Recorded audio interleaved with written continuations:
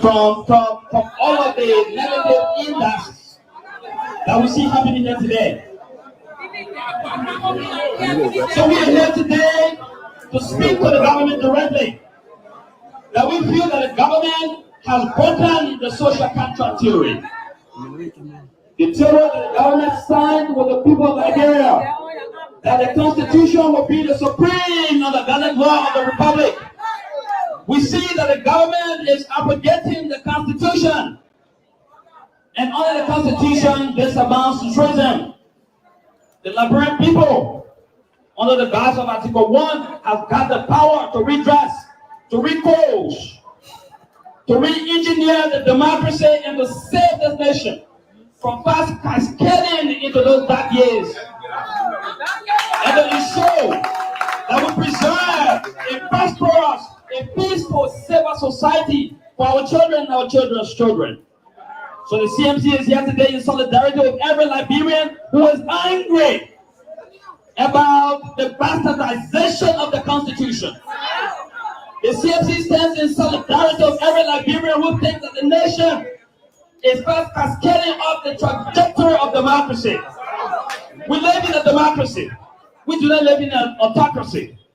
We do not live in an authoritarian regime. We do not live in a despotism.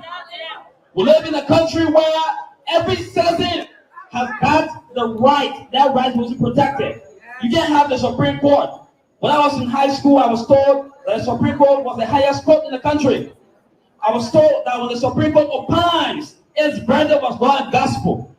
That you will only appeal to heaven. The Supreme Court have the final say on all matters of life and death. In Liberia today, the Supreme Court no longer has the final say on matters of life and death under the government.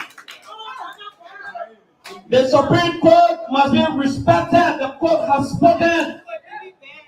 We want to rally the Liberian people. This is not time where you fall back on common partisanship. This is not the time where you blind your eyes to reality and say because you belong to a certain political party or a certain quadrant of society, you are going to blind your eyes to the voice of justice.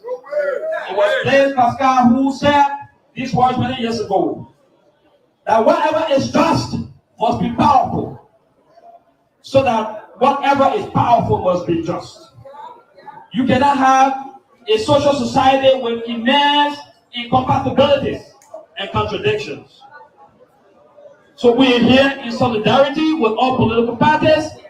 We're here to send a clarion call to all CMCians around this country that very soon you will receive your marching orders. We will have to stand for justice. We will have to stand for democracy. We will have to stand for the rule of law. We will have to stand for the Constitution of the Republic. And I want to leave you with these words. That most times our people gather to express themselves, they are oftentimes met with police brutality. They are oftentimes met with jail sentences, where police will come and arrest you, intimidate you, and harass you.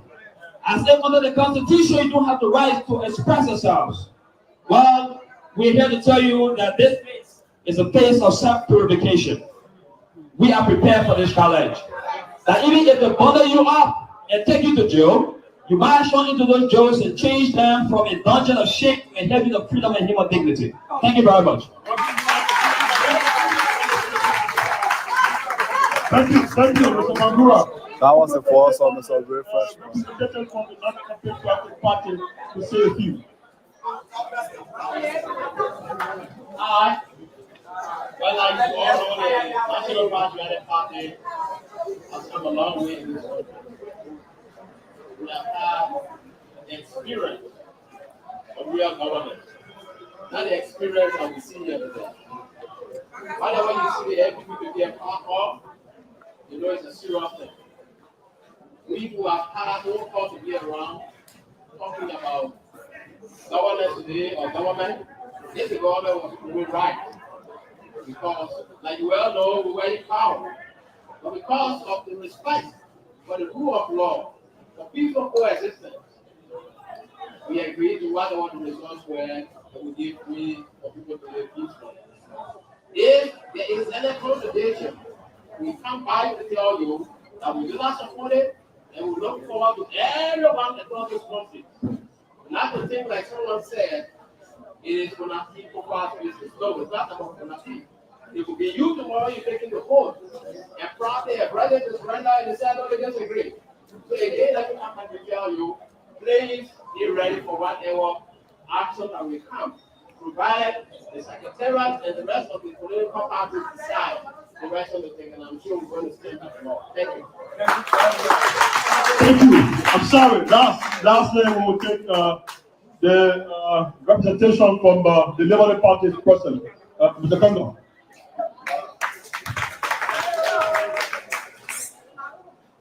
Like I said, we really agree to our leaders, the immediate past and government, CC, and members of the CFC and other collaborating political party that are still to defend the rule of law. I am a founding member of the Liberia Party. I always supported the Liberia Party since 2005. When we came to an usher in a run where we needed to decide between the current president, President Joseph Pewee, and President George Mana, we are in 2023. We chose competence over tribalism. We chose competence over divisiveness. We chose competences over wickedness. And fairness to a president, we are in the runoff. Unfortunately for us, and due to the respectability of the rule of law, president, we are basically considered defeat in a minimum margin. The current performance and action of the president are proven to me that if he were the president, he wouldn't have accepted defeat and to take government over. If we cannot succumb and accept defeat for a single speaker position, you wouldn't take over a government like a 5,000 appointees. So, since we reconcile our party, the Liberia Party, and some few individuals based upon their own self, I was able to mobilize every partisan, calling ourselves the non-alliance members of the Liberia Party. By the rule of law. But if Dr. Charles Walker Posey were allowed, they would have been silent. For the flagrant violation of the rule of law and the disobedience of the Supreme Court, which in keeping with Article 76 is treasonous. When you subvert the ruling of the Constitution or Supreme Court, is treasonous. Because Article 66 and Article 65 of the Constitution make it very clear when the Supreme Court rule, all branches of government will abide. Nobody can alter. The Supreme Court is the final arbiter of justice and the final entity that can settle constitutional dispute. And the executive is on the obligation to implement, to enforce. We need a background. You took off to defend and protect the Constitution. But President Joseph Pewee had maybe to retrospect. But the scene out there he borrowed. So the junta regime on some guy go.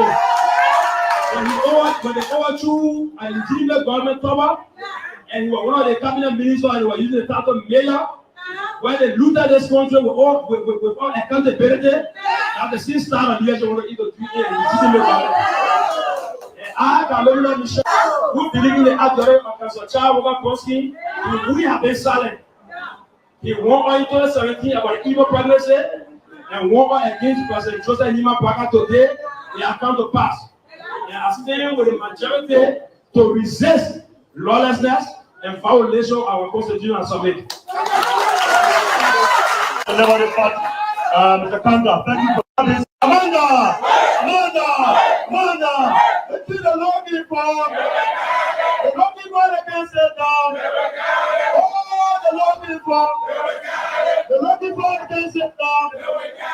Alema opposition building.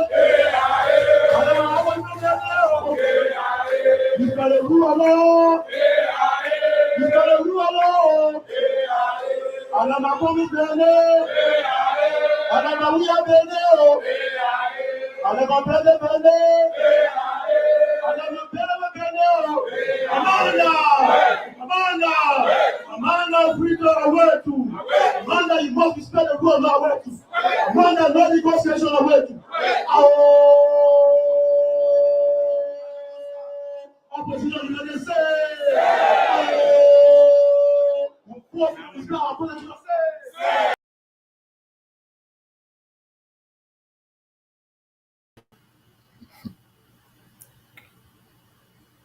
Ahmed Fofana, what's up, brother? The chief justice will hold you in contempt. But you muted. And leaders of our country must understand that every action along the way matters. You know, they must be consistent. We can't be playing hanky-panky game here. You know, the lives of generation unborn hinge on every action, decision, statement that we take now. So while we stand fully in support of his decision to nullify, invalidate the action of Coons and his likes, we still do think that they play a major role from the very beginning of this crisis, you know.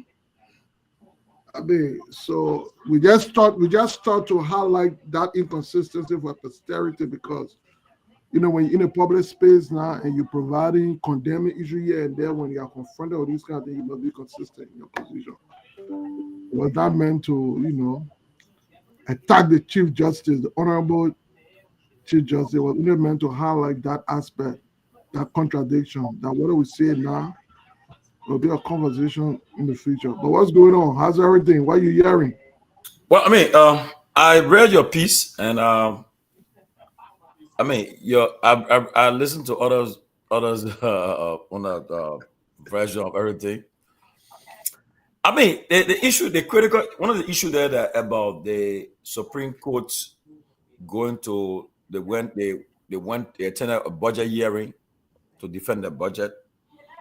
I don't know whether they appear before this. They appear before the Richard Kun on his gava. I don't know that I've not confirmed yet, but I know there have been news that they went and they defended the budget under him, which I'm still trying to find out when that happened.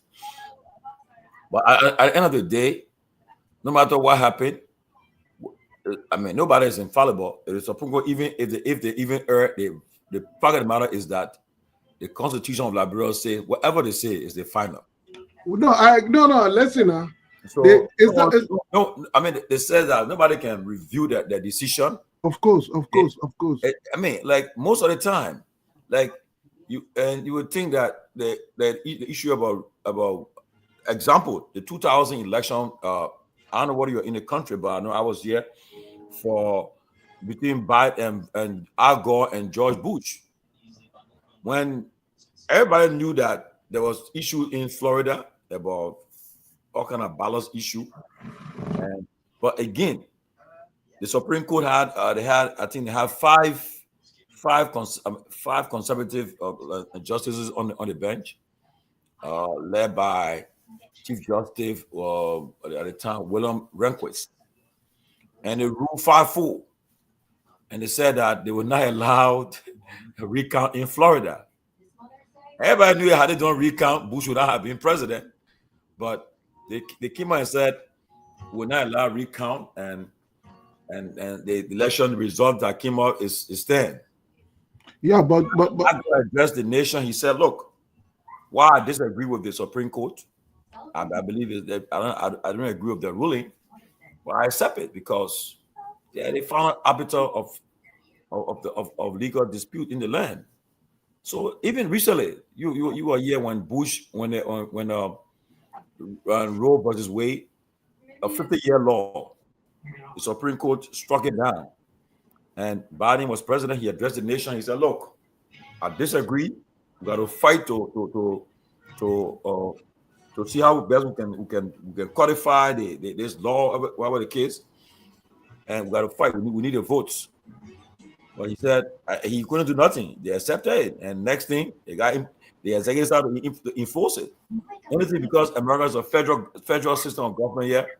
Some states say they won't enforce it. Most of the liberal states they won't enforce it. The attorney general then that's what happened. But the idea, most of the states, but how does it follow it? The federal government supersede everything. So I read your piece, as I said, right? You raised some good point about the justices going over budget year and also getting the money, everything, the budget, if on this purported speaker. But my thing is that the justices get the ruling and it's final. So whatever they're trying to do now to interpret and get their own thing, I think that's the politics of it. But Tomalin, my piece was not intended to interpret the court ruling. First of all, I agreed. I agree with the court's ruling. I don't think it was just because I don't think the ruling is just a reflection of the court's own final arbiter of justice. I think the court ruling reflects a commitment to uphold the rule of law. So it's not just because, okay, look, we do have the final say, so let's just rule anyhow. I think that the ruling is qualified even on a logic. So, and even if the court, in my view, that's how much even if the court were in contradiction, it still does not mean that the court cannot rule or its ruling should be questioned. I'm not questioning the court ruling. I'm only saying that at some point in time during the course of the process, that is why people will have to be very, very careful. In the course of the process, I thought that the court was a little selective in terms of how it applied justice. At one point, it thought that gathering was unconstitutional, and at one point we saw them submitting to the process. I just thought it was one of confusing. Now, I made an argument to suggest that you don't have to be a lawyer to identify those two inconsistencies. You understand what I'm saying? So those are the points, but it has nothing to do with the court's ruling in the case, because of course I agree with the court's ruling. I do not oppose it, but assuming that I oppose it, it still does not mean that a ruling cannot stand, because as our law says, when the court rules, it's final.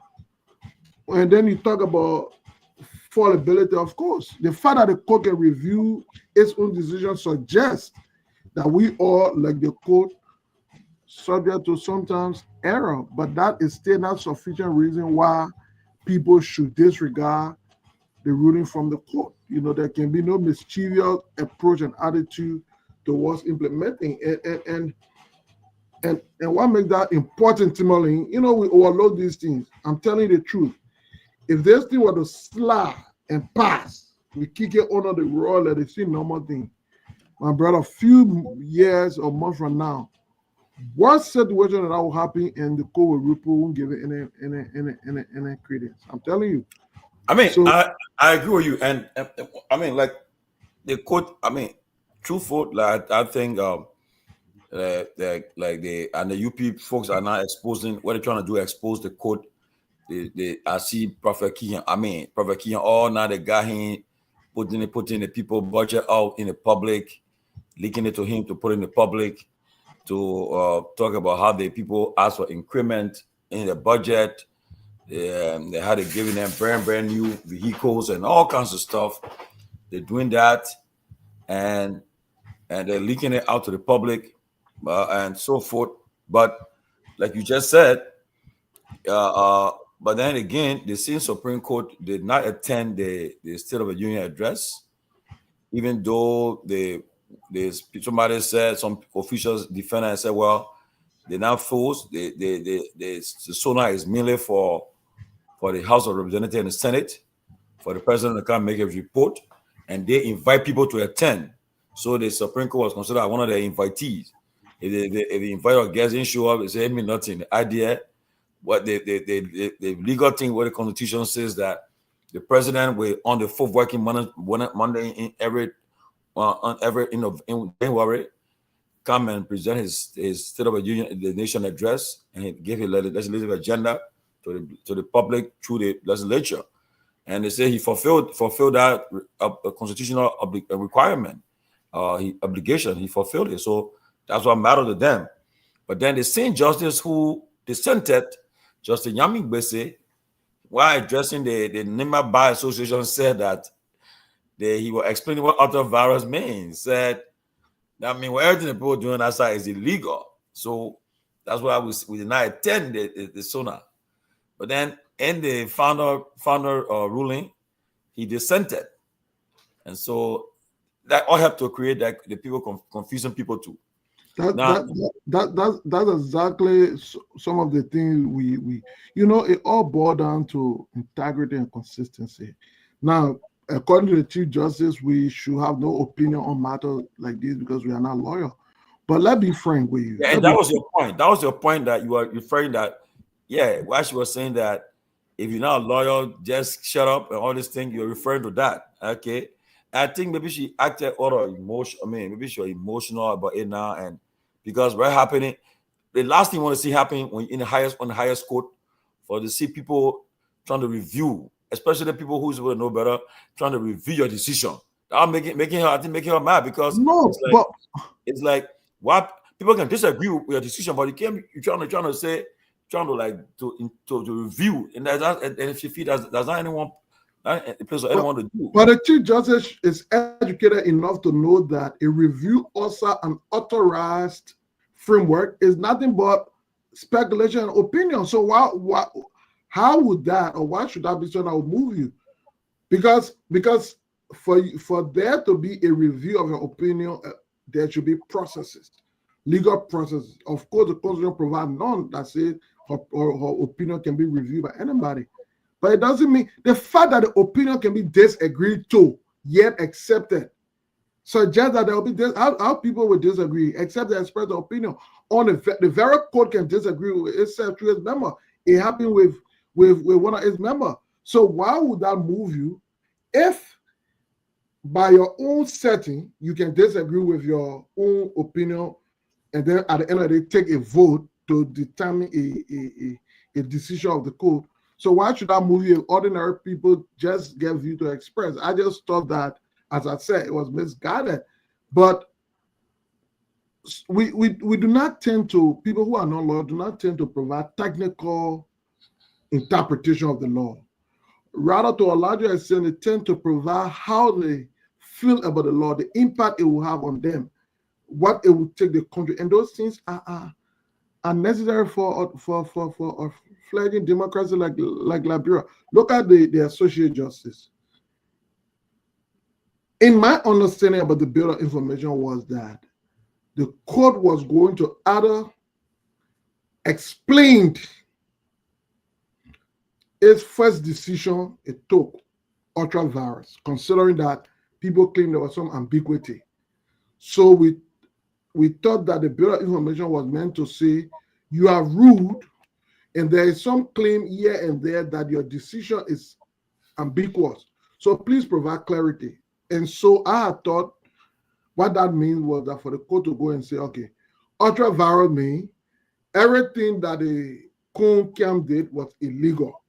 But to see that the court was then again, quote unquote, retrying the case, giving dissenting opinion from its first decision, it was just mind-boggling. And that is why sometimes those who are lawyers, the court should explain these things to us, because no, but the court was at the second time around was that they were because their first ruling was people found a lot of ambiguity in the first ruling, so people said, look, and that's how come the Attorney General and Justice Minister, who's supposed to advise the president and the government, he's also the dean of the Supreme Court bar, and he interpreted his own. He interpreted because mind you now, when it came out with their first ruling, everybody was doing their own interpretation. Now the executive, the president at the time, they all looking for covering. The Senate was looking for covering, and all because of the national budget, they ran quickly.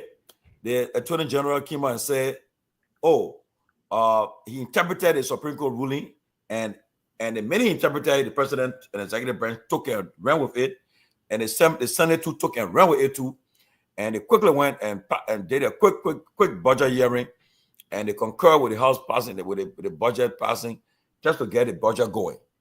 So, but now when that what happened though, and then Speaker Kofa decided to seek information, wanted clarity. So he said, because what you said, I believe, I mean, is in our favor, but people are taking it differently and interpreting their own way. So you guys now, you left a lot of ambiguity in your ruling. So you come now and clarify this thing. So after a month or so, months it took, they finally came down and clarified it, and this time it was clear. And so it just surprised me that one of the justice of the Supreme Court, Justice of the Supreme Court, Judge Wissey, I mean, it's his right to dissent, though, but I just found it mind-boggling why you're dissenting when initially all of y'all came out with the same ruling. The only thing you did now was making it clear, interpreted it. So how you dissented, but again, that is what we will have to deal with. Perhaps legal scholar in years to come will teach that, will provide additional clarification, but we think the country is at a serious crossroad. The Bouaka administration will be setting a very bad precedent that will, for a very long time, affect how we view and how we take the court's judgment. In a society such as ours, where of course illiteracy continues to be a problem, the society is divided and gullible. Those who are opportune to lead the country must be committed in doing that. Part of that commitment requires upholding these very cardinal pillars of our democracy. We should be disagree with. Yes, the option to disagree with the court is there, but the option to reject its implementation is something that we shouldn't see. And for one to think, for it now to be a known fact that that's what the president is doing, it becomes troubling. I'm telling you. I mean, if somebody else, doing it, then you can see it. But when there is a clear demonstration that the president is not prepared to uphold the ruling of the court, I mean, we can't say that much enough. It's just unfortunate for our country. Yes, folks, is this the closing argument? Today is April 29, and we are live on True FM. We are on YouTube, and we on Facebook. We're discussing trending issues in Liberia, and we'll start getting this program started right now. So it brings us to the news for today. On the news of today, the Liberian National Bar Association. Now, Liberian National Bar Association says that the Supreme Court erred in Speaker Kofa ruling. The Liberian National Bar Association says the Supreme Court made a serious error by issuing two conflicting rulings in the same constitutional case involving House Speaker Fonati Kofa. At a news conference on Tuesday, LMBA President Councilor Bono Vama said the court should not have used a bit of information to reopen a settled case. Now, come on, what do you mean by that? Anyway, let's move on. He argued that this undermines the rule of law and violates the principle of separation of powers. Vama warned that if the majority bloc's actions are illegal, then the 2025 national budget, which they passed, is also illegal. He said those involved may have committed an offense by participating in the process. The LMBA called on the court to reconsider its ruling and avoid overstepping into legislative matters, such as who served as speaker. Vama said the court's decision violates the political question doctrine and Liberia's constitution. He stressed that the bar would not support any overreach by any branch of government. Now, first of all, let me say something about this guy. Guys, I want you guys to put this guy picture up. If you're in the studio, put the pictures up. Maya, put the pictures up. The first thing about this guy, the LMBA president, what he did not tell the people, and that's why he refused to take questions today. Yes, this guy, he ran for the Unity Party. He remember the Unity Party. He ran in Bapuru 2017. Okay. And he even worked in the office of the president, on the ballot there. He also worked in the office of the president, legal national security advisor, Kofi Woods. So tell me now, and I don't know whether the LMBA, the executive committee, approve of this release the issue today. Okay, because there were people now calling on him to resign. Some people's lawyers are calling him to resign. Now, and the minute he issued this statement, usually when he issues such a statement, you will take question. When they ask him to take question, he said, no, I want question. Because he knew this was going to come up.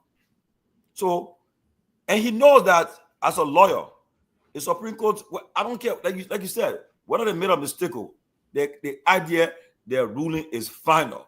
Whatever they say is final. You can criticize it, but to say them and reconsider the ruling, now that's what people are questioning him now. Okay.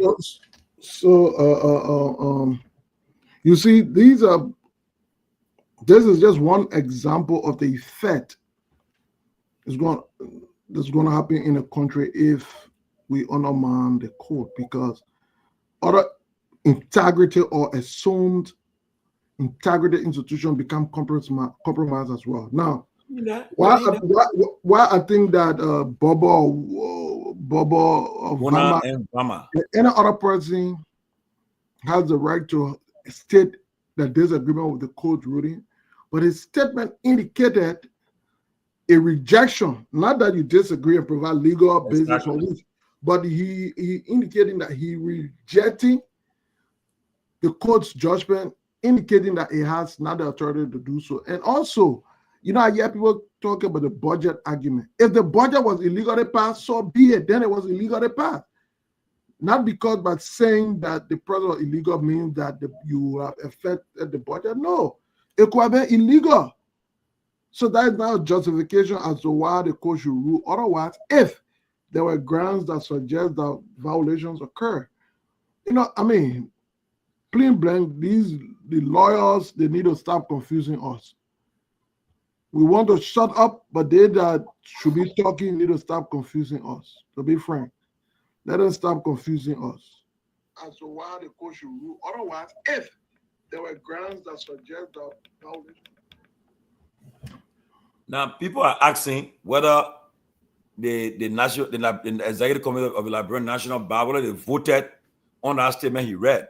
People trying to find out, because I'm sure if they voted, they wouldn't have put that statement out, because, like you said, he's calling on them to reject. The bar would not. I don't know. Look, back in the days, to say that the bar would not. Bar would not. It's one thing to say the bar disagrees. Exactly. The court the bar disagree, but the bar would not provide the basis. But to say now that not support. Bar would not support the bar would not. So I think that is. What he did today, he brought the Liberia National Bar Association credibility. To question. Look, back in the day, the Liberia National Bar Association used to be very powerful, one of the powerful institutions in the country that would take the issue up with the president, the government. They were very, very. But there's a guy who, tell me now. You want to tell me this guy, what he's doing right now is not partisan stuff he's doing right now? Tell me, please tell me. Huh? He using it under the cover of the bar. So people are disagree as a lawyer, but they come and say the Liberian National Bar. So now the bar now, people demanding now they have to address it better. So we at this point now, we hope that the bar association as a whole will either speak up, or else one will now conclude that exactly it is their own position on the matter, and that is another state of confusion, because the Liberia National Bar Association, an association that is a conglomerate of lawyers, will say in effect that it will reject the Supreme Court decision. Can you imagine? Oh, say Gongano, my dear brother. I'm not saying he has his right to his party politics. No, I have no problem with him being UP member, but I just want to say, from the way he spoke now, that people are questioning him for that, because if I were him, let it buy. But he came out today. Is you see one lady sitting there. We are seeing the bar executive committee, the bar sitting around him, sitting by him, and he making that statement and taking question. Okay, look at Abu, the LSN flyer. Abu, the LSN flyer, but don't forget that social media around. When you do that, you know, Abu Brosson, what he just said, Siddiqui, I tell you this, people can forget. There are things that people are saying today on Facebook, on social media. It will come maybe 10 years from now, 5 years from now. This thing will come back to haunt them. That's why nobody can you never find Tomalin George on a video where they say, on a video they can put on this now, where when in Dos We Are, they were singing that song that day when the Costa played singing, they can put it there so now. But at the time, everybody took a side. I'll run off now. People took a side. So and if you see that video there, I'm not in that video that will say I was like, I forgot the song was singing so. But I forgot the song. We're singing, right? But am I you now, even at that, with that being said, in fact, I remember that very day I was CDC headquarters. So when I look at my phone, the VP now, the VP texted me and said, "Oh, my man," he sent me the same picture. He said, "Oh, my man, so you going to your man?" I said, politics now. Interest. I said, number 2, yeah, I went for a CPP, but then the paper when I go the other man CPP, so I gotta go that way, you know. But but that was it. But besides that, to say I come out and say when I say something, I'm very measured on my words. Okay, you'll not see me insulting, and one day you'll not see me do. I don't care how the president or anybody made me mad. I would never insult the presidency. I respect the institution of the presidency. I respect the office. I would never insult the president, whoever occupies the office. I would never insult them. I can be critical of them, but to go to the extent where I would insult them or insult the first lady or any, no, that's not my upbringing. I would not do that. You know, I respect the institution. But even made some statement that the people calling for people deaf on people. People calling for people, the person might die. The person, you don't see me in that one. I will be critical and objective, but yeah. You see, people must understand when people demand some form of integrity from people who hold certain offices, it does not mean that they cannot or they do not have some political affiliation or never had. Exactly. You see, when you decide to hold a position that demands neutrality, when you decide to hold a position that requires the highest standard of integrity, it means that you must then blind your eyes, your thinking and reasoning from any other position that will compromise you.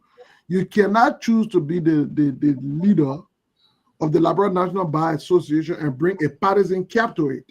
So the crime is not because you were once or you are a partisan. The crime is that you allowing your partisan affiliation to influence your decision in a role that requires integrity and neutrality. So I think that is the argument people making, because of course, come to think about it, one way or the other, almost every other person of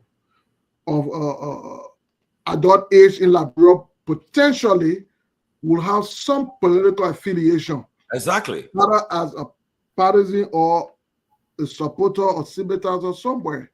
But that does not also mean that you cannot take a position. So to the extent where you think that you could be compromised in that position, there is what the educated people can say, I recuse myself from this process, considering that you'll be. So he could come and say, look, at this point in time, I cannot provide a position on this thing. The president also will speak based on my affiliation or unity party and this. And that's what people do. A case come before you. The accusers in a case will happen to be one of the accuser or the victim or the perpetrator happen to be either a family member, a brother, a sister, or a husband. The best you could do in that case, considering that your judgment could be questioned based on your feel. You better you say, I recuse myself from the process.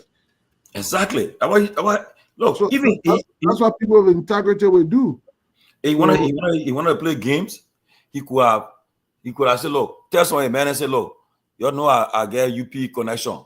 If I come up, I come up with a statement, there were people with, but you came up. It's like people in the party say, my man, you gotta go, you gotta come out and say something because, and maybe when you say the honor man, they would. But when he fails to realize that the decision of the Supreme Court is final, and nobody can.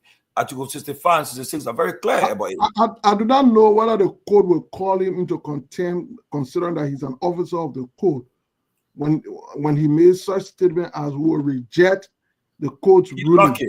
Siddiqui, that guy is lucky. Not Johnny Lewis or Henry Reed Cooper.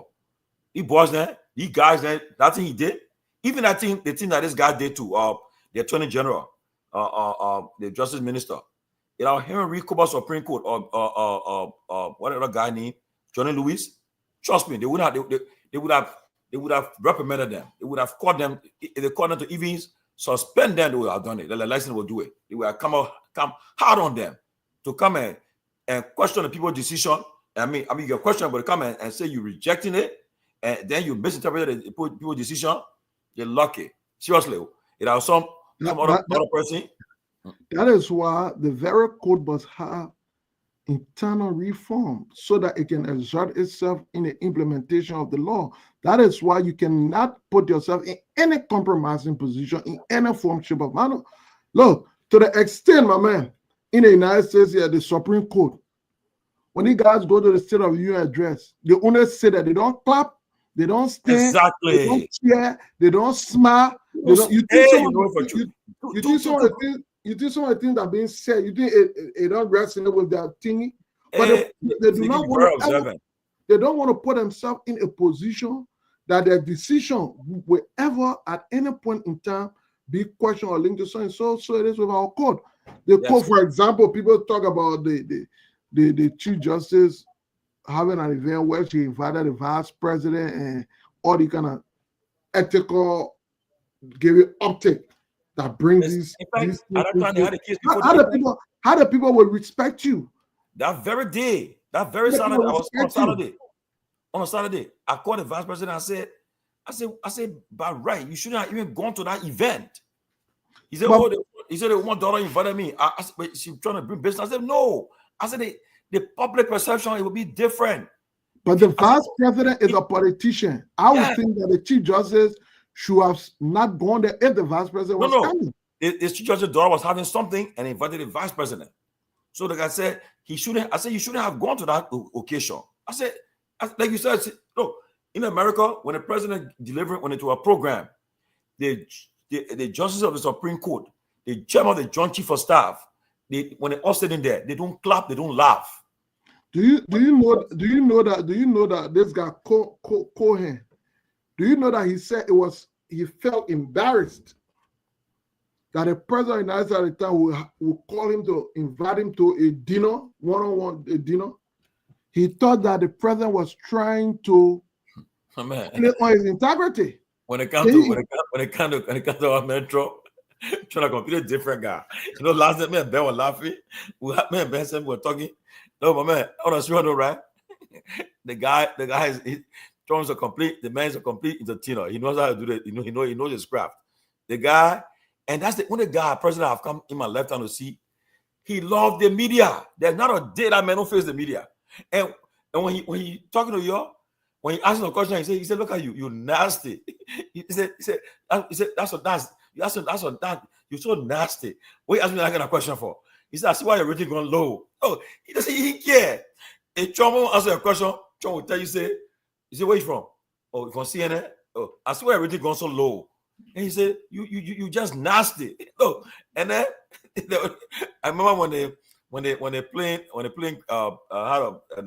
crashed in the Potomac River. As one foreign journalist go ask about Africa. John said, she said, people killing in Sudan. John said, yeah, I understand. He said, but we asked that question for. What question I do while we're talking? No, the guy. I've been watching this guy. When he gave his speech, he mentioned Liberia, but the man who mentioned Africa ain't nothing. The man ain't talking about the Middle East, talking about Ukraine, nothing about Africa in any of the man discussion. So that means man, though Africa on the man radar, so he really don't care about Africa, what you do, and that's why I keep telling people. I remember vividly when Pomapua was chairman of the Council of State. He said he went to one peace meeting. He said, and somebody was warning them. He said the person told them, said, "Look, Liberian warring factions, you better come and make peace now." He said, because you think I bless you when the war started in Liberia, you had a lot of countries in Africa, in West African region, were all military rulers. Bama Gira was in Nigeria. General Conte was in Guinea. General Momo was in Sierra Leone. You had the only person who were not military was the chairman of ECOWAS at the time, Jawara.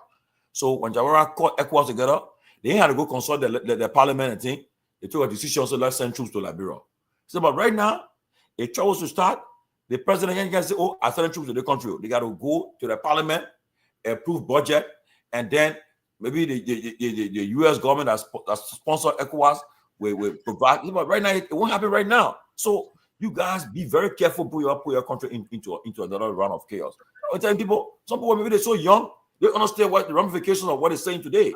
Because when I hear people on Facebook talking, you're trying to hear, oh happy. Like today, Chairman Mr. Magay said something. It was very profound. He said, I don't know what the police up to. As soon as people talk about having a protest or rally, they start putting their cars in the street to show, what they want to prove. I ever say you're going to intimidate people, like you patrolling cars. And what's one you got to understand? Liberia is a small country. The very military, the very army you have, you got partisans of the opposition part of the institution. So man support in the institution that love the party there, but the working where they have to serve the country. So you gotta be very careful and start making threats. People say they want peaceful assemble, they want to protest, and until the president can respect his Supreme Court ruling, and you'll say, oh, the people won't bring war. The people say we won't bring war, we just want to use it, act on the umbrella of the Constitution. We have the right to assemble, disagree with our government, and compel them to do the right thing. So it would be a serious mistake. It would be a serious mistake if protests were to go on and the government respond to protests with violence or use of force. It would be a serious mistake on their part to do so. If the people decide to protest for this thing, no matter what form, particularly so if the parties were to unite and then the government try to use force to intimidate or harass the people. But now today the opposition parties then met, and from what they said now, the former secretariat now, from what I gathered from the meeting today, they are resolved that they are going to protest. They are going to go in the streets. Yeah, that's our governor meeting that resolved, and it will be led by the political leaders then. And if these people come in the street and put a policy in the street, what the people should understand is that the economy will paralyze. Nobody who got business will put money, will open their businesses that very day or along the people in the street. They will not open a business.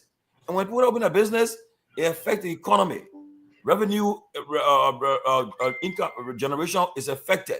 People, the next thing you find out, the government say, we get money to pay you because the people know what the people are doing now, they paralyze the economy. And then my friend like Abu then who talking say, Tommy, nothing happened yet. He will realize that when MPA guys say, my man, no shit coming like bro right now. Nothing, nobody won't kind of say like bro get issue there. They put that ship in that area right now. Then they will say y'all gotta go home now because right now we gotta cut down staff, we gotta go low. Oh, y'all that thing when you're talking say not too happy. Oh, you're not happy. They think if people get in the street, they ain't got no trouble, they got to cause trouble. Get the person in the street. People will be afraid to open their doors. Businesses will not come in the country. Investors will not come. All the plans, the good way the president and the government, they said they have signed MOUs they did in the past, the people will not come to implement it. People will say they're putting the people in harm's way. So you got to be careful when people saying people should be very careful and listen to people. You can have all the opposition, majority of them, and major ones telling you say they disagree with you, implement it, and you got instead of you saying, well, like some person will do, will call opposition leaders and call them to the table and say, well, let's talk this thing over. Why you disagree with me? But you won't say, and we're not allowed people to do this one with that kind of threats. So you know, Maggie also made some very key points. First, I hope that the opposition will use this controversy to see reason why they must then unite. They must form a coordinating approach, because what I see the United Party tend to do is that they want to buy a lot of opposition out to join them. So what the guys need to start to do now is what is happening. So with this situation, they can use it to cement their relationship, cement working together. And one key point again, which I think it should be the thing that will install confidence in the opposition, is that when he says the opposition will decide ultimately who will lead them. Because you don't want to go to the year with the conclusion that this person is automatically the head of the opposition, will lead the opposition. If you do that, you may not necessarily be able to harness an opposition front, at least for now. You know, so I think that was very clever on Maggie's part. But truly, this situation is one reason why now than ever makes it urgent that the opposition needs to start working together. Other than that, brother. Oh, I mean, I tend to agree with you. Okay, but what you just said too, it brings me to the point where, right now, you know our country. People always saying they don't have faith in the system and something like when it comes to election, people cry. You know, even to the extent where the fact that CDC was the ruling party the last election. And some people still say that they cheated CDC. And again, I don't know how I mean, people get that one. You can raise that one and say, but you have your keys. You control everything. How can it cheat you? But again, it left that one another day for argument. Okay, but elections, the guys, what happened right now? You know, you people know very well that they want, if they cannot respect the Supreme Court ruling, you think they will relinquish power when they won't get power easily. They will get power when they can't respect the Supreme Court ruling. They will not want to do it. They won't want to do it. You know? So the thing is that, but let me ask you the question before I jump to the other stuff. The issue with people, I don't know if it's a tough one for you. What you make up people say that the only way UP can be defeated if the opposition come together with on a different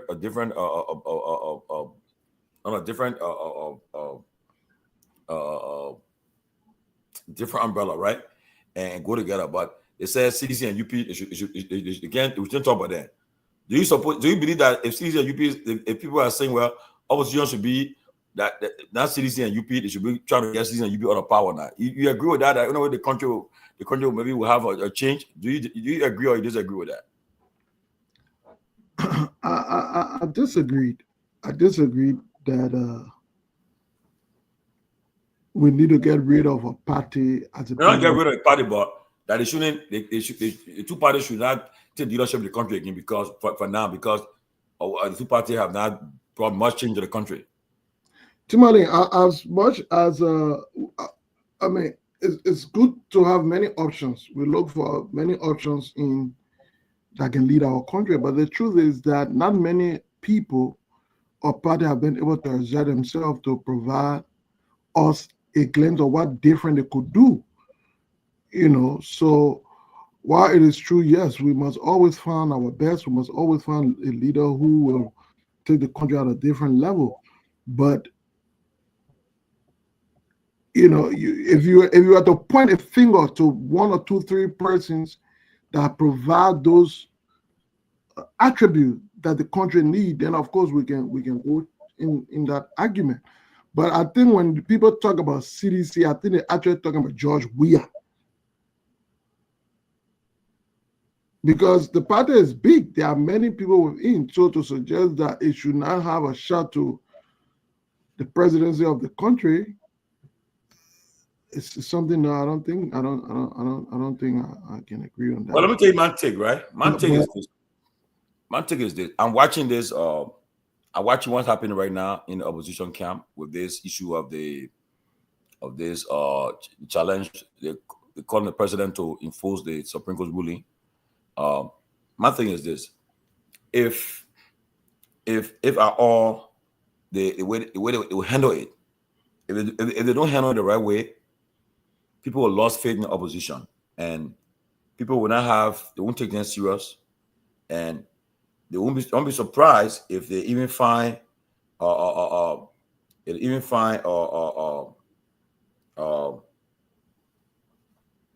some of their own members then defecting, because the way they will handle this issue, if they have said today that, oh, okay, we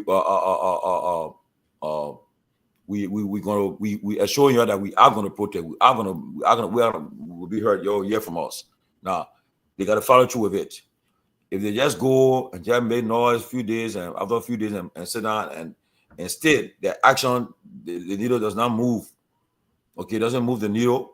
The Garguah remains intransigent. He remains stubborn and say, you can make no all day. I'm not gonna work with, I'm not gonna respect the Supreme Court ruling.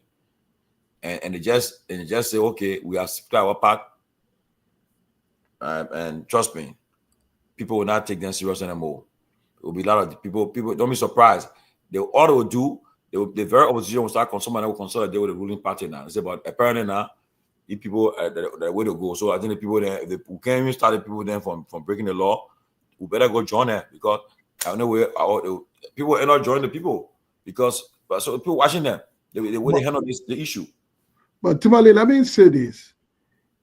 In terms of trust, who's on an obligation to uphold trust? It is the government. It is the government that must maintain the trust that the people have put into the government. So what is going to happen is this. Even if the opposition did not protest this time around, even if the current opposition leaders, no figures that we know so far, even if they did nothing, 2029, Bouaka will be running against his record. And you'll be surprised a dark horse might just win if the people also lost confidence so much in the new opposition leader. Because at the end of the day, it is Bouaka that is expected to uphold the rule of law. It is Bouaka who have been given responsibility to lead the country. It is Bouaka who holds the expectation, who must deliver on the expectation of the people. So if he fails to do that, regardless of how the opposition drags his legs or manage in responding to his actions, and he's placed on the ballot 2029, the people will be reacting based on his leadership impact on their lives. They will not be reacting on what the opposition, how the opposition reacted to him, or how the opposition did. They'll be reacting to what he did that affected their lives. If they think he is a breaker of the law, if they think he's somebody who cannot uphold his promises, if they think the country is lawless, if they think the country is corrupt, that's how they are going to vote. On the ballot would not be the opposition when Bouaka violated law, they did not protest. On the ballot, those will not be the issue. The issue will be what is the cost of basic living condition?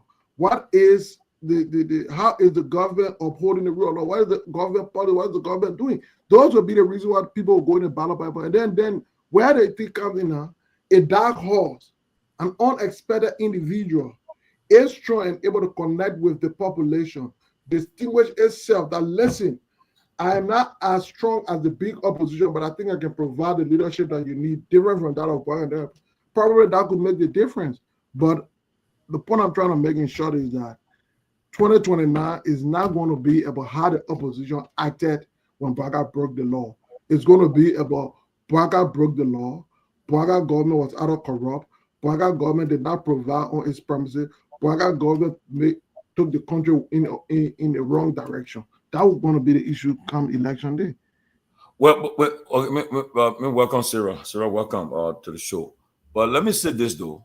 You know, thank you. My thing is this, though. like you said rightly, and then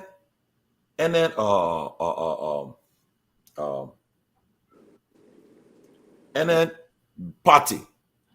And if any party goes to a runoff, or like if a different, like you said, the black, and then dark horse that emerges and go to a runoff with UP is out of power. I'll be frank with you. If that dark horse even come up in the first round and I'm going to say if that dark horse managed to go to the runoff against UP, I don't care what they do. You know, the whole country will just jump behind that person now. It will say, okay. The majority will jump behind that particular person to get out of power. You saw what happened. Almost similar thing that happened with the CDC in 2023. All of them were like, okay, all of them coming together and say, well, they will get rid of CDC. And what happened? Even at that, the margin alone will tell you. Because I think only 2 districts are flipping Monserrato second round that caused them, that gave them, not even Nima County vote. If 2 districts had not flipped in Monserrato for the runoff, CDC would have won the election still. Well, but that district 4. That's Sarah coming. Then I'll say something there after. Maybe she.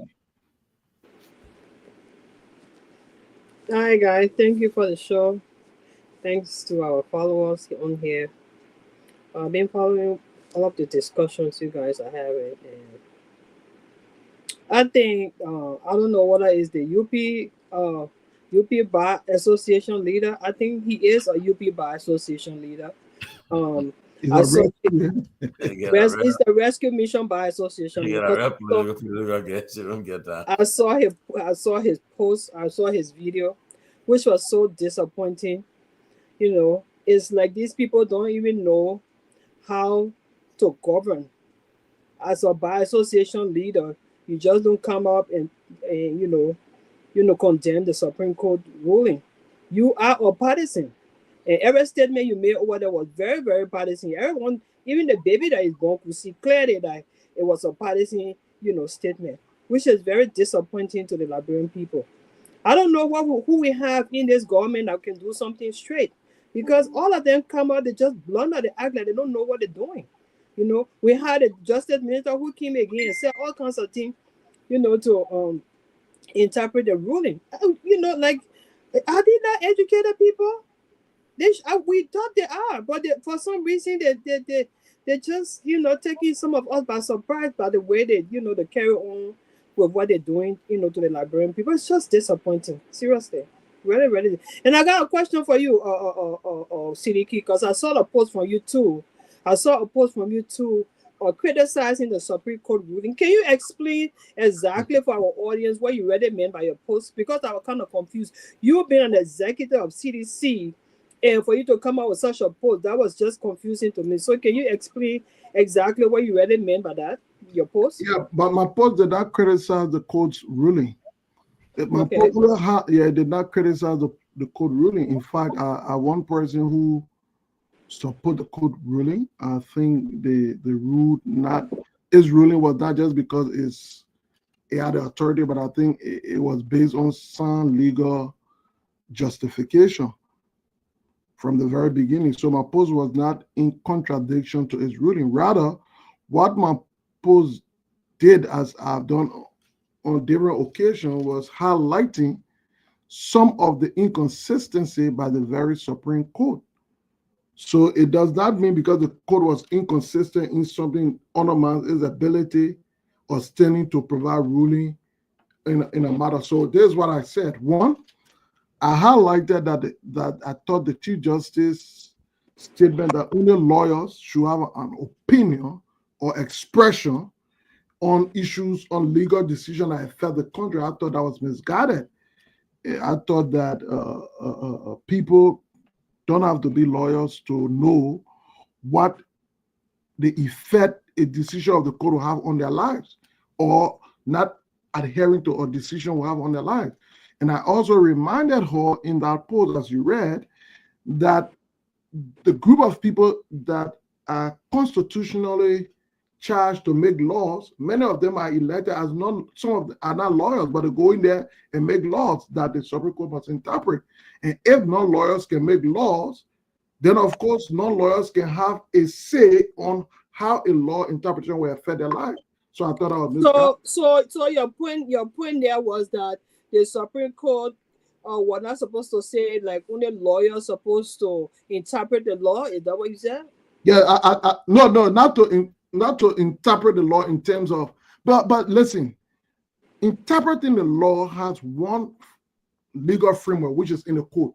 So if you are also like we on the show and we attempt to give an understanding of how we think what that interpretation means, it technically cannot be viewed as interpreting the law. Rather, it be an expression of how we understand that interpretation. Okay. So because to interpret the law, for it to be an interpretation of the law must be under a framework, either in a courthouse, on the Supreme Court bench, and so on that. So anything also of that, in my view, is not an interpretation of the law. Rather, is an expression of how you think the law is. For example, when in the United States, when people talk about the way and reasoning, where women express the issue of abortion and all that kind of stuff, they're not loyal. They're not interpreting the law. Rather, they are giving how that law or the interpretation of that law will affect them. Right. So we must distinguish that. And so to say, so what was the contention with the court? I want to tie in with what you just explained. I'm sorry? I said, what was your contention with the court? That was one of my contention. My second contention was that the court, from the very beginning of this process, in my view, helped to delay the process. They create too much ambiguity. One, in its earlier ruling, they should have knocked this thing on the head, completed the first time. But I thought they thought to find a way around. That's one. Two, the court refused and rejected attending the SONA because they thought that the session that brought the SONA together was one called by an illegal speaker, which they were right. But then the very court we see turning around to submit to that very illegal gathering during the process of the budget. I thought I was inconsistent. And it's important that we flag those things out because posterity will judge us if we do not. But that has nothing to do with its ability to rule in a COFA case because the court can be. Let me get it clear. So in your mind, the court was not supposed to send, because I think you mentioned about the court sending someone to argue about the portion of the budget, right? So in your mind, they were not supposed to do that? No, the court were not to do. They were not to recognize that by any form, shape, or manner. When you send somebody, the chief judge will not go there. But the fact that there is an officer from the court going there means the court recognize that body. Because here's the thing, though. There's another law that provides a remedy to if the budget was not passed. The PFM law. It could have been used to satisfy at least on a monthly basis most of the financial challenges. So in other words, the court not to give credence to a. So did the court send any representative to support the budget? Yes. The court submitted a budget and sent there to justify the budget. And I just felt that was a contradiction in the two scenarios. But that two scenario, again, let me emphasize, has nothing to do with its ruling there. People can contradict themselves, but that still does not take away its authority to rule. Okay. And we made that point so that for the future, people who are in integrated institutions must understand that their every action counts eventually. That was the essence of my post. Well, thank you for the explanation. But again, knowing how Liberia is, people don't want to, like the government said, the government decided to go ahead and do what it did because they said they didn't want the country to be, stagnant. The country had to move forward. So they went ahead and move ahead with the majority black in order to get the budget passed. Everything they did that was illegal, but they went ahead and did it anyway. But look at the government. Let's say the government argument is like this. We don't want the country to abuse and so we'll go and do wrong. So it's like somebody saying, I did armed robbery. I stole because I wanted to go feed the people in my village. Right. So I believe the court did not have certain power to do certain things. They only did certain things where they have power. Like they had the power to not attend the SONA, but they didn't have the power to stop the budget because the executive. But they had the power not to attend the budget hearing. Right.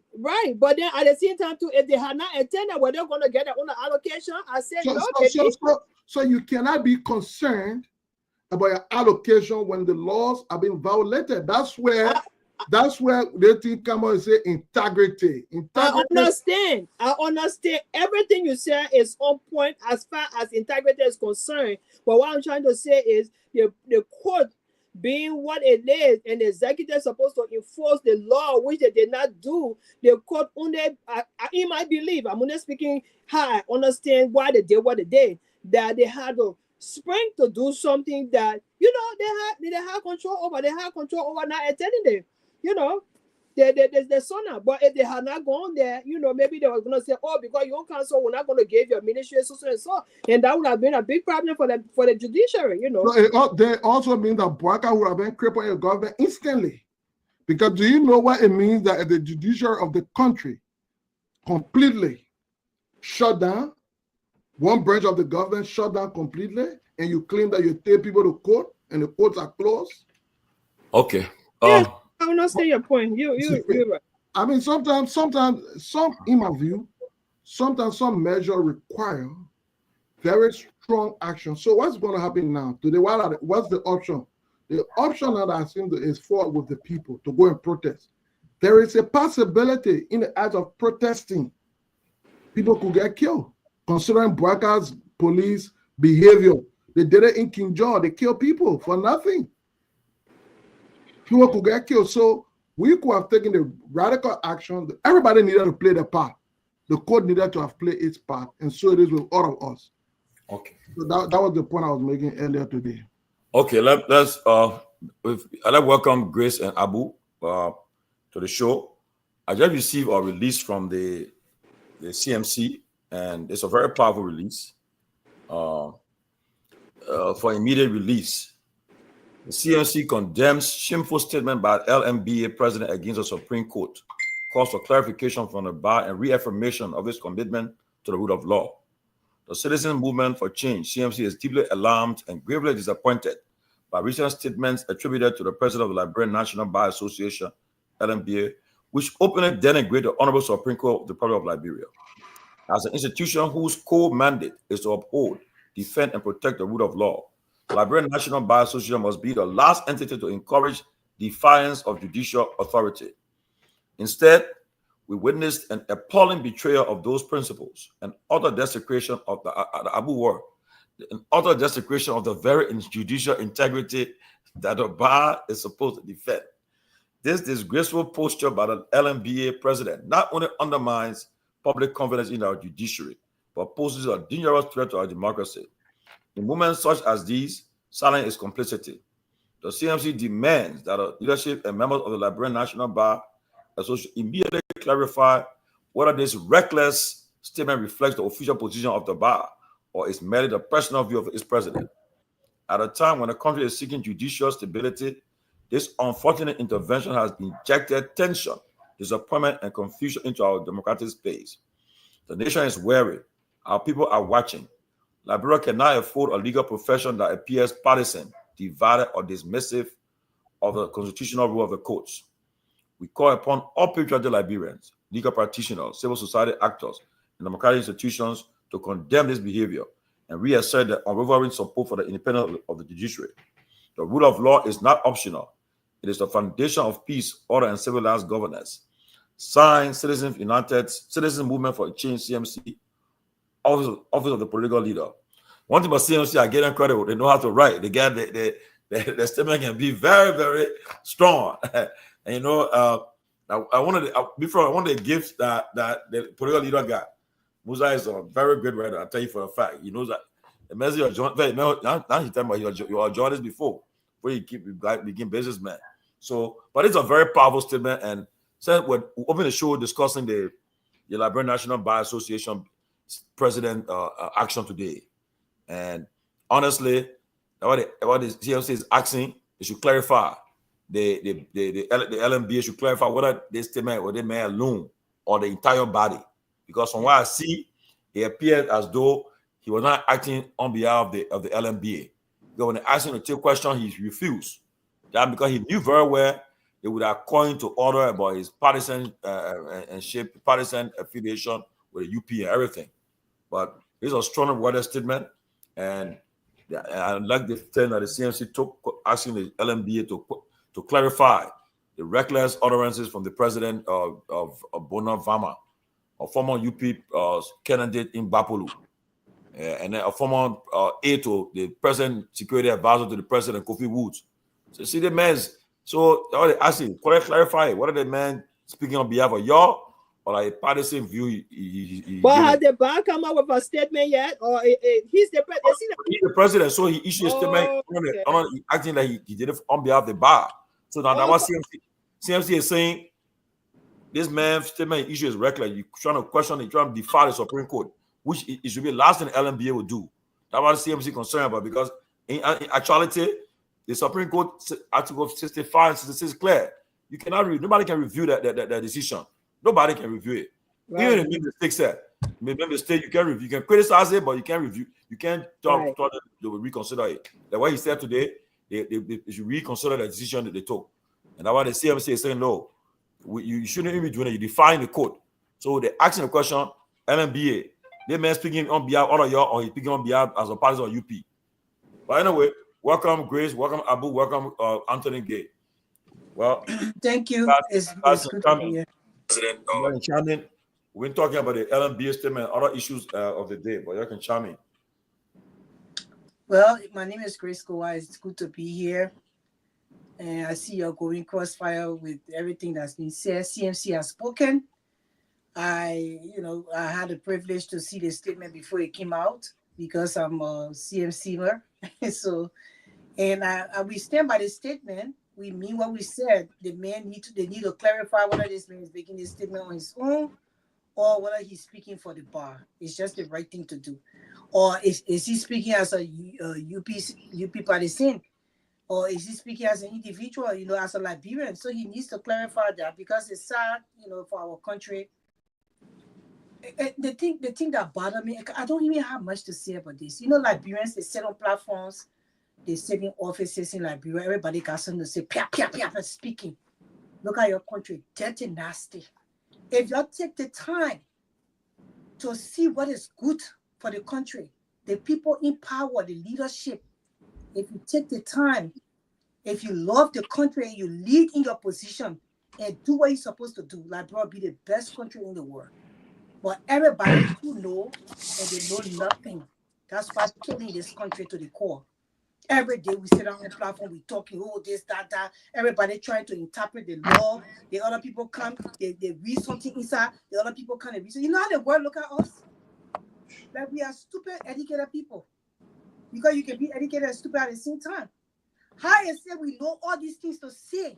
We know all these things to dissect the law. Everybody dissecting the law for it to benefit them on their own side. They're dissecting the law. But look at your country. You ain't even got 50 good roads, highways for car to ride on. Government toilet for the people to use. The people doing plastic and throwing each other backyard. People buy their land and make it other dumper. How you can be able to, you can dissect the country in that way to fix it, but you know how to dissect the law to encourage you to be corrupt and to steal and to destroy the country and to make your people then suffer. Your old people then in retirement, they're looking just to say they never lived life before. They're children, and you go in second part of Liberia, they try running to see, soon a year car sound, they run to see car, they never see any, and they come in born naked. The boys then never be circumcised. How you can dissect the country in that way for it to change? That's my question today. Everybody know the story. They know how to dissect the law on the side. Everybody know how to make it to benefit them. But no, the people who stand by the right, they will never back those people. They will find some kind of way, ultra-virus.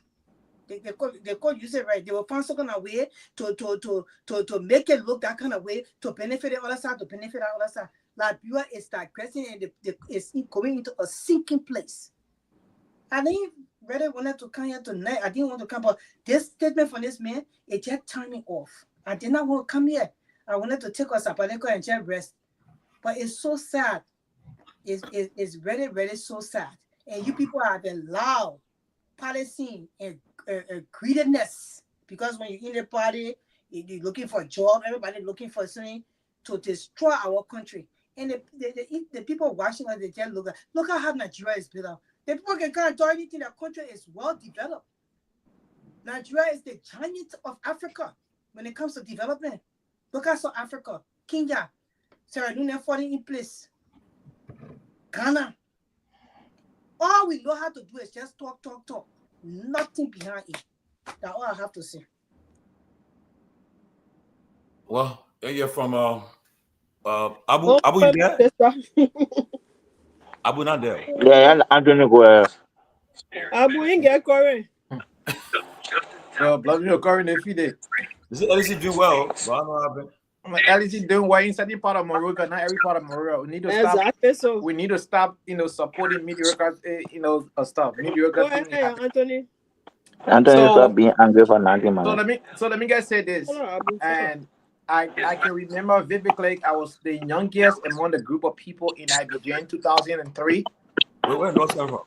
Abu. Actually 2002 when we started. Not Abu. Yeah, it was him. Oh, really? Okay. So right now, I'm sitting to myself and looking at the opposition as though they are just joking, because if they think this administration will do what is right, then they are joking. This is no longer time for press conference statements and all those different things. This is time for action. We were in the Ivory Coast when similar things were happening. Let's dialogue with the people. Let's sit with the people. And I woke up one morning, I said, listen, all the people who sit with every day that are aberrant, even though they work for United Nations, but they are aberrant citizens. You think they want us to leave this place easily? They themselves and their children want to be elsewhere. And so if we continue to come here, we'll get the same result. Nothing else will happen. They said, then what do we do? I said, we start protesting now. That's it. Oh, nobody will listen to you. I said, yeah, if that 3% said we can start. That protest led up to 5,000 Liberian refugees that were in the Ivory Coast to the United States today. What am I saying? Nothing will happen if y'all continue to go, we have an emergency meeting, Y'all already know what is happening. What else do you want? The Supreme Court ruled in December. They said ultra-virus. That word got interpreted 10,000 different ways. When it means just one thing, you use an authority that you do not possess. Right? They make it simple and say your action unconstitutional. Funati Kofa is the speaker. Plain and simple. Now the new thing they're doing, the thing that was not part of the discussion, budget, that's what they're discussing now. Can you imagine? Do you think these people are ready? Until the Liberian people themselves gather up in their numbers and march the streets of Liberia from county to county. Liberian men, one thing I can tell you for a fact, because I have an experience of it, they're very scared. They don't let pressure. When you pressure from day 1, day 2, day 3, that's it. Once you go for the 8 hour, Liberian men will succumb to that pressure. Because some of the so-called BM guys in Abidjan, the CMB people, they were living good life, so they thought our life was better. I said, dude, you can go and scam people and enjoy your life. Me, I had to go working people T-shirt, working marquees to make a living. I can't be with you. I know my protest will lead me somewhere, and that protest brought us to America. Nobody fought for us. Nobody gave us no affidavit or support. The only way our country today, look at Burkina Faso, look at Niger, look at Mali, look at Guinea. The people stood up for themselves. Today, they are reaping the benefit. Over 300 kilometers of railroad already built in Guinea. 300 kilometers. I can guarantee you, every well-meaning educated person in the government today, they will bend the rule to their liking. It doesn't matter what the law says. It is not about constitution. It is no longer about rule of law. It is about our governing political party. We are in charge. It's our time. And if we don't stand up to this, then the opposition should just sit there, because all that gathering together statement, they condemned it. The president of the Bar Association has spoken. If they don't like what he said, they themselves should wake up. Nobody should question, is this president speaking for you? If Mr. Cummings goes anywhere today and speak, they're not going to come ask the ANC member, Did you guys agree with what Mr. Comey said? They're going to say the ANC said.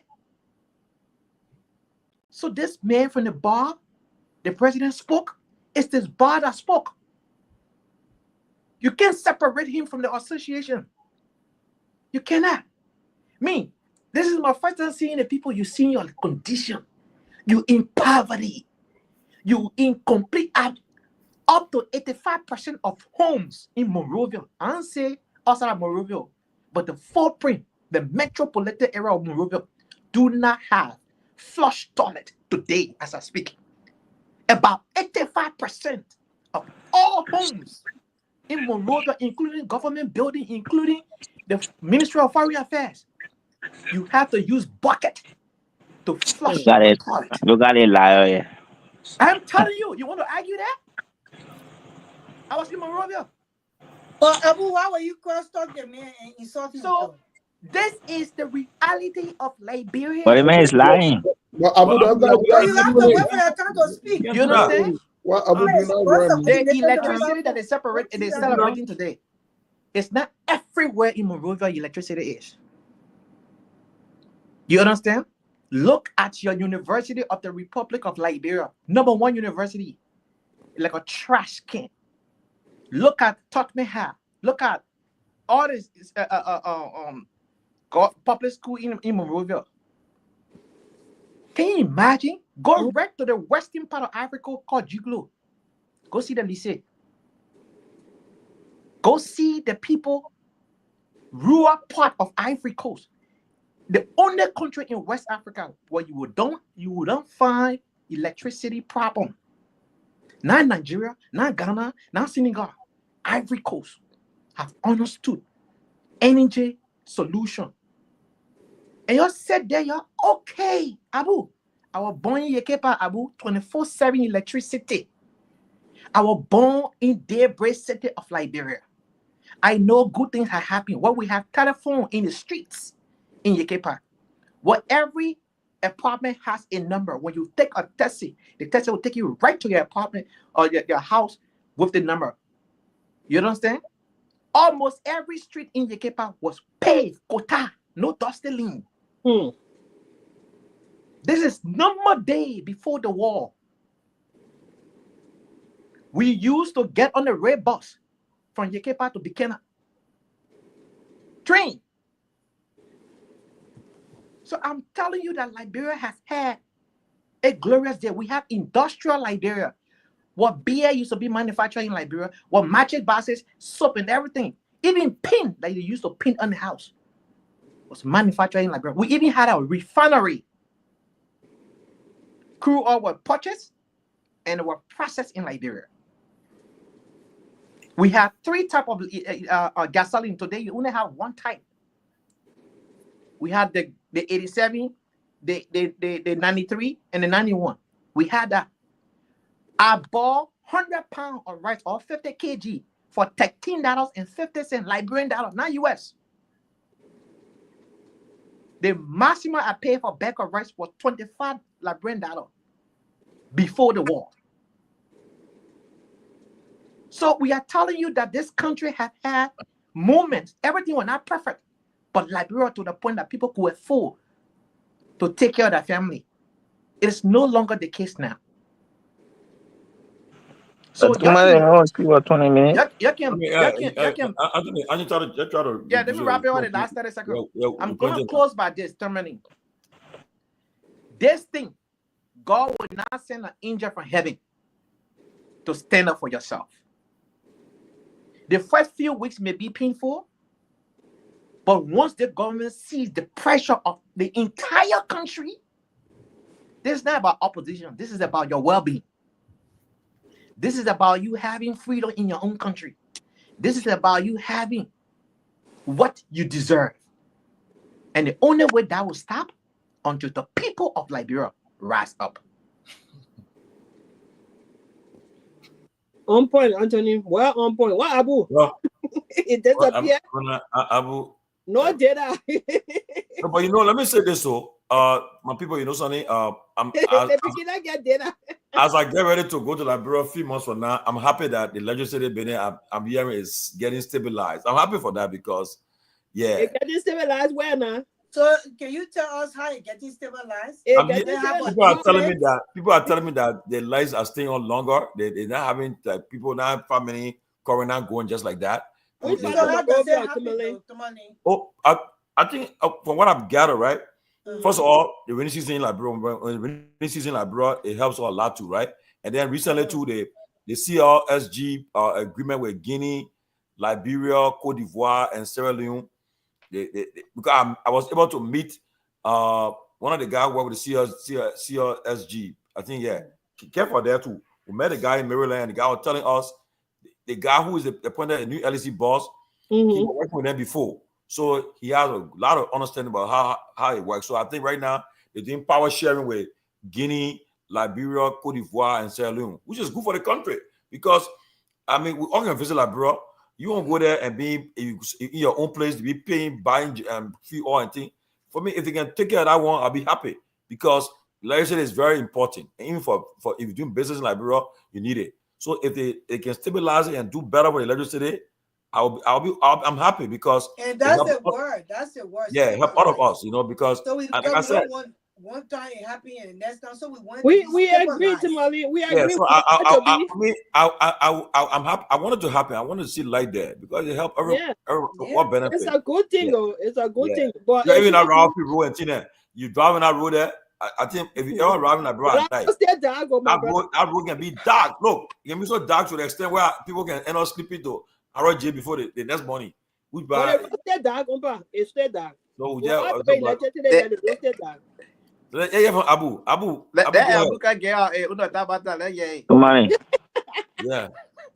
Yeah, thank you, my chief. Even though I'm doing something in the back, that's the reason I'm off. But you have our reporters here, and they will validate what I'm about to say. We have had stable electricity for the past 1 week across Monrovia and its environs. Something must already call on the show and validate what I just said. And the reason why we 1 year or 1 week. The reason why we have said that because I listened to my big brother Sidiki on our following religiously the show. He said when President Boga is vying for re-election, he will be running on his record. As we speak, we have stable water. Yeah. We are ensuring, yes, water is across the city. That's not something to argue, Sarah. You can ask your family back home. I was saying the video of the university and I said there was no bath, no water in the bathroom. Went in the fire. Madam, give me a chance. Stop being angry about nothing. Don't lie to us. Stop being angry. Stop being angry. When somebody responds to you, doesn't mean they're angry. Stop being angry. So sorry for I'm only sure about 2 minutes, please. I'm only sure about 2 minutes. So, Hamas Aphonic, a people who are winning high esteem, when President Boga is buying for re-election, these are things we'll be running our campaign on. We have restored water, we have restored electricity, we are ensuring that major routes are paved so that commuters will not be confronted with challenges as it has been done during previous administrations. Okay. So, yes. So, to the issue with the University of Liberia, the president took an action against people who conspire with Doug Cooper and Inspector General Ministry of Commerce. Today, and these are things I think we should be talking about. We should applaud the government. They fire him now?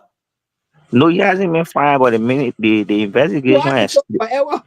Listen now, the investigation lasted about 4 months, and the recommendation on the investigation is what she acted on. She dismissed a staff of the university.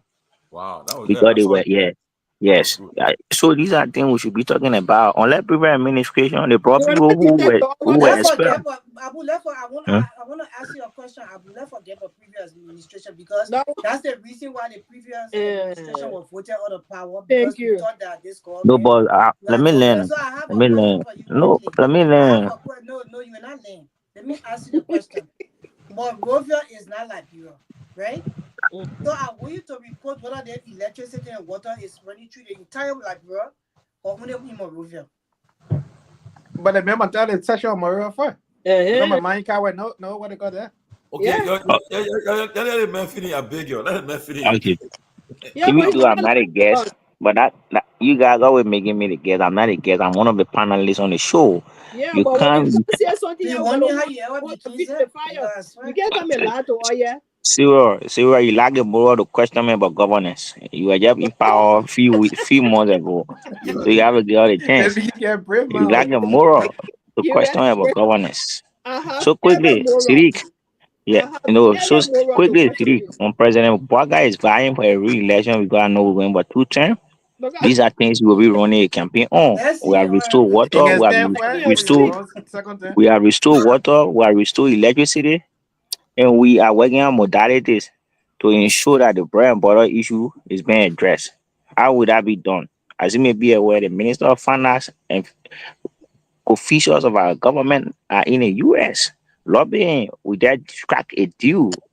Now we're supposed to get a dividend of 490 million from World Bank. The money should be bringing our news. He has an unhindered access to the secondment it's a who is in policy charge of that our may country. not be affected yet. So, but when I talk, you speak. You gotta give me a chance. I've never You're speaking interrupted too you long since I that came on the it means show. your time need to be Anthony over spoke here. for more than 20 minutes. Did You he don't care interrupt because me? it's not He did helping not, us, my brother. Go to because Big he man, buttressing. big man, I beg you. Too many. These are things, yeah, these are reasons, some of the reasons why, I better come on these days. Because some of the panelists on the show made it appear that I'm the guest. When I'm speaking my mind, I think it's fair to say I deserve time. Like other people, you can be allotted here. So I come on the show, I'm not a guest. But Sarah, my grace, the rest of the folks, always directing question to me. We owe it to the public. Because So, you said yeah. we have to go more peace here now.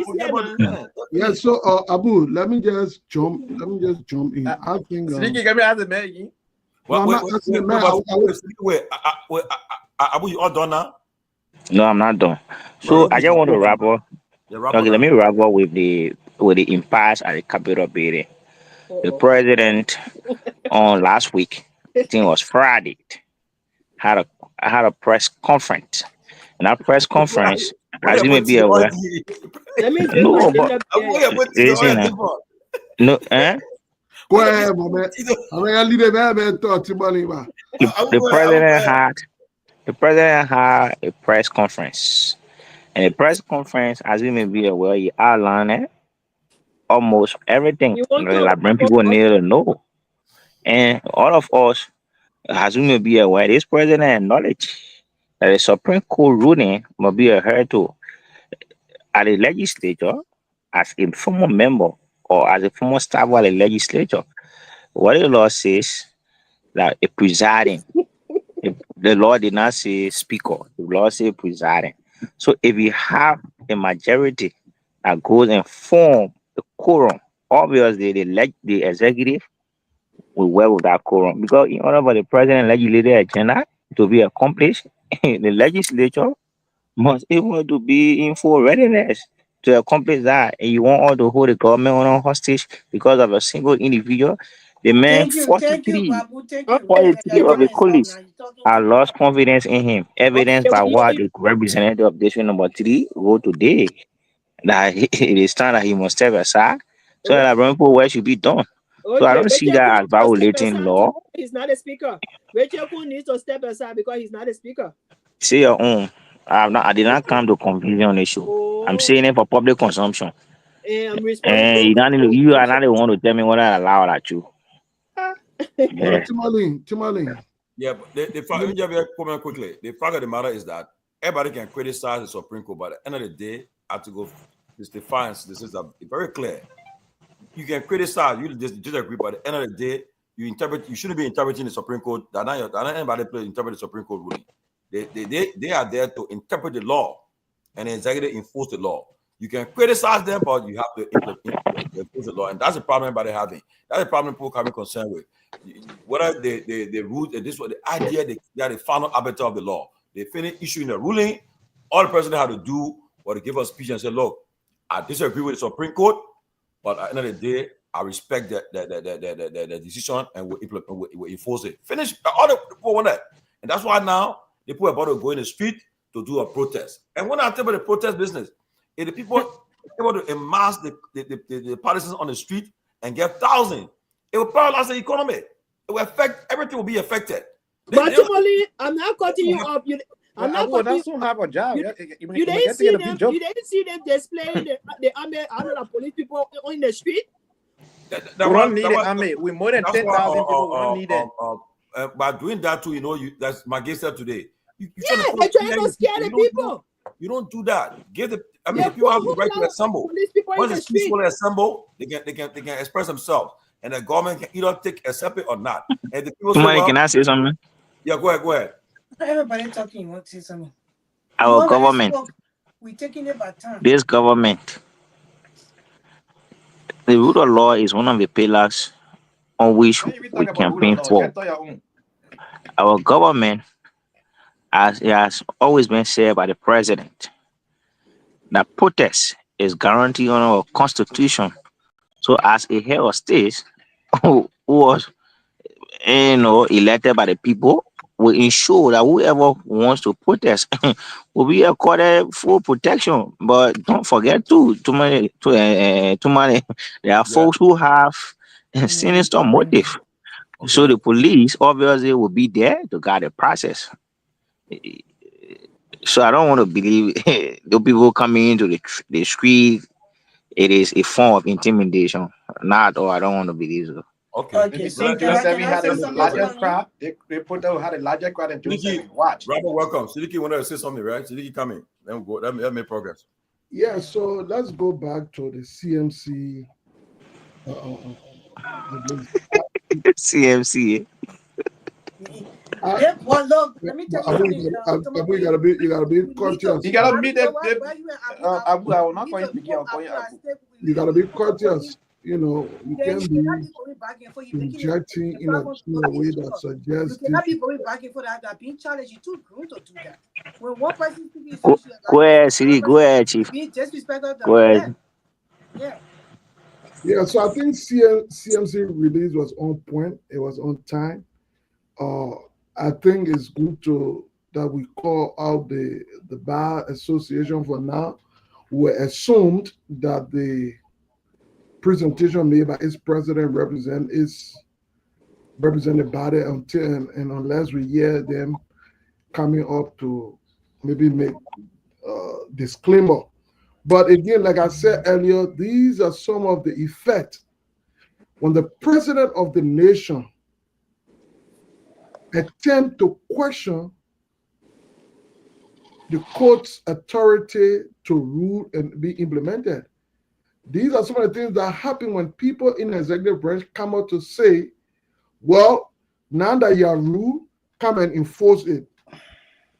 These are some of the things that happen when people in the executive believe that because the court on our law does not have enforcement power and so its decisions are irrelevant and useless, then of course, what you expect from institutions like perhaps the Bar Association or other people who should be respecting the rule of law.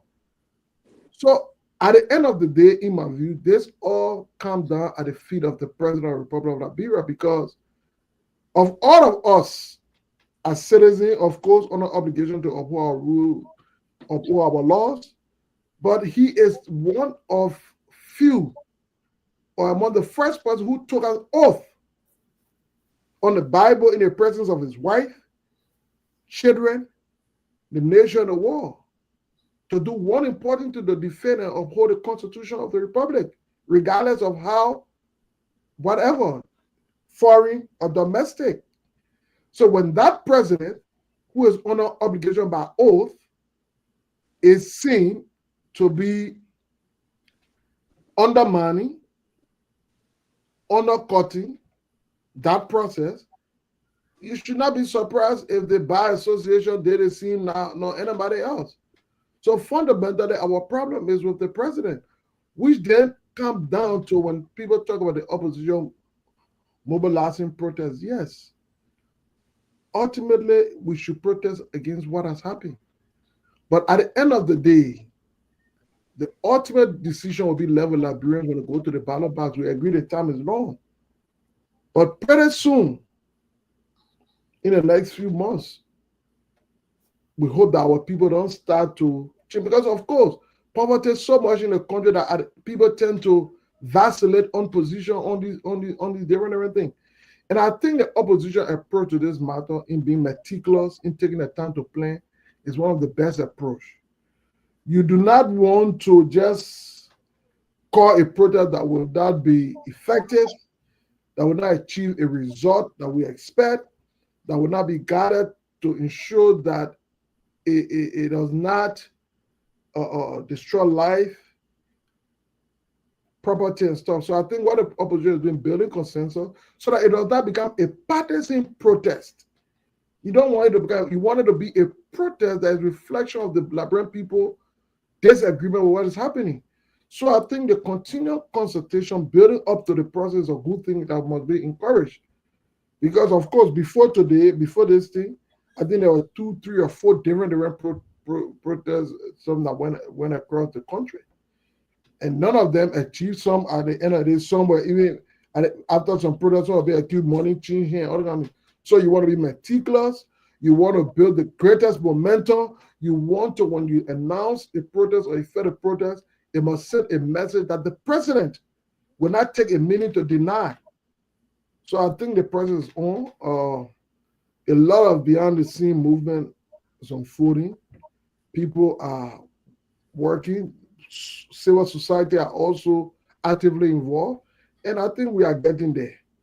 We are getting there. So let's with regard to the claim of internal development. Look, one thing that is undeniable that UP has been able to achieve is to create chaos in the country. From one chaos to another chaos. If it was not 10 new chaos, that Supreme Court chaos, if it was not Supreme Court chaos, that was yellow machine chaos. I mean, it just from the day of inauguration to unfortunately, it was so hard the people could not even get enough water to drink. Inauguration was just so disorganized. The president was feeding. I don't want to say that. The government is not done for chaos. Let me end on this. No matter what, let me end on this. Okay. No matter whatever small achievement this government may be able to get, if bringing electricity for 1 week is an achievement, it's just unfortunate. But if that is what the government pointed out, I'm telling you that as a result, what people will not remember ultimately about this government will be the numerous chaos and confusion they have created. People will not remember all those things. You when they kept up building when Baga was president. They whole tenure, they put up one tenure, they were dismissed. I mean, it's just going to be they're bossing the speaker office. But money when they put keep talking with talk. See my way about Stevie when they talk with talk. Okay, let me say something. But you're not a moderator when you talk with talk. Let me say something, right? Budget in a man, I get talk. You gotta be honest and fair now. Abu, the only person from the ruling party on this show. We don't care. Don't mind it. But listen now, the platform is for everybody. You see, and because of that, we are being praised a lot for being diverse. You know, that we give opportunity to everybody, because you want our party, but then they say, oh, the platform, the opposition platform is not. We give everybody a chance. So at least when he talking about big us, you'll be getting a chance to talk. But no, but Siligi talking again, portrait, you know, I thought I interrupted. Can I get you're not getting channel when he's speaking. If we take about time to talk would be fair, but you can't. But you can be project in Siligi, you can talk. Someone can talk. When you're project in Siligi, people can talk. Hey, my man. You know, so when you're talking, like getting channel, so that people expecting our platform to say it's good that you got diverse views there. You know, but so at least. So 10 seconds so that 10 seconds so that my man Robert can. So Anthony, I think you expressed and justifiably some frustration on perhaps the last that's a preferred option. But I think the hygiene we see being infused by the CMC, Musa, but that approach, I think it tells me, for me, it gives hope that there is light at the end of the tunnel. Because look, regardless of whatever, the Bwakas administration may be able to thin the law now and there, but they're not going to do it forever, and they want to be held accountable for this. I'm telling you, because ultimately, like I said, the Liberian people will forever remember the chaos this government has brought onto them. Because you know what? Bwaka was assumed and believed to have a lot of experience. So to see that, I mean, these kind of an elementary person come in will not do. With all due respect, I mean, with despite my many disagreements with George Weah, he didn't do some of the challenge thing about the fact that he was not as experienced as Bwaka is. To just mess up like that, from yellow machine to everything. And then, I mean, you know, it's just unfortunate. It's unfortunate. But I think that the opposition will meticulously respond. The process is ongoing. It's being built up. I think we should take our time. And when we do it, we should do it more effectively. Not just a rush approach. Yeah, but so, one thing for our coming say something though. All the meeting the people having, like I just somebody said earlier, if they're meeting and having, if it will not yield nothing, like if you're not gonna, I think today when I watched the program, the CMC, I think, to be honest with you, they were the one that even said the strongest thing. For them, I think from the end, they said they just waiting now to get the protest did now to go in the streets. They speak up. Under the chairman, whoever spoke for them, the secretary, Bangura. Yeah, Bangura, he spoke very strong today, and it was like we're not even talking about we appealing. I think we're just waiting now to exercise our right. So, like one of you guys said, if they would just be on protest, they just go and talk, and then they finish this. Then the police car come and move on there, then I mean it won't achieve nothing, because I can and my guest said today. The police, I mean, if you no one, they didn't dare to put their hands on anybody or fire anybody, because you will be charged for human rights violation. You can't do that. People have the right to exercise. Once the people are now throwing stones or breaking stuff or doing something violently, the protesting in the street, you cannot battle them at the right to be there. But if you start to think by you using tear gas or putting water on fire truck, water on them, and somebody can get mad and retaliate too, it will bring into chaos. Then for the fact that you're hurting people, you got to use force on the people now, somebody will get hurt. And you want somebody to get hurt, bloodshed, and somebody die from it, our hands will be in blood. They're going to start looking at you differently. And somebody will start calling you, say, well, with this now, we can get trust in the government. The government got to go. You want to reach to that point. That's why it's important that the chance they're giving them right now, the few days they're giving them, because apparently they want to buy time to May 13, and before they feel that they can go and do what they want to do. But if they fail to respect the Supreme Court ruling, the people get in the street and they say they're not leaving the street, they will be there until they can understand the language by respecting the Supreme Court. They'll be doing it at their own detriment. But I hear from Robert. I wanted to say something before. Sister Grace, Grace, no, Grace, let me speak. Grace, no, Grace. The moderator said, let me hear from Robert. Please allow my time, ma'am. Grace, no, see? Okay, then I see you, because this is ridiculous. No, it's not ridiculous. You already spoke. Why Grace got to speak all the time? You already spoke. The moderator said, let you hear from Robert. So wait for your turn, then you speak. You can't be interrupting people all the time, my sister. Anyway, but I wish Abu was on because I wanted to talk to Abu. But since Abu not on, Abu is I think he's following. I want to send and Tomalin, this is unprecedented. I want to send a huge congratulations to the Unity Party administration for the successful painting of the Ellen Johnson Sirleaf ministerial complex. As you all may recall, a ceremony was held for the painting of that complex, and they even went as far as blaming the Weah administration for not painting the complex for 6 years.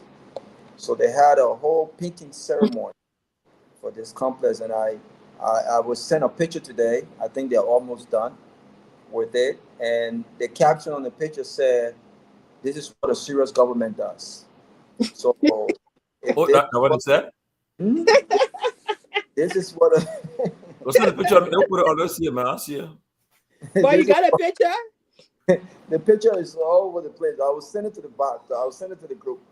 This is what a serious government does. I should have a press conference when they're done. I'm expecting a press conference, but the way it looks like it looks like the backlash they got from the ceremony. I don't think they will have the press conference. So I would be remiss if I didn't congratulate them. I mean to laugh when you're talking, but it's just so funny. No, it's very hilarious. You know, because these are things that, you know, these days, you know, it's hard times that every time I think about accomplishments, every time I think about everything that was expected of Unity Party when it comes to serious governance, I think about my good friend and brother, whom I'm well pleased and I care about so deeply, George Lobo. I mean, a lot of people, George Lobo and I went back and forth many times about governance and how Unity Party was the government in waiting to solve Liberia's problem, how they would represent the country, how the embarrassment will stop, how the international community will begin to pay attention to Liberia, how the world will stop laughing at us as a country, because Joseph Boakai and Unity Party had the sophistication needed to re-image or rebrand Liberia. But it's almost 2 years. Almost 2 years. And what have we seen? Total chaos. Total chaos. If it's not, I think someone said something about the Constitution. And I want to say this to Abu. We do not, in a serious world, right? And I know politics is politics, but we do not selectively pick how or where the Constitution works, or when the government should support constitutional matters. I heard you talk about how the law and the Constitution is a pillar of this administration. We know that. We know that the R stands for the rule of law. But telling us what R stands for and showing us your commitment to standing for the rule of law are two different things. You can tell us what the R stands for all day. What counts is what you have exhibited. That's what counts. Talk is cheap. Anyone can talk the big talk.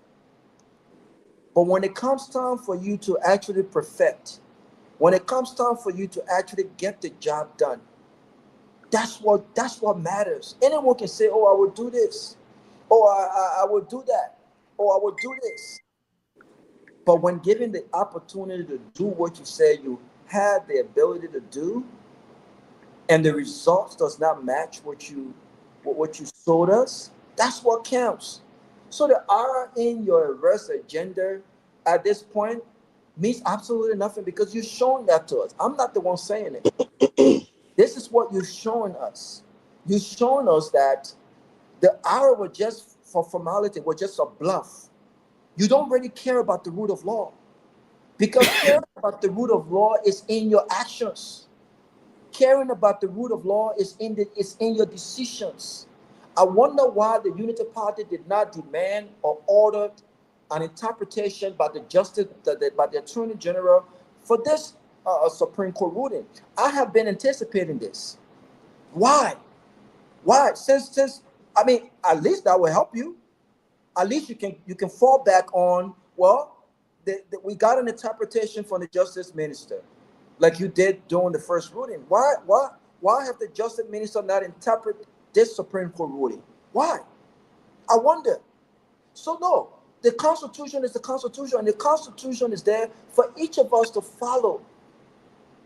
I saw the statement from the Bar Association today, and God bless my dear sister, Councilor Mariah Yakula Hart. I felt her frustration when she stood tall on her previous statement about the Bar Association being the Rescue Association. How the president is being used, how the president has put his partisanship ahead of constitutional matters. And she and I had a slight disagreement when I said, how the hell did he become president of the Bar Association with all of those decent lawyers in Liberia? And she said, no, Robert, he's a good man, he's a good lawyer. He's just being used. And I said, no, sis, a good lawyer is someone who appreciates the law. A good lawyer is someone who respects the Supreme Court ruling, because he or she understands that the Supreme Court is the highest voice when it comes to justice and law in our country, irrespective of his or her disagreement with the ruling. A good lawyer is someone who does not who would not allow his expertise to be used is of partisanship. A good lawyer is someone who would not be a fool when it comes to the law, even though he or she understands the law. That's what a good lawyer is. But a lawyer who will stand knowing what he knows, to allow his political party to influence or cloud his better judgment when it comes to the law, it's not a good lawyer. It's not a good lawyer. This is the reason why I've lost all respect for the Attorney General. I don't care what school he went to. I don't care what cases he prosecuted. I do not care. What I care about is his what he has displayed as Attorney General. I have no respect for people who listen. If you're an expert in a certain field, your job is to give the 100% expert opinion. Your job is not to allow yourself to be compromised. And I'm not perfect. And this is the reason why good people don't last in public service in our country. This is the reason why. Because you expect us to compromise what we know. You expect us not to do better even though we know better. Because of political affiliation. No. And so the Constitution is the Constitution. The Constitution supersedes all of our political affiliations. The Constitution must guide our decision. When I listen to people who have crossed over, and I'll close on this note so the other guys can come in. They'll call Grace to come back in. Grace need to relax and follow and respect the moderator. The moderator said Robert Town, and you say you want 37. Why you want 37? You've been speaking all day, my sister, but I still love you. Come back on the show. Don't run away. Come. Okay? You're a CMC executive now. You see how brother I'm mad? You gotta be tough. You can't be running off the radio like that. You gotta come back on. But the Constitution is the Constitution. When I hear people giving excuses as to, I respect the rule of law, and I've been on this side of the law since last year, but I have got to do my people's business. What are you talking about? What are you talking about? What logical reasoning to flip now when the Supreme Court have backed you twice? What logical reason? You are sitting under the very voice you've criticized. Richard Cohen remains illegitimate. Richard Cohen remains unconstitutional. Richard Cohen is not a legitimate he's a representative. So if the Supreme Court have backed you twice, what business can you carry out? What constituent business can you carry out under an unconstitutional law speaker? The people's business cannot be compromised unconstitutionally. The people's business as a lawmakers, you took an oath to be an exemplary of the law, not the opposite. So all of this explanation about why they are flipping now from the COFA, just say, you know what? I'm sick and tired of being broke. I'm sick and tired of not being able to afford to buy food for my children. I'm sick and tired of all of these interest rate on my loan. The revolution that Mr. Samuel gave here yesterday really opened my mind. Say that. Don't tell us about the people's business, because you cannot carry out the people's business as a lawyer when that business is not conducted within the confines of the law. It makes absolutely no sense. So no, Abu, don't tell us the constitutional protest is respected under the Constitution. So it's the Supreme Court, and their position is also respected, and it must be respected regardless of our political positions. Thank you. Well, look, again, like I said, the whole thing about this, the political parties meeting and the civil organization. I know there was a plan.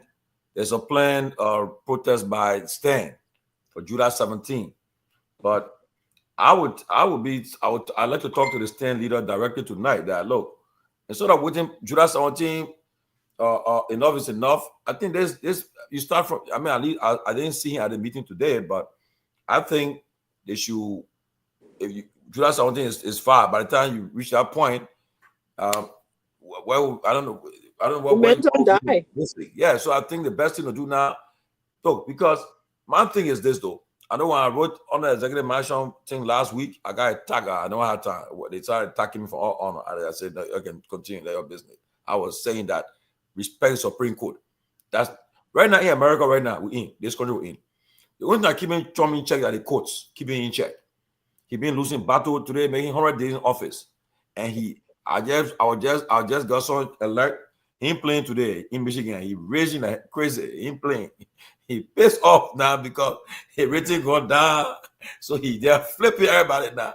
He ain't playing. He cursing people. He just dismissed the second gentleman from the Holocaust. Yeah, he moved Kamala Harris' husband from. Look, the guy is mad right now. But because that the court in this country got him in check right now. Had he not been the court, you will be like you'll be the guy who just do everything. So right now, for the fact that the president of Liberia decided to say he will work with the other the other group because he want government to continue. And I see people who know better. They are honored. They go on social media writing that the president knows better. The government shouldn't function or hold the government hostage. No, it's a simple thing you need to do. Respect the court ruling. You say, well, Richard Coon, the court has ruled. We were drawing our security detail from you. We're getting it back to Kofa. They right here on recognize. Now, it left with them now, down into the political part to go call the meeting to order. But while I'm hearing over the last couple of hours, overnight, I think, there have been attempts to, and I've seen it happening, attempt to get people from the so-called minority bloc to go to the. I see one guy that called the guy who was on the show before and said that he would never, on no circumstance, if the Supreme Court rule, he would listen to the Supreme Court, he would follow it. Now I see today he flipped it. Sumo Moluba talking about say, hey people, the district, yeah, you listen to the district, you check it out and like even how the district meeting said. Must say the people spoke to you. Just stop it. But what I don't understand, if they go under Richard Coon, does that make him the speaker? No, it's still not. The thing is that, and Sarah, the Supreme Court recognized that the speaker cannot be in the boardwalk of Liberia, can be present, and then and you having meeting with all he's the presiding officer. Except what he does, and somebody say, well, I can't attend because of urgent reason. The speaker can preside, but they say he cannot be present. He say he's the speaker. He should be going to session. So if you refuse to go to session, okay, you don't have a quorum. But yet still, you guys got to do it the right way. So now, what they need to do, and what it's simple thing to do. You all the thing they call for mediation and thing. At the end of the day, you go to session, Kofa presides, and you say, well, Mr. Presiding Officer, I got a motion. We got an issue against you, so we ask you to recuse yourself, and let somebody preside. That we got issue against you. The person he recuses himself from there. Step aside. The deputy speaker can preside, and you put your case forward. Say the reason why we got a problem with you is X, Y, Z. From there, you get him a chance to defend himself. He has the right, the due process. He defend himself. Say what you guys saying is not true, and defend himself. From there, the president will say, well, based on the two sides, we'll take it to a vote. You go to a vote, and you can get it 49. he removed. But the fear is because they know very well people will now they won't get that 49, even if they go to the all present, they won't get it 49. So that's why they are afraid to try it. Okay, and that was the problem. So they be forcing him, trying to do all kind of stuff for him to resign, and he's staying on his ground. So why would he wasn't in the country at the time? If President Garguah was serious on a serious note, he would call the people together. But instead of he doing it, that's what they try to do. Telling people, say they negotiate with the people. The people, if they want to give some people inducement, they want to give them something to wave. All the things they're doing, and the news coming out. And it's not fair to the Liberian people. It's sad. No, but I have a question as well. So if they are going on a Richard Coon, and let's say he got 49, so why can't they just go on if he know he's sure these people, why can't they go on a Kofa and Kofa recuse himself, and then they go through the right process to have him removed? Why can't they do that? That's what everybody's telling them, and Sarah, but they want to do it. They want because Sarah, they fear. They look. Reverend Ennis was talking yesterday when Siddiqui did a very good job. People praise him for that. Siddiqui went into the matter and asking Reverend Ennis what started the whole thing, and to be honest with you, we've been talking for months until that question was asked yesterday, and the man broke it down. He said from the day they talk about audit, when he mentioned audit business, they said, "Oh no, that's when the problem started." In fact, initially he said they all accused him of being. They said, "Oh, you're too close to the president. You regime and speaker." He said, "No, I want to govern. Let us govern this country. We cannot be fighting the president to govern this country. That's why we work here with the president." But then, and they were saying, "My man, you're too close to the president." And the president too surprised me too. The man, you were giving everything you wanted. The president was giving to you. He wasn't opposing you. He wasn't like undermining your bill or getting things done, even the tenor issue. But again, he decided to do this to this man. Now, when you talk about the budget, they say, "Oh, come on, play with the budget." When they investigated it, they were lie. Then they say, "Okay, but then we can't keep the man there." Look, and Sarah, Robert, and Hamed know it because he been in the team for long. The issue is all about that. It's all about the money, the budget. Look, the Benjamin Franklin. Look, one day somebody will come and tell about that committee called Ways and Means Committee. That's one of the most powerful committee in the House and the Senate. Ways and Means Committee. Look, wow. That committee there, they control the money. Because once they pass the budget, when the legislature budget come forward, they get their own account. The speaker, the Ways and Means chairman, didn't want to do all that charging thing. And that way the people can put all kind of meat into that budget. Well, when that budget passed, I think there was a story. They said, I think during Ellington somewhere, they said by the time the budget passed, they said they will send somebody said at the bank, waiting, the person at the bank go, what did you do? There's a credit before the time. So time the budget passed, they go there. When they cash it in, they get for you quick. I mean, that all the people doing that all the people see about the budget. At all. Nothing else. Because if you tomorrow, I can bet you, if you get a president tomorrow who will fight and say, "No, lawmaker, you're gonna get 5,000 a month. Nothing else. Nothing else. No car. No for your own car." You see how much person will want to run for the Senate or the House. You all say, "Don't go in the private sector now." And that's the problem we're facing. So they protest building like that Nora saying. When somebody say protest, the problem I get was them too. When you say protest like way more than hair, then I mean, that's I hung up. Nora,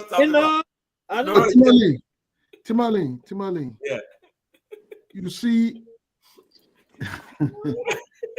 Let's say a word of prayer for the Burkina Faso president. I think he's doing great. No,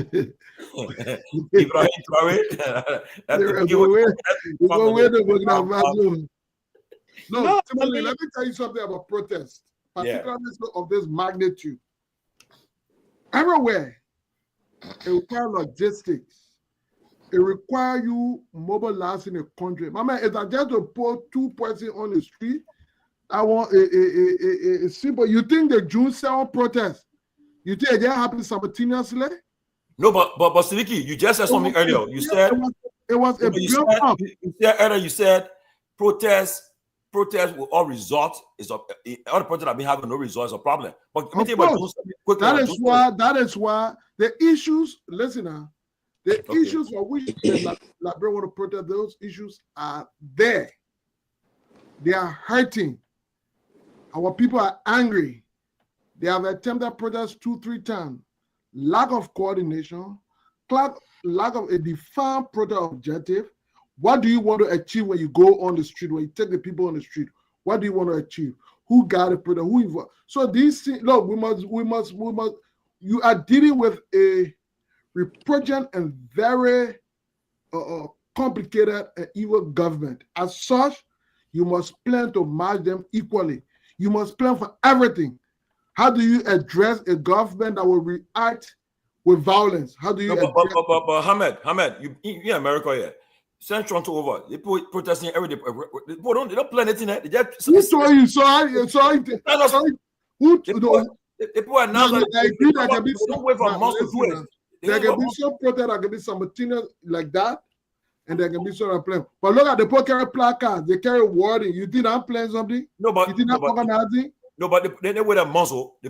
When they did, meant to offer January. It started in January. So the price in January started. Okay, but I want start saying months. Where are you protect 3 months from now? Tell me now. You rally the country. You think the president you be Monserrato? I even need to be discussing the project on your. No, but the protest. So you think the president you're going to go? People can't go on 12th Street and come back. What you think? Nobody protest. Nobody protest. We're talking about octopus operation where the whole country will be protesting. Every capital every capital in each county there will be protests. You think that suddenly you say protest and today they go protest after. So wait. So why they say enough? Why tomorrow by July and they found out that Burger not comply with the Supreme Court and then the issue about most of the things that they demanding. Man, let me tell you something. What happened? The best compliance Burger can do is to step down.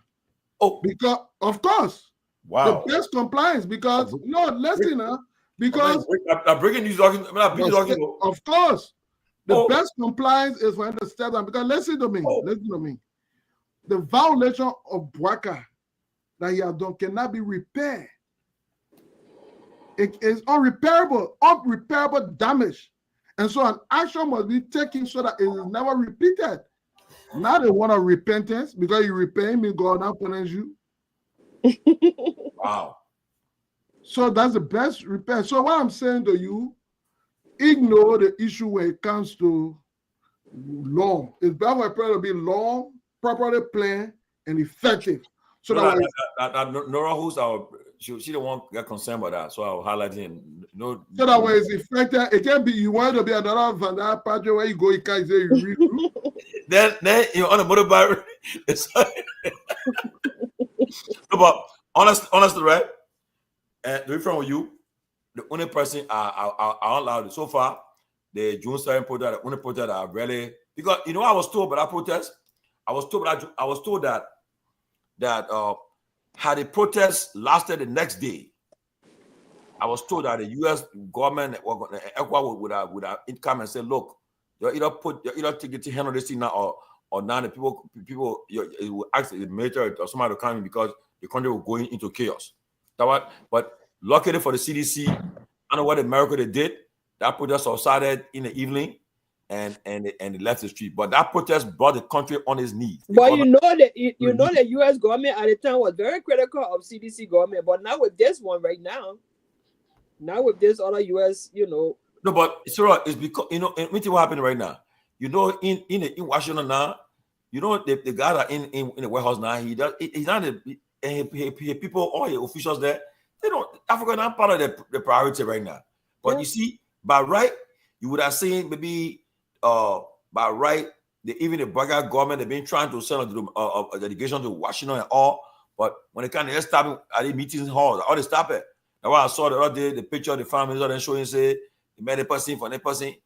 These are get photo up because when I see NCDK just told all that their leaders are in Washington negotiating. Yeah, they keep on the spring meeting.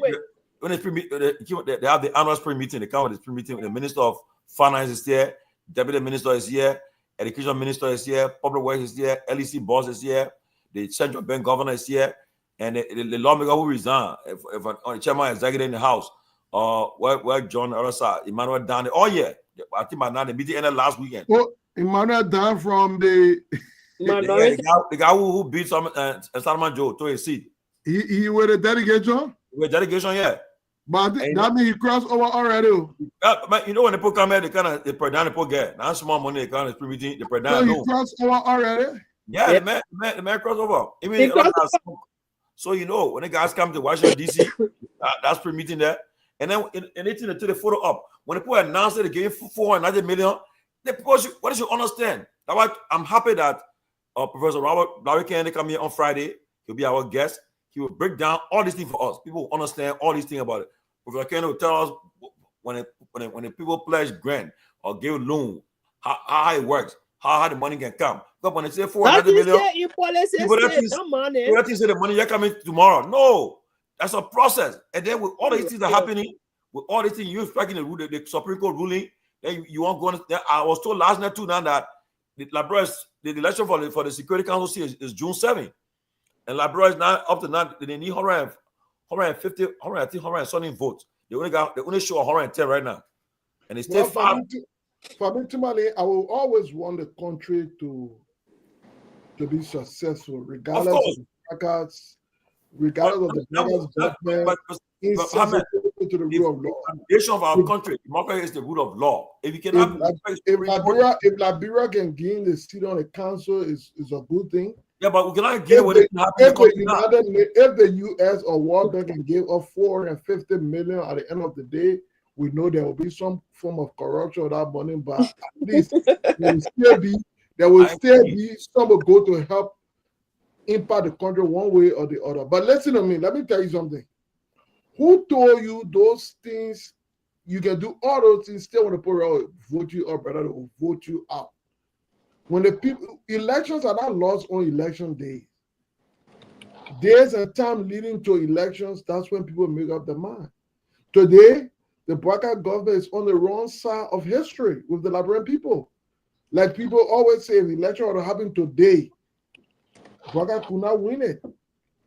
So, I mean, people will want that good things should happen for the country. That does not in any way could consolidate Bwaka winning the next election.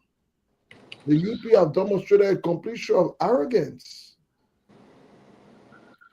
So that for me, I would never wish for bad things to happen for the country. Whatever money that if they can pledge and give it, it will be good for our country. I mean, it will help to create some, maybe provide electricity, provide water, and make life better for our people. Because, bro, the people in Liberia, our people suffering. Tomalin George, since you've been going to Liberia in recent time, have you gone outside of Monserrato County? Yeah. So have you gone in Liberia since you've been visiting? Oh yeah, I've been Bonk, I've been Magibi, I've been to Nima. The place I want to go this time around, I want to go Bassa and maybe Bomi or Kima. I want to visit the areas, but I've been the areas there. I haven't been. I've been to Bassa. I need to go out. Hopefully, my next trip I go to Nima and Banga. When you say Bassa, you mean Bikana, right? When you said Nima, when you said boy, you mean Banga. Then you said Nima is being played. Yeah, I mean Salala, all the places there. Salala, Palala, all the places there. I've made stops there. I've been there, and so forth. And what do you see? I've seen the people. Man, to be from you, our country, the people are living. The people are poor.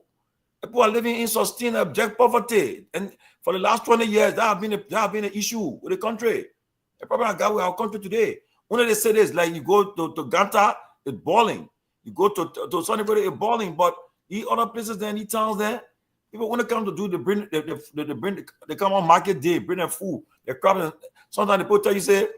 If the reason why some of them they can survive much way because nowhere to store their crops, and because there's no warehouse, so it will end up spoiling. So they pray for it to be sold. So I mean, it's a tough thing. The country is not, I mean, yeah. I had a chance to travel almost all over the country, and not just in the capital of these counties. I'm talking about in the deep rural parts. My brother, you go to these places, but man, sometimes you wonder whether you wonder whether you in Liberia, particularly so between when you start from that Riverside road to go around to come to Nima, going through the eastern side, brother. And you know that here's a contradiction. All the part of that those part of the country from the Riverside going down, coming to the Nimba, then of course you talk about the Bapolu. Those places rich with natural resources, man, from law to gold, timber, man, but they happen to be among the poorest part of our country. But active mining going on in those places, oh, active mining going on. You go Sano got one of the rarest gold in the world. But go to Sano, look at the rules. So I just don't understand. The issue is, I think each of us understand the issue in Liberia, and the issue is lack of leadership, lack of patriotism, right? Lack of serious leadership, lack of patriotism, and lack of vision. That's the issue. So we know what the issue is. The question is, we talk about Liberian people suffering. Yeah, the people are suffering. You don't even have to go out of Montserrat County to see the extreme of the suffering that our people are enduring. You don't have to. When you drive outside and you just go down Wallace, go to West Point. I mean, the people are suffering everywhere. The people in Monrovia who can afford, man, a buck of them are dependent on remittances from back home. Our young girls, and shout out to those parents and those young women who are, into businesses and trade, and they're trying to get education. But a lot of our young women don't have the opportunity to really get themselves to where they want to get themselves. Our young women are selling themselves to make ends meet. It seems like, in Liberia, beauty has become a business, and they are being taken advantage of by the very people that should be creating the environment for them to become productive citizens, for them to become independent. This is the norm in Liberia. So when you see people at D Calabash having fun, above of those people are having fun because their folks can send them money. Fun is being able to work a job, earn a livable income, save. Whatever you earn, you are able to send your children to school. You are able to put some aside for retirement. You can buy a land. Some of these folks are not even afford $3,000 or $1,500 or $2,000 for half a lot of land. You are able to build you a nice little 2-bedroom for you and your children. A bulk of these folks are renting. So I don't see that as fun. People are temporarily relieving the stress that is in Liberia. If you can afford anything you want to afford in Liberia, after 1 week, and mind you, I've been to Liberia consistently 2-3 times since 2011. Many of you don't know, but I've been for 12 years. 12 years of my life was all humanitarian work in Liberia. All humanitarian work, and we stay committed today. So I've seen the struggle. I've seen the struggle firsthand, right? But the people, this blows my mind totally. If I'm struggling, it's almost like, I'll give the analogy. When a woman has been abused or a man has been abused, people say, and it's psychologically, I'm not a psychologist, so I won't dive into that. But people say sometimes it's difficult. People think about a lot of different things to just walk away, to just seek help. You got family members who will advise, I think you need help. You need to call the police. You need to step away from this abusive relationship, and people just stay in that relationship for whatever reason best known to themselves, right? But I still believe that if someone has been abused, and you as looking from outside in wants to help them, you can try to help them. But until they realize that they've been abused and they've been used, until they realize that they're sick and tired of being abused, and they need to turn the page, they need to walk away, they need to take action to rescue themselves, two things will happen. They will continue to be abused by their abuser. Either he or she has brainwashed them to feel like this is a norm, or they'll wake up one day and say, you know what? I need to save my own life. I need to protect my own life. I need to protect the lives of my children. They'll walk away until that person decides to step up and walk to Tomalin. They will continue to be abused. So if the Liberian people have suffered so long, and it's true, a lot of them are hungry. The very people who will insult you will come and beg you for $50. Will come and beg you for $100. So yes, let me close on a note real quick. And so the conversation is around, if the Liberian people are suffering, if they don't like their condition, why is it taking decades for them to look amongst their leaders and say, you know what? The people we try, they have not done it for us. We are sick and tired of being sick and tired. We will make a conscious decision for ourselves and our country, for the betterment of our own lives, to pick another person who have the track record, not necessarily in the Liberian government, but who's shown leadership, who have the vision, who have never been given an opportunity. We will try them. If they're suffering, why can't they just wake up and say, we are tired of this nonsense? What? So do they enjoy suffering or what? What is it? No, but Robert, let me come in, right? You know, one thing I'll tell you guys. We have some of our affiliated with our school organization, our tribal organization, and when we go to these conventions in the States here, we raise thousands of dollars. For instance, I give you an example, my Firestone group. They call it the Association of Firestone Residents in the Americas, AFIRA. Right now, I saw what resilience can do. We sat down, we raised over $150,000. You go cut, when you go into Basso and get cutting tree, you see the AFIRA library sample. That's a modern library. You think our library is in America too, because we treated, we did it, we put everything into that library. It costs $100,000. Right now, we're fixing the annex of the public school. We've been an annex to the school, the public school there. Trying to look. The thing is that, Robert, how many times when people leave from this country, go to Liberia, like they take the time to go to see the children selling in the streets and say, look, and talk to them, engage them, talk to them. Because look, they have no choice. Like I watched Senator Dillon. He visited his drug program. When he was while they were there, I saw young people, young girls that there. Other girls say she said her parents banned her, so she ended up being on the street. But luckily for her, she was taken to that rehab center. I think she had a baby and all. The baby and they don't say the baby will as long as you taking care of the baby, you'll be here, will support you. Okay? But like somebody said, like Reverend said yesterday, that place is small. The place is small. It's very small. As a result, it's a problem. So the thing is that it's all of us. When we go to Liberia for vacation or go for anything, take some time off to engage our brothers and sisters. Because look, right now, they're not going to decide who leads them on the 2029. And right now, let me ask you a question. You know, the other day I saw one other guy. What he need?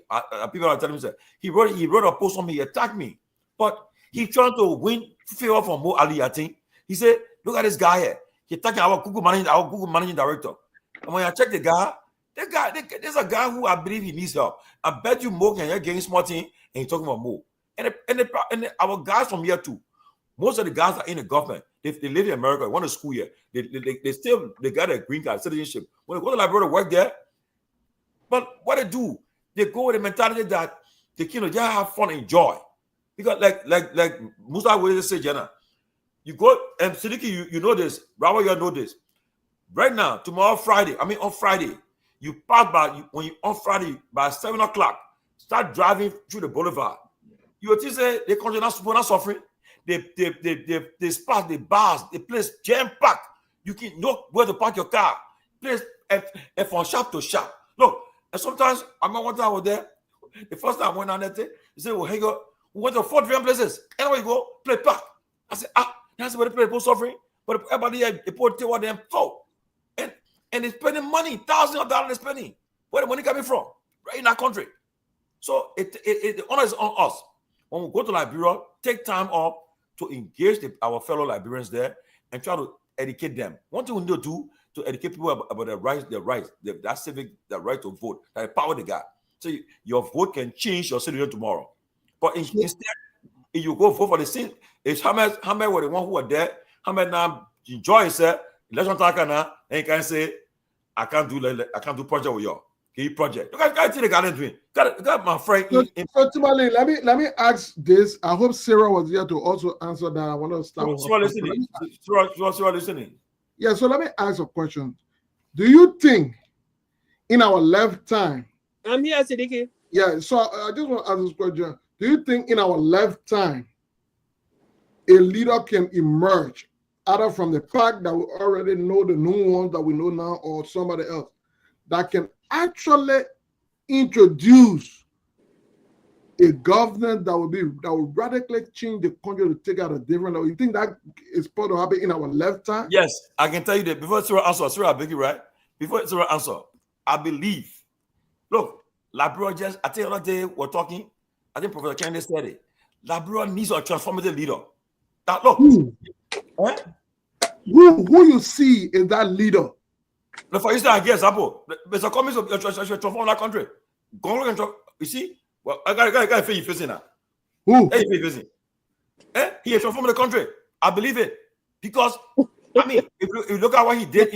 Common issue is this. I think Kwame is a great guy. Yeah. But he has not been tested to get that conclusion. How you been tested?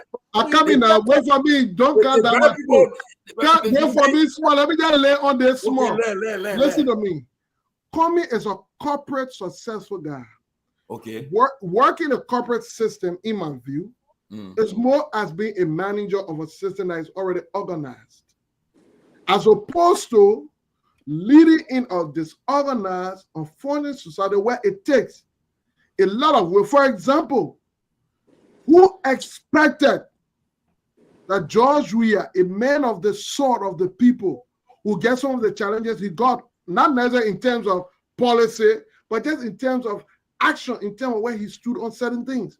Who expected that Bwaka, even Ellen, let's go to Ellen. Ellen was very successful in the international system because it was one that you just without corrupt, because further you don't see the money to corrupt it. You must go to work on time. Either you clock it in or you clock it off. The system protect you and help you to be effective.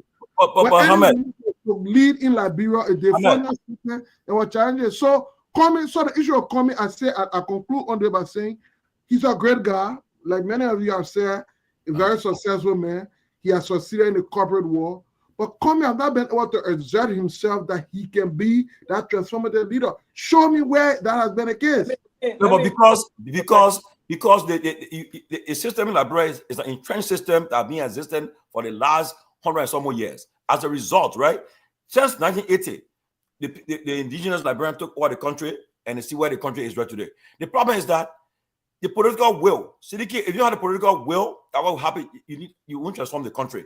If to say if you're putting people based on like only because you support my party, support the party, you're giving job to somebody, the person they're not up to the tax, you have the problem you get in today. That's the problem all the time. Because honestly, there are some institutions that you need politicians there. You need technocrats, you need experts there. Then appoint them. But instead, you appoint somebody because the person supported you. As a result, then the person gave you money when you are struggling. They give money during the campaign. That wasn't happy. Then the person what happening? But we're coming, why is it coming to transform? Because he gave a vision, he gave agenda. He said, first of all, he said, what he said, the day inauguration day, from that you don't know, straight to work. He won't go no Tomalin, party. I hope you know that we have heard a lot of promises from leaders, and when they get there, they do something different. Yeah, but Sarah, we have Sarah, heard a lot of look promises from the look at leaders, people's record. but Look at when they people's track get record. there, they do different things. So me, But I go ahead. believe 100%. I believe that coming. That means somebody will get there and do different things. That I can tell you. Let Sarah go. Then But go ahead, Sarah. no, I mean, it's true. I personally have my confidence. I still believe in President Weah. I know that there are weaknesses. There were weaknesses in his government, and some of his lieutenants did not do him good. But I thought he could be a transformative leader if he had taken certain steps he needed to take at the time. But from what I see, I think this, looking at what UP is doing now, it might be a learning curve for him. It might be an eye opener for him. If God's willing, if the Liberian people choose him to come back, I think it will be a different thing. But at the same time too, Mr. Cummings is a good person.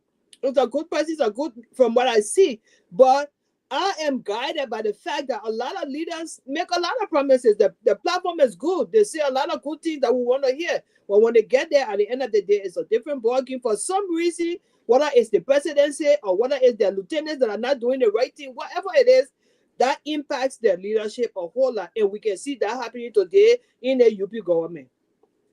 So listen, I think when we talk about tested, and I want to emphasize on being tested, right? When we talk about tested, I remember, I won't go into detail, but I remember I was doing a job negotiation recently before I got transferred, and I was very ambitious. I had applied for, my goal was to become a director of operations one day. So there was a position open at a smaller property for director of operations. And I've always said I don't like to work in small properties. If it's 200 rooms, that's too small of a property. I like to work in big properties, 500, 600 rooms. But the question about me being tested came up. And during the conversation, the question that I continue to ask is, I asked the general manager, how did you get tested? How did you get tested? Yes, you have to follow the leadership path, the ladder, right? And there are certain positions that you have to occupy before you get to that level. But I also have worked with director of operations who left different departments, did not do housekeeping, for instance, were not rooms operation manager, for instance, did not do F&B, but they were believed in because leaders saw their ability and said, you know what? All this person needs is a job training, right? If you show this guy what this guy needs to do, he has the ability, he has the leadership, the requisite leadership skills, right? He will do great. And I can give you a whole bunch that have done so well today that some of us consider mentors today. They're doing so well. Not only are they making a lot of money, they're doing so well. All right, you're not answering a question. No, I'm coming. I'm making an example. Yeah, answer the question about being tested is the knowledge that I'm making is very simple. If you do not believe that this person has what it takes, they may not have all of the experiences to be at that next level, but every next level is a new experience, right? If you don't give them the opportunity, right, in that position, how else can you test them? If you don't give them, of course, you have to look at the performances, the position they've occupied, how have they performed. That will help you determine what their performance rating will look like if given the opportunity. But you can't grow if you're not given the opportunity to grow. You can't move from A to B. If people always think that, well, you still need more growth in A, you can't get to B, you can't leave from A and B to C.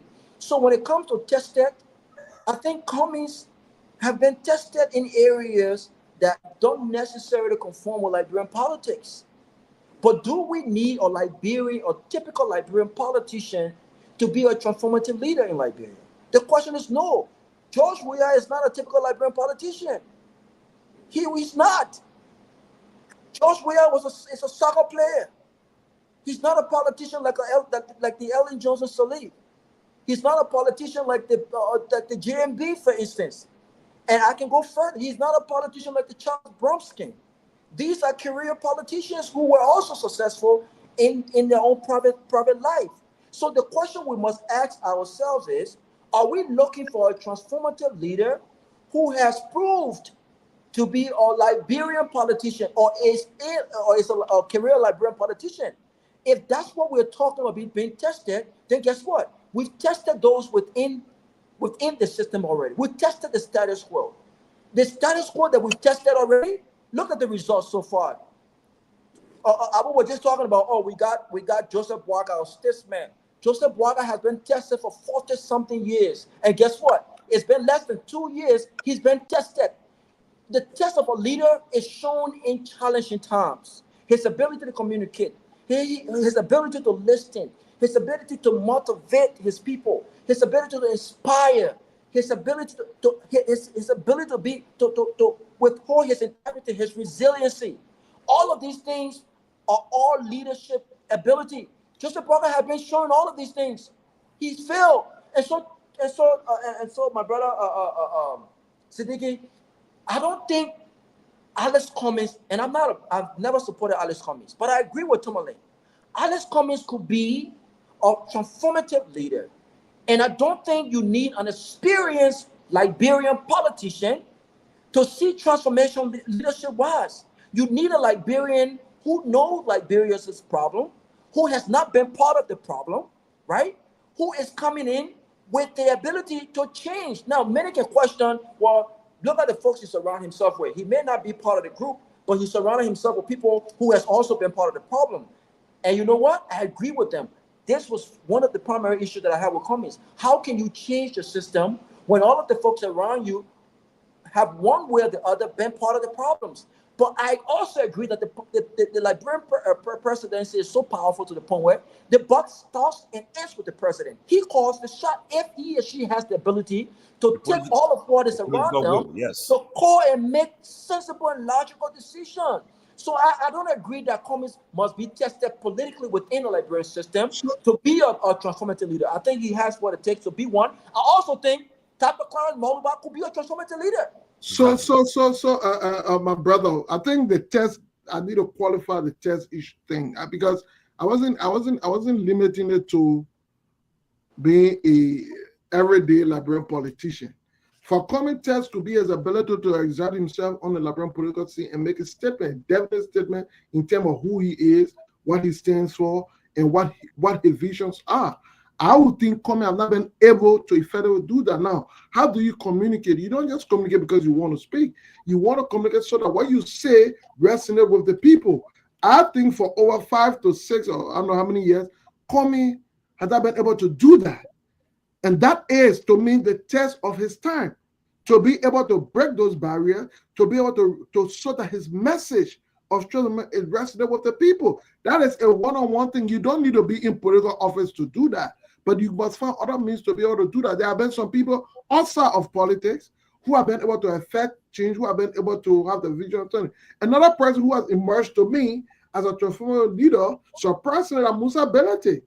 I do not know, not necessarily because he served as representative, but because his stand, his position, the way he articulates on certain things, his connection with the reality of the country.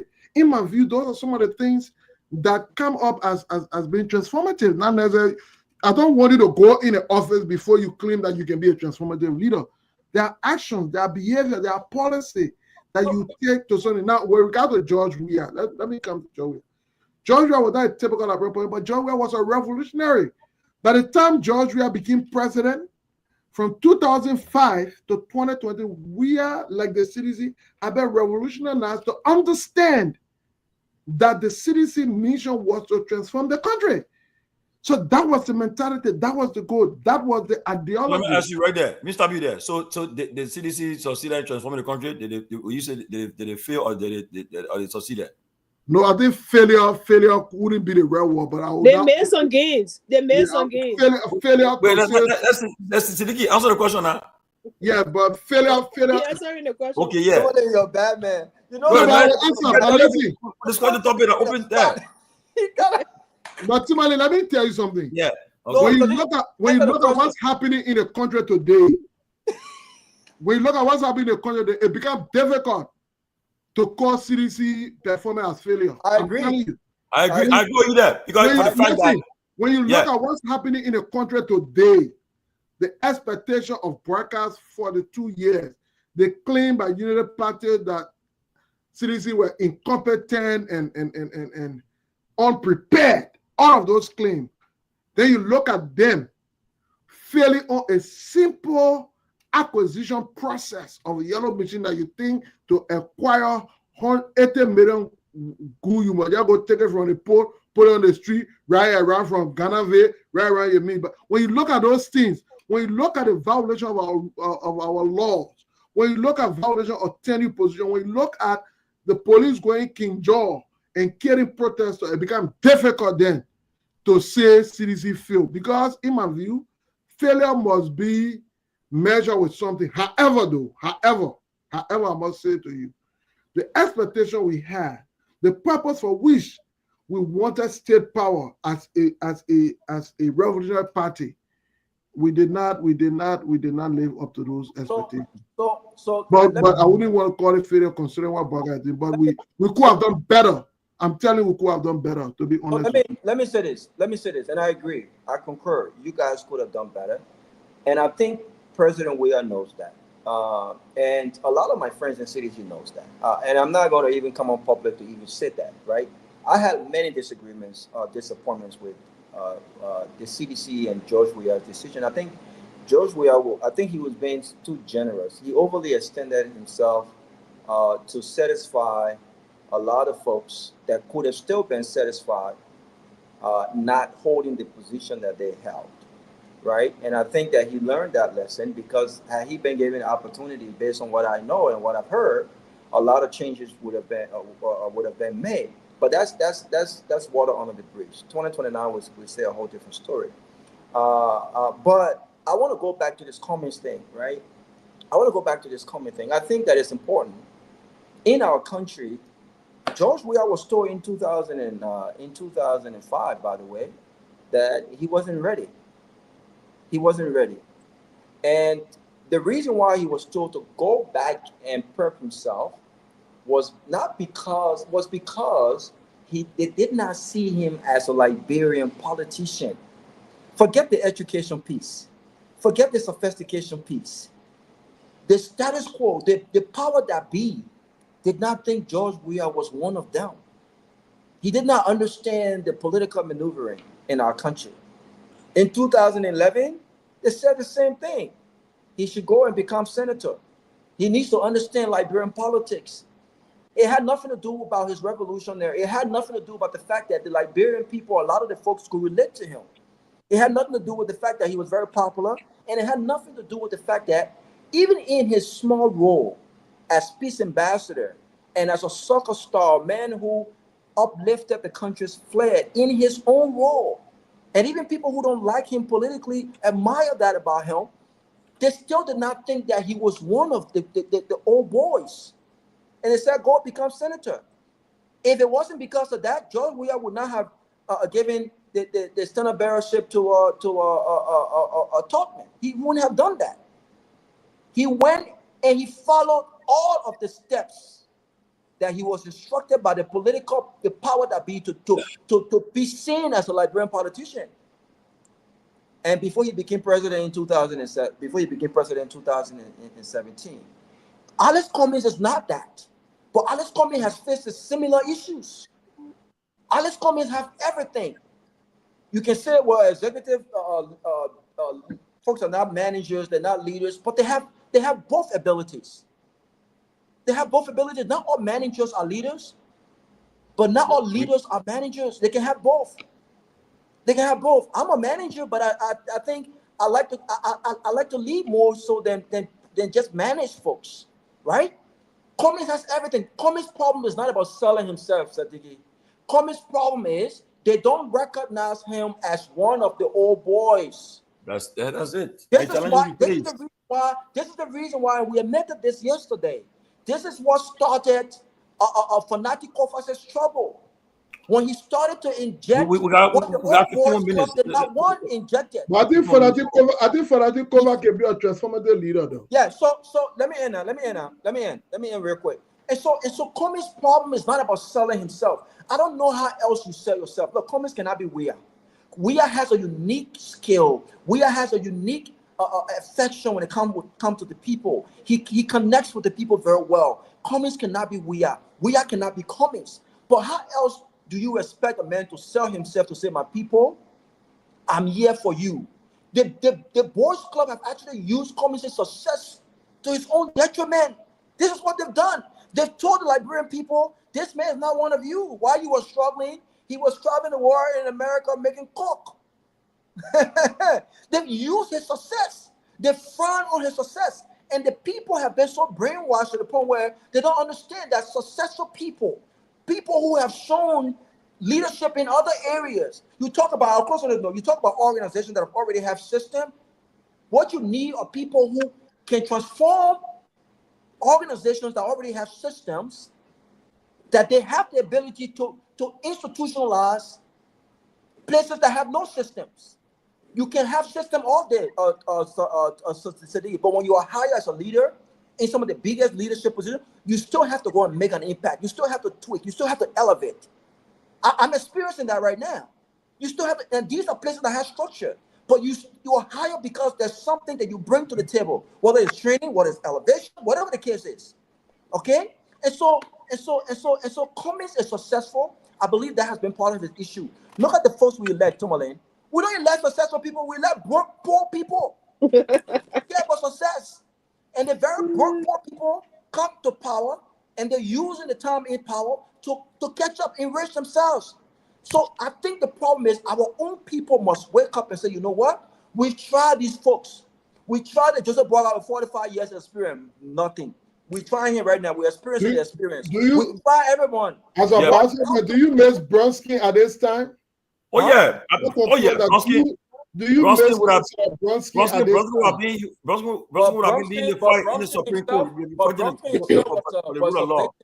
But guys, we got 10 more minutes, so that would just manage it quickly, right? Yeah, let me say quickly. Kehleboe, welcome. Let me say something quickly. On a serious note, right? The issue you brought out is you brought it late, but we should discuss that thing maybe tomorrow or another time again. But it's a good issue to discuss this thing. The problem, I will say, right?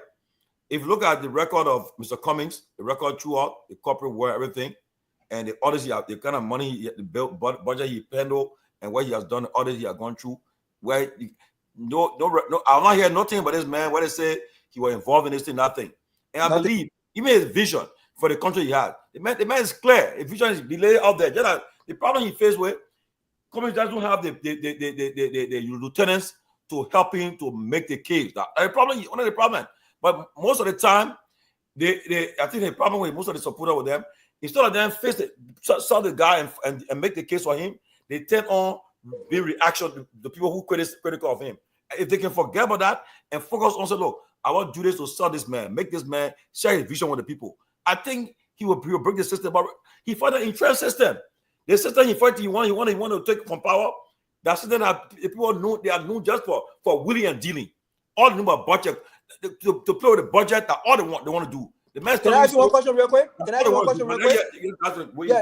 one question real quick before let me add one question.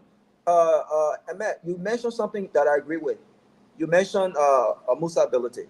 I have admired Musa ability. I think he was tested.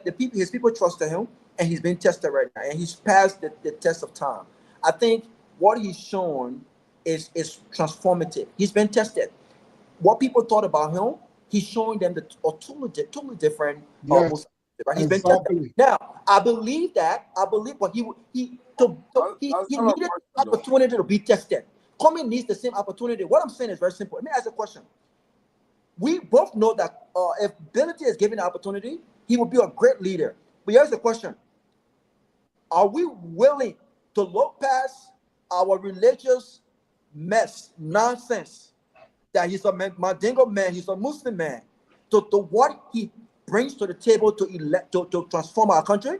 Can Liberia elect a Musa ability today? We know he's qualified, we know he's transformative, but Are we willing to look past everything else, the nonsense, the petty stuff, to elect him? Okay, I will answer that point, but I want Gongloe to come in first, after which I'll answer that. Gongloe, please chime into that question. I will chime in that, but it will be the last thing. I came on the show because I listened to Sarah and I listened to Siddiqui. Those two persons actually picked my attention to come here. Sarah said she was still with President Weah, former President Weah, for now. That's what she said. But I'm going to come to that. Isn't that my right, Kehleboe? Well, that's your opinion. Okay, and that's also my right. All right. Got a right to whole opinion to choose. And that's exactly what you did. And what I'm about to do is my right to also disagree. Absolutely. Okay. So, Tomalin says something, and Robert also picked at that most of the people we elect, they are poor people. In my mind, I don't think poverty or lack of money should be the issue. Because if you make that argument, if Ibrahim Traore is a candidate for the presidency in Liberia, he will not have money. But he's a good leader.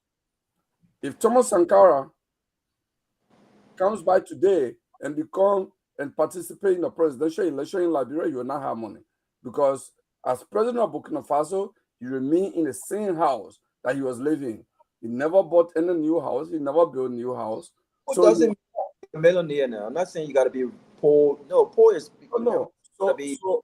comfortable. No one say, well, Robert, you're a business guy. So when you talk about being comfortable, it means different things. You could be using different standard. So I just want to throw that out. So our insistence, take for example, my own brother, Councillor Gongloe, he's a poor man. They call him poor man lawyer. He doesn't have $1 million to spend on an election. He doesn't have $200,000 to spend on an election, right? So by that standard, well, he's comfortable. Where he can eat and go to bed. He's right. He has a car. He has a nice car, right? Yeah, so, but can that also lead to campaign money? So it's a different argument. Let's leave that. I want to come here. The CDC, my opinion on the CDC is a very great institution. It's a mass-based political movement. But it is a mass-based political movement. The CDC, I will compare the CDC with the story in the animal farm. The CDC is a proletarian revolutionary movement that was hijacked by Napoleon, the smart guy, and they misused it when they got the 6-year power. And the problem in the CDC, those of you believe that George Weah can come by and will be a changed person, you know how you prove that? I doubt it though. Let him change the guys around him. If we don't see the likes of Kalasco, the likes of Samotoe, the likes of Eugene Nangwe, and all us around him, then we'll know that George Weah has learned from the mistakes. So what happened to those? No. I have to interrupt there. I'll interrupt there. But what happened to Kalasco? What happened to Kalasco, for instance? Wait. Let me interrupt there quickly. Why you have to change Kalasco? I come in. Let me interrupt there quickly. No, but I come in. Can I go? I'll interrupt there. You're right. Kehleboe, just keep the profile. No, let's not mean. Let me be in the fire. No, but wait. Let me interrupt there. Look, you see something? You got to study people, right? Kehleboe, you have your comfort zone, people that you're comfortable with.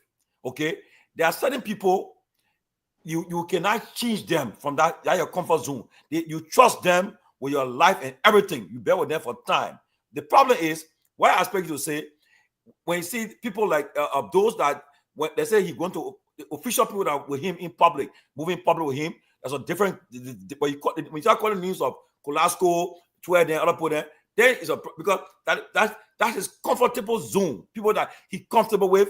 That when the cameras are off, these are people around him. They stay with him, and they can talk better. But when it's okay, he going into a public function, traveling publicly. Okay, the people that people won't see in the camera with him, it can be different set of people. But why did these people? I want to know why he mentioned why should we get rid of Kalasco? I want to know. You can actually people comfortable with. But anyway, go ahead. So Tomalin, specifically Kalasco, what will help? How will we are getting rid of Kalasco help him being a transformative leader? Please tell me. All right. So maybe you forgot this. Carrasco's role in the Weah administration, he was more like the press officer or the information minister. Everywhere Weah went and everything Weah did, it was Carrasco that was talking on that, and not the minister of information, not even the press secretary to the president. No, No, come on, man. I follow this fellow. Carrasco, how they talk? Carrasco, wanna do a camera taking picture. That be front of the brother. Yeah, that be front of the brother. You want to take a picture and do camera. You don't talk. So, but here's my I argument. think about to say the man was corrupt or something. Then he said, I know. No. You think Robert is not? Robert, let me ask you this question. Do you believe that the CDC administration was a successful one? I believe that the CDC administration was perhaps, given what we have right now, more successful than the Unity Party. No, I'm not asking you straight question. No, I don't think. I didn't say. No, Kehleboe. No, let me answer the question straight. Wait, let me answer. No, wait, I'm on record. We're on national radio. Wait. Listen, I think it's not fair for me to answer the question the way I answer the question. I'm a straight shooter. No, Kehleboe, no. The CDC was not successful, and I think George Weah and those around the president knows he could have done much more to get the kind of success that was initially put out there. No, so I said no. Envision. Okay, no, great answer, and I agree with you. I believe they missed the opportunity, right? And I will end on. I will say this. I know Siddiqui wants to talk. Siddiqui, you're muted, Siddiqui. When I hear you. In 2021, I'm going to make an open disclosure tonight. Wow. In 2021, I met with Nathaniel McGee in a hotel in Washington, D.C. I drove from Pennsylvania there. In our conversation, we sat in our hotel room. I classify you are about to classify feelings in it. I classify your house. Continue, I told you, Tomalin, I was busy when I come back on closing argument. Wow. It was going to be a limit issue every night. So I'm ready on this. I'm beginning tonight with this. Wow. So in 2021. Well, you came a little too late, that's all. I know, but your sleep was, Sarah. So in 2021, I met McGee, and here are some of the things McGee said to me. He said in 2005, they believed they won the elections, but they were not prepared.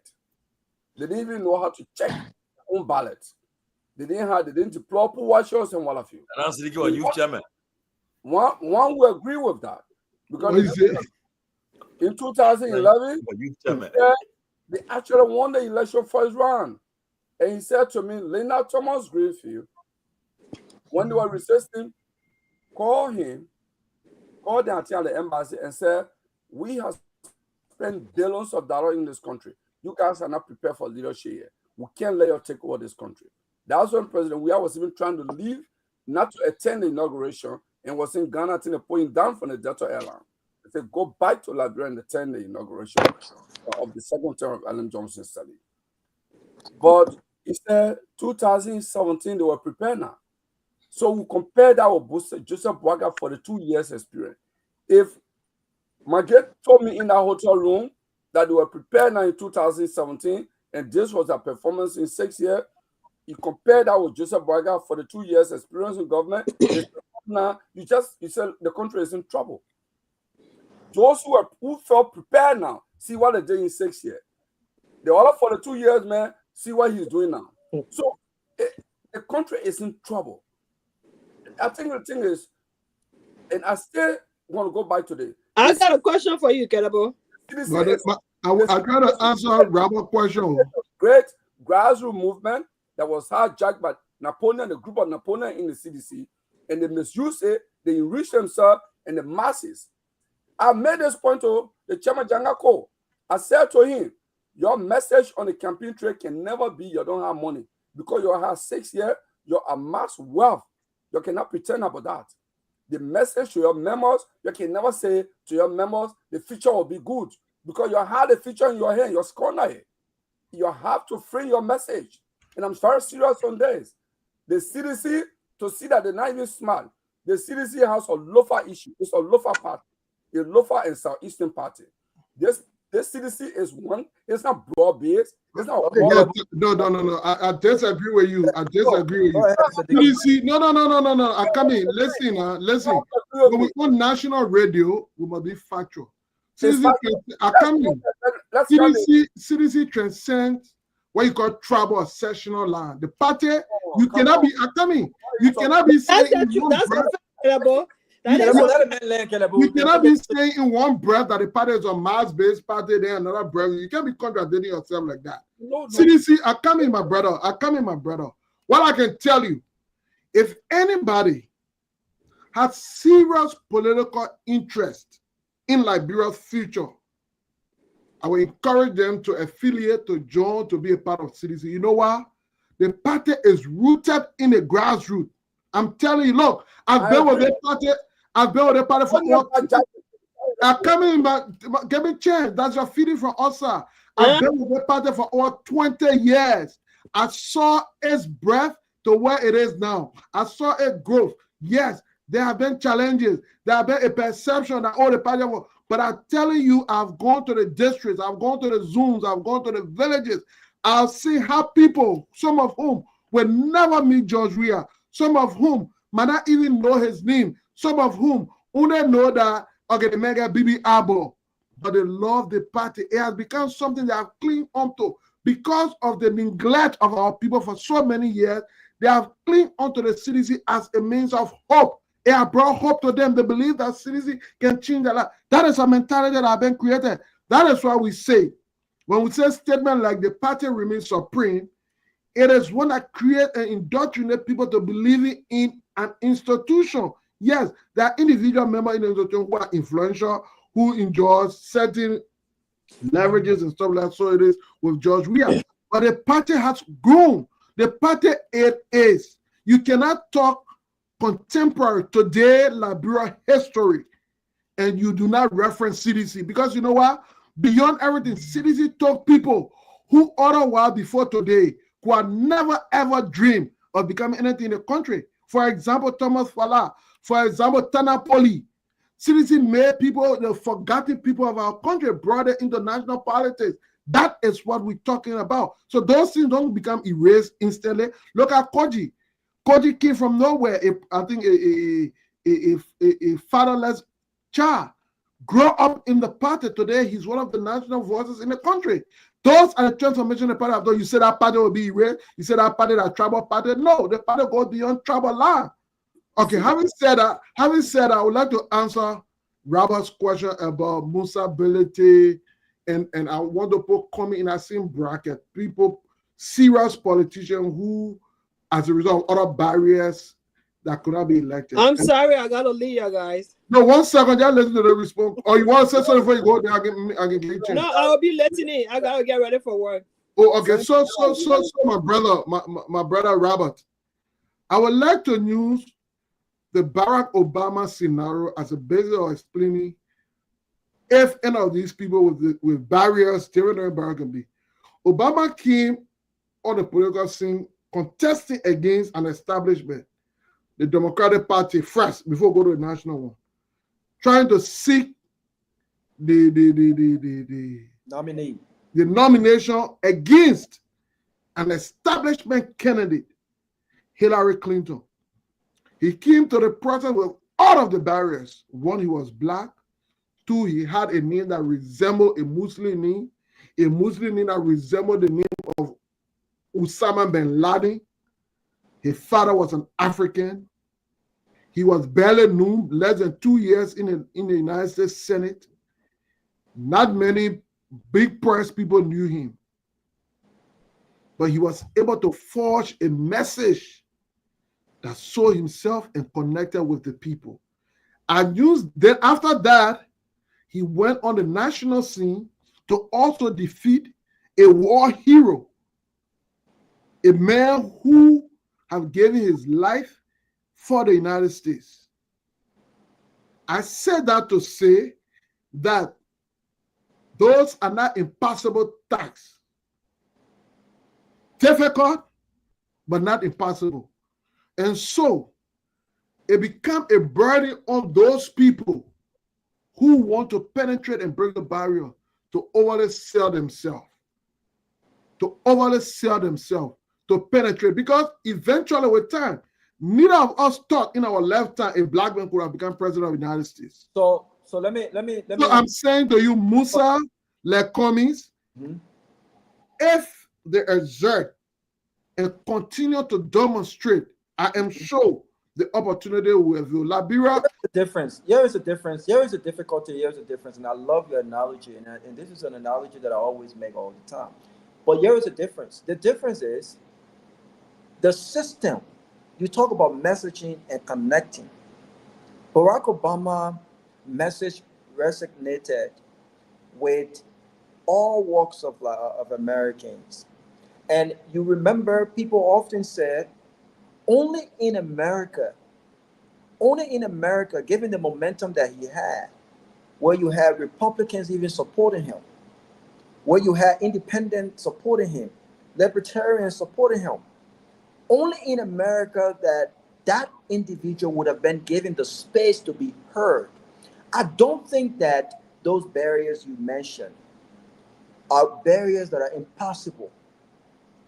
What has proved to be impossible is those receiving the message. And forgive me, I know we're on national radio.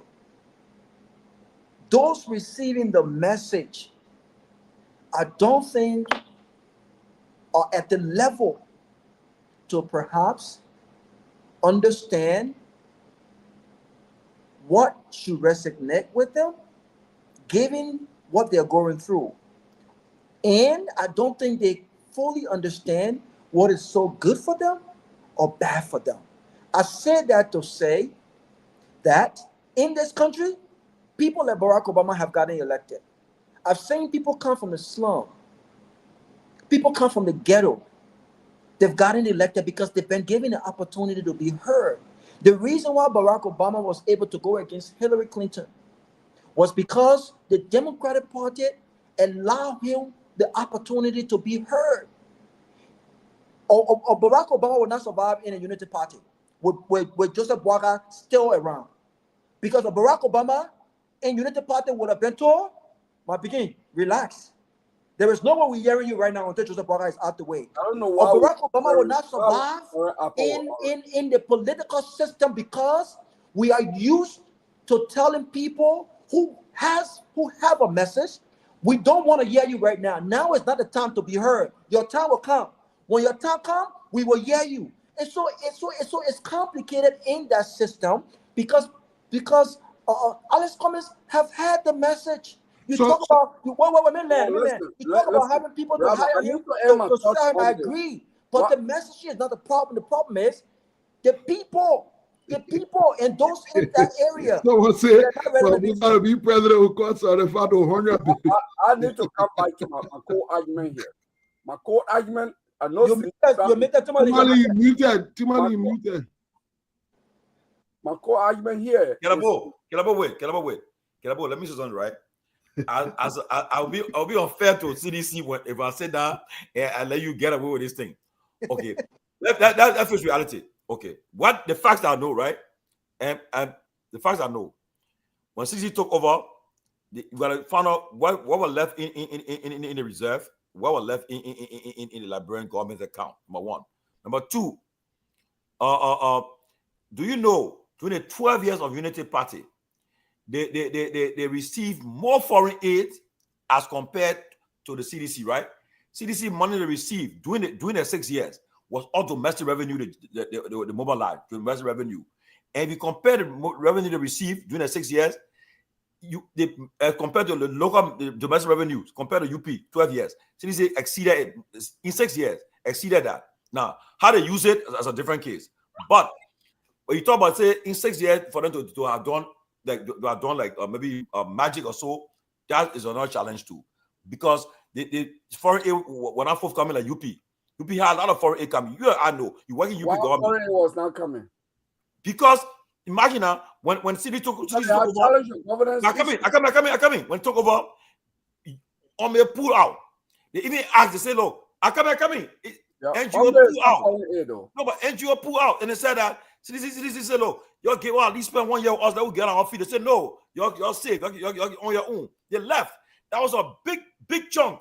The Ombel contributed to the Liberian economy. You and I know. You work in the government or any government. You know the Ombel in the government, the person in Liberia created a lot of jobs. The economy was booming. You know that. So when they left now, by then leaving the country, citizens was left to struggle on their own. The only problem that you say how with them, the political will was not there to make certain major decisions. That's the problem I have with them. Okay, the political will was not there. But if you say 6 years time, you're expecting them to have developed the country, I think unfair to them. But you guys are twisting my words. The first government who had to control the security. Development. Go ahead, talk about development. I talk basically on governance issue. Okay, listen. I will argue this. I worked in government before. When you talk about foreign aid, you have ambassadors in the country, Western ambassadors and African ambassadors. They are the representative of the government of the different countries they come from. So if you're doing well in the country, their government hear the story through them. The American ambassador will report to the State Department that this is what the government is doing. The European Union ambassador will report to EU country, to Brussels, that this is what the government is doing. The government needs it. They will do that. So you right there, you just need to do the right thing. And as they say go, or the saying goes, people like to identify with sources. If you are doing great job, all of the NGOs, all of the international panels will rush to you to be part of that sources. That's what happens around the world. You don't sit and development partners come to you. You have to make the great stride. You have to make the hard choices. You have to make good policies and implement it. Engage in good governance. Okay?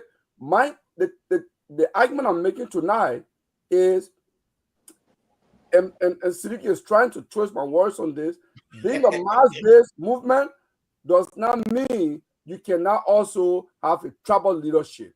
They are two distinct. Okay? The grassroots, the foundation of CDC is mass-based. These are children of the market sellers. These are children of the cocoa farmers. I mean, so it's a fact. It's the largest grassroots-based movement in the country. But it was taken over by Napoleon and the snowball, and the misused. Who is Napoleon? A proletarian movement. Where's Napoleon? That's the argument. Okay? So, CDC. So who is Napoleon now? Well, you want to start naming? Yeah, name tonight, and we'll continue, Siddiqui. But what? Excuse me. What I want to say to you. But let me. Go ahead. So my argument here is, for those of you who make argument for we are coming back, if I ask you an open pointed question now, most of the political parties in Liberia, most of the political leaders, when people disagree with them, that person ceases to exist in our political party. And that's the problem. It's a perennial problem across the different political parties, because these political parties are not public based. They are not public interest based. They are centered around individuals. And people must gravitate towards that one individual. If you disagree, your life ends. The lack of institution. Yeah, lack of institution. They don't build institution. This Siddiqui that's sitting now, if he wants to be honest, you admit that CDC has also similar problem. You know? Yeah, but listen. That's your vice chairman on an attack. No, I'm not on an attack. You see, listen. Tomalin, these kinds of conversations, that's why the places like these kind of conversations comedy need to be having as well. Because you know what? These perceptions exist. I do agree. Look, one thing I will not shy away from is this. In CDC, like many political parties, there are individuals that enjoy huge influences. For example, George Weah. George Weah enjoyed a huge influence within CDC to the extent that oftentimes his view, what he thinks, can easily slide and be adopted by many. However, I am also a living testament of individual people who have disagreed with him on issues.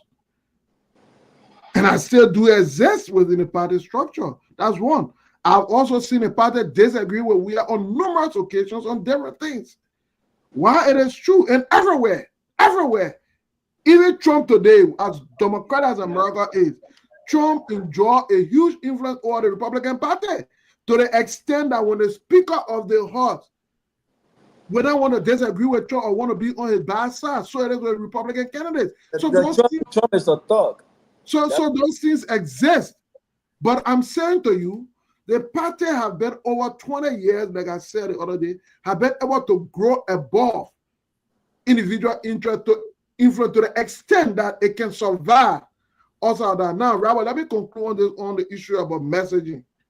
You're talking about man selling yourself. You see, 2005. Part of the reason why we lost the elections to Ellen was because, one, we allow us to speak Ellen's message. For example, we did not own up that Weah was not coming to the election because he was educated.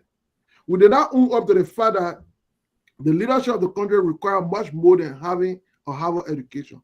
We wanted to create a credential that put Weah as equal academically, intellectually as with Ellen. So what? We started creating speeches for Weah that went beyond his pay grade, I would say. We started taking Weah from his comfort zone, his strength. We started allowing the debate to be on the issue of education. 40-year-old Weah did no. That was not his strength. That was not the reason why Liberia liked him. Liberia liked him because they thought that he wrestled with the problem and he could deliver. Listen, and I agree. But the point is, we changed our message. So in the case with Musa must own up to his message by saying, for example, Mandingo's people and Muslim people are not just hated because they are Mandingo or Muslim. Long before this time, earlier Mandingos came to the country and thought that those who were Mandingo and Muslims were not good enough to associate with. They distanced themselves. They didn't allow themselves. So that perception kept in the mind of the people, and so they were branded as strangers, as foreigners. So it has a long way to effect. So all Musa needs to do is say, listen, I am a Muslim man. I'm a Mandingo man. I do not share I've lived my life in Liberia. I love this country. My decision will not be based on. So over a period, he must confront that conversation. He must tell, you know what Obama did? You know what Obama did when he went to Philadelphia after a passed away? He confronted his blackness. He engaged it. He said, I cannot do anything more about being black, but I can do everything more about myself. So Musa, people with barriers, but confront the barriers, but talk it. Must tell people that they are beyond that. But you can't be shy away and become offensive when people bring it up. But so to that point, and I agree, you made a lot of sense, right? But again, the point that I was making is that given all of what we've tested and given the results that we've gotten so far, right? I think we're measuring in the minor stuff when we think that a person's religious affiliation should be more important than what they bring on the table. That's the point that I was making. If we're debating about the issues and the vision and who has what it takes as a people, we know Liberia is predominantly a Christian state, but there are other Liberians that don't practice Christianity. That should not be. This is the reason why the state and the church is separated. This is the reason why politics and religion are not the same. I want a Liberia where we can respect people based on merits, based on decency, based on the fact that we are all human beings, regardless of your public status, regardless of your financial status. The fact that I am a human being like the guy in West Point or the little boy selling between cars on the street. I should be able to respect that little boy or that woman, that man. It doesn't really matter. We can have conversations about our country. I might have a different output as to where we should go, but we should still. So the point is, when we're talking about transformative leadership, we should focus on the merits. We should focus on the fact that Musa Ability has proved that he can be a transformative leader based on his performance as representative. Not only was he given the chance, but he took he seized the moment. That's the word I was looking for. He seized the moment. Many of our leaders who have made all of these promises and all these sweet talks, when given the opportunity, they fail to seize the moment. In fact, they fail miserably to seize the moment. Musa have seized the moment. So why then should we be talking about transformation? Why then should we know we want transformative leadership, but we sit back and say, you know what? Oh no, we know he has what it takes. But you know what? Just because of his religious affiliation, I think that's a barrier. We can't elect him. That should not be part of our conversation. Is it relevant that we have conversation about people's religion? If it's important, is it relevant we have conversations about who people marry? Is it relevant we have conversations about people's private life? I get it, but it should not supersede what is important. What is important is a person's ability to take us out of the mess. Same thing with Alex Cummings. What important should not be an executive man. He's a corporate man. He spent most of his life in America. I'm saying these things because people like us will be victims of the same thing tomorrow. People that also be victim of the same thing. They will say, oh, these guys left Liberia when they were young, 15 years old. They went to high school, college in America. They work in corporate America. They live in nice homes. They make some money. Oh, they don't sound Liberian. What does that have to do with the fact that we have what it takes to help change lives, to help transform our country? It don't have to be in politics necessarily, but we have what it takes. We are all Liberian. So the problem that those politicians have various face are a little bit more different than what Obama faced. Obama was given the opportunity to be heard. Americans given an opportunity. That the Kwame Moluba have to wait. All the other guys have to wait. I think for people that class Moluba, the Kehleboe Gongloe, I will encourage them to join CDC because look, I mean, we can all have all of the disagreements. CDC stands as one of the two parties that will potentially win the next election. And the reason is simple. Look, the party starts at a significant base in every election. The party starts at a very significant base in every election. Over a period of time, the party has rooted itself around the country. So all it needs to do is to first and foremost, of course, man up to its past, admit to its shortcoming and failure, but most importantly, provide a vision of renewal. But I'm telling you, where the citizens will go into competition with any party now, why they will be starting from one, cities will be at 5. Let's just take a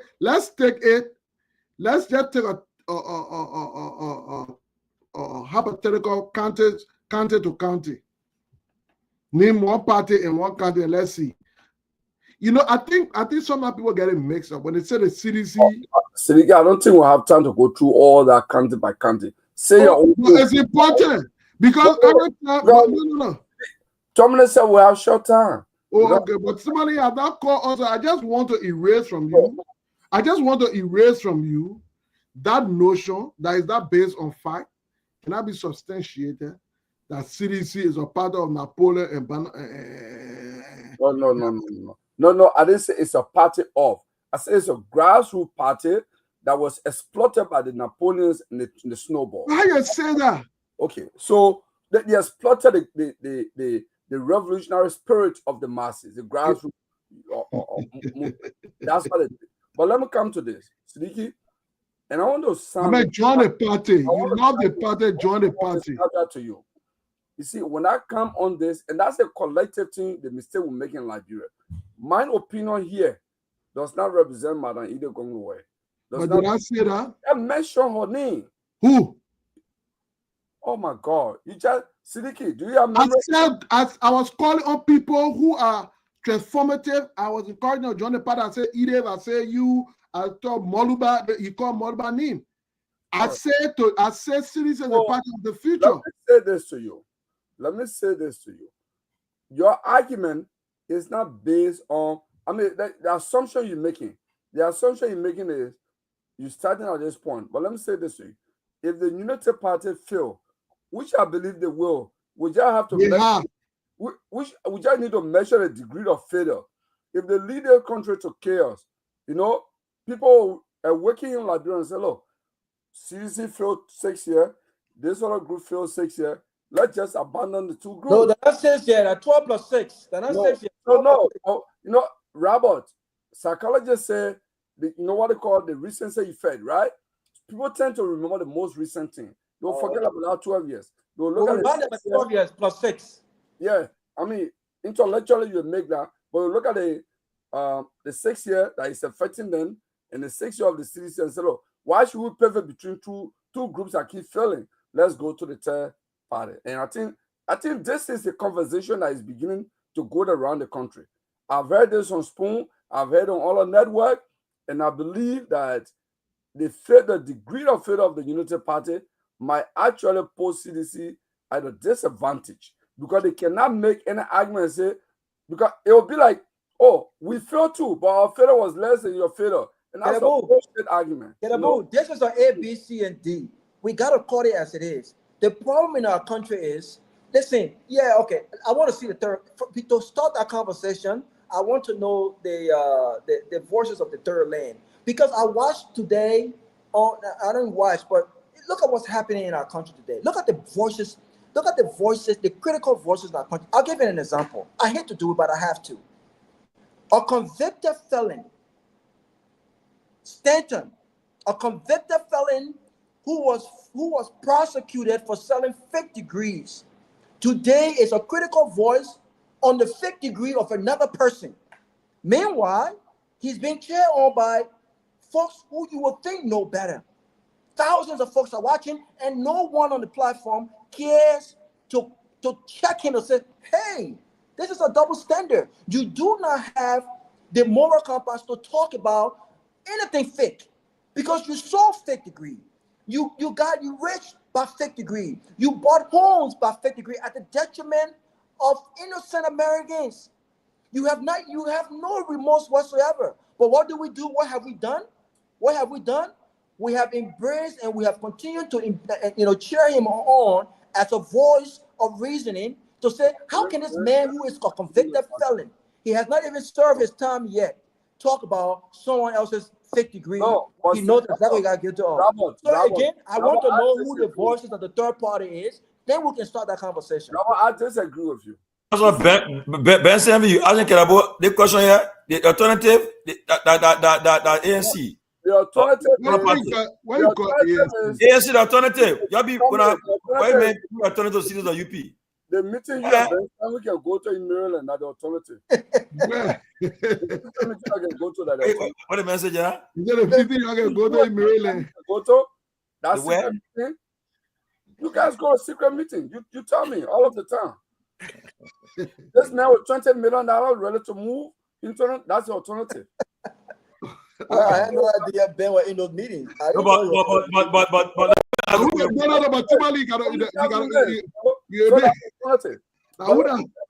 come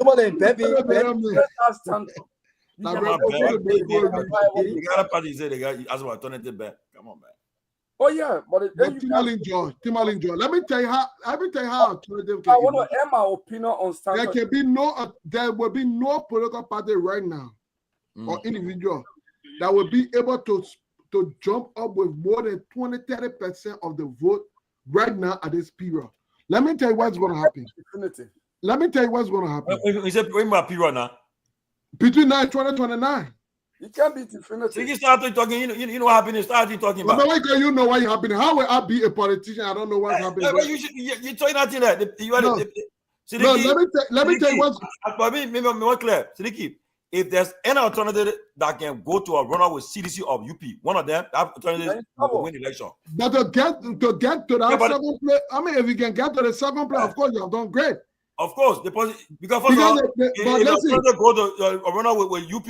CDC support our alternative. You know the top. You know what the 10% of the last the 10% that will be on CDC and UP they going election. They have the 10. I think they have less than. Hey, my man, the election was fraudulent.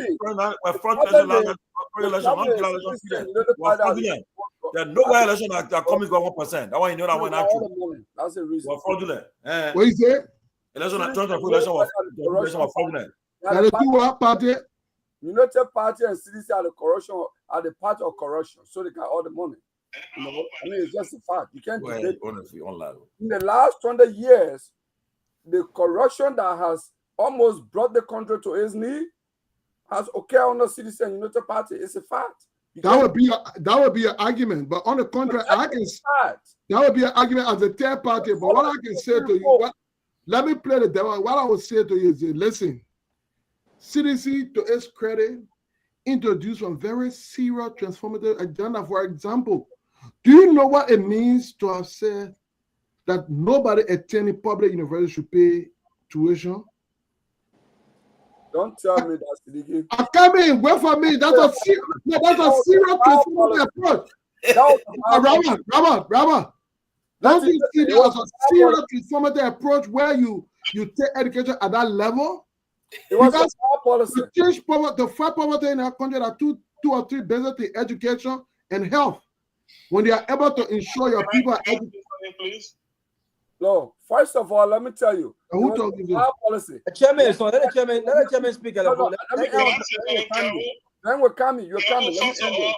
First of all, Kehleboe, I didn't attend no meeting in Maryland, so I don't know what you're talking about. You can be talking, but please don't put me in your meeting you can be having. I'm part of it. You ask Ben who is supporting. You ask Ben what party is supporting. But Tomalin, George, you know me, I'm being very clear. I associate with the CDC. You know that. I'm very clear. I don't have myself. You know the Liberty Party? You know me.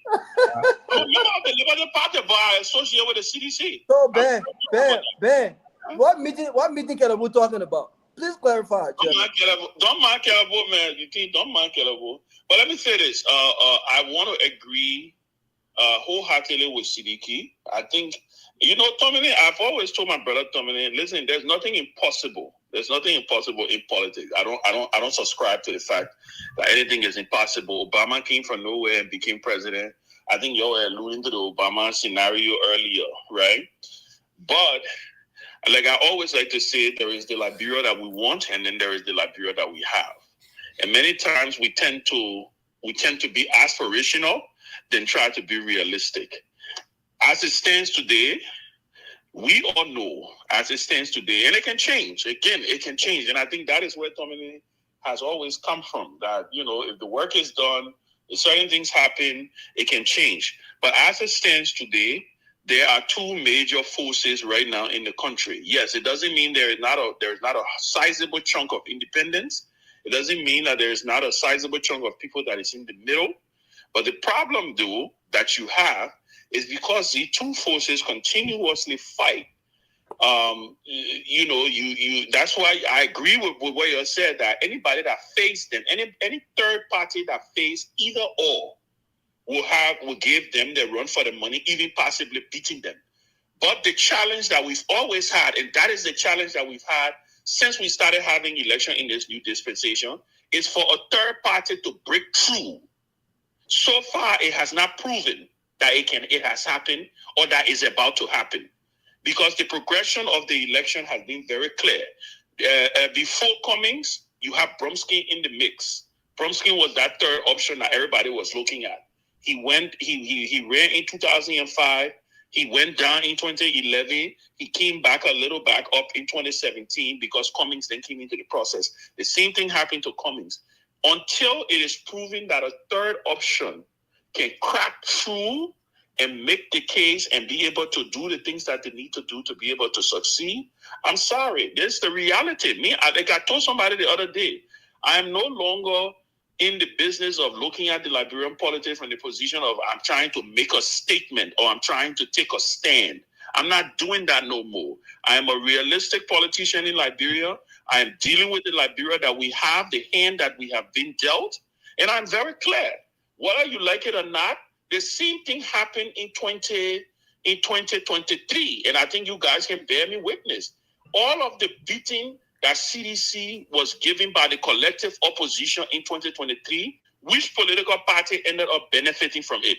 It was the Unity Party, because the Liberian people, of the vast chunk of the voting population, is stuck between these two institutions. The same thing is happening right now. All of the beating that the Unity Party is getting right now, which party you see hearing everybody talking about, which party you see, which candidate you hear potentially, they say, oh, you're bringing back. It's George Weah. That is just the reality that we have to deal with. Until we can figure out a math or a formula against that matrix, all of what we're doing here is we're making ourselves feel good. Kehleboe is doing his math project. He's trying to solve the equation that will not be solved, because at the end of the day, this is what we have to deal with. That is just my position. I will go back to listening to you.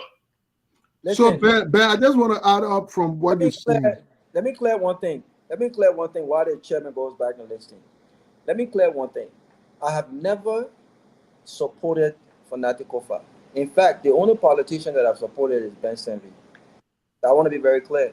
The only politician that I've supported publicly is Ben Sanvee. And I was proud to have your support, my brother. Okay, I have not supported, and by the time Ben Sanvee was running against George Weah, by the way.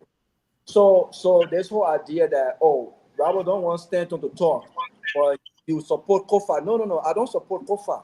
I support the rule of law. I think this is where you guys have missed the point.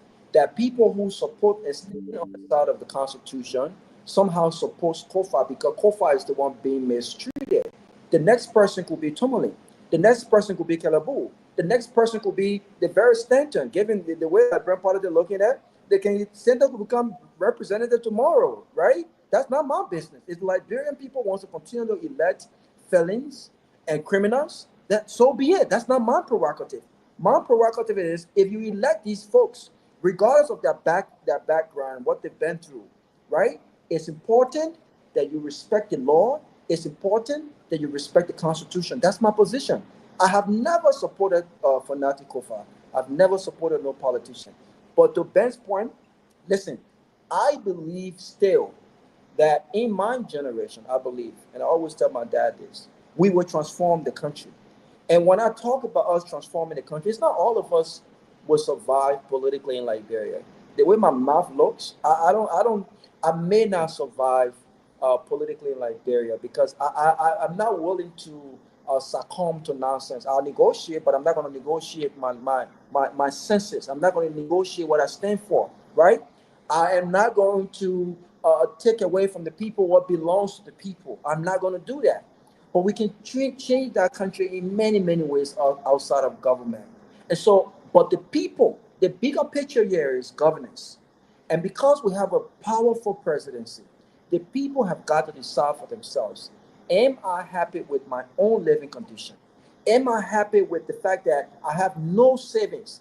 Am I happy with the fact that my mother worked since she was 15 years old when she had me, and she's 65, 70 years old, and she's still working? She has no savings. She has no retirement. She has no decent health care. Am I okay with that? Am I okay to follow her footsteps? And if they're okay with it, then they'll continue down the path that they're on right now by electing the same folks. If they're not okay with it, they have that power to say we are sick and tired of being sick and tired, to make a different choice. And until they do that, we'll continue down this circle. One last thing to Kehleboe. Look, I have to be realistic as well.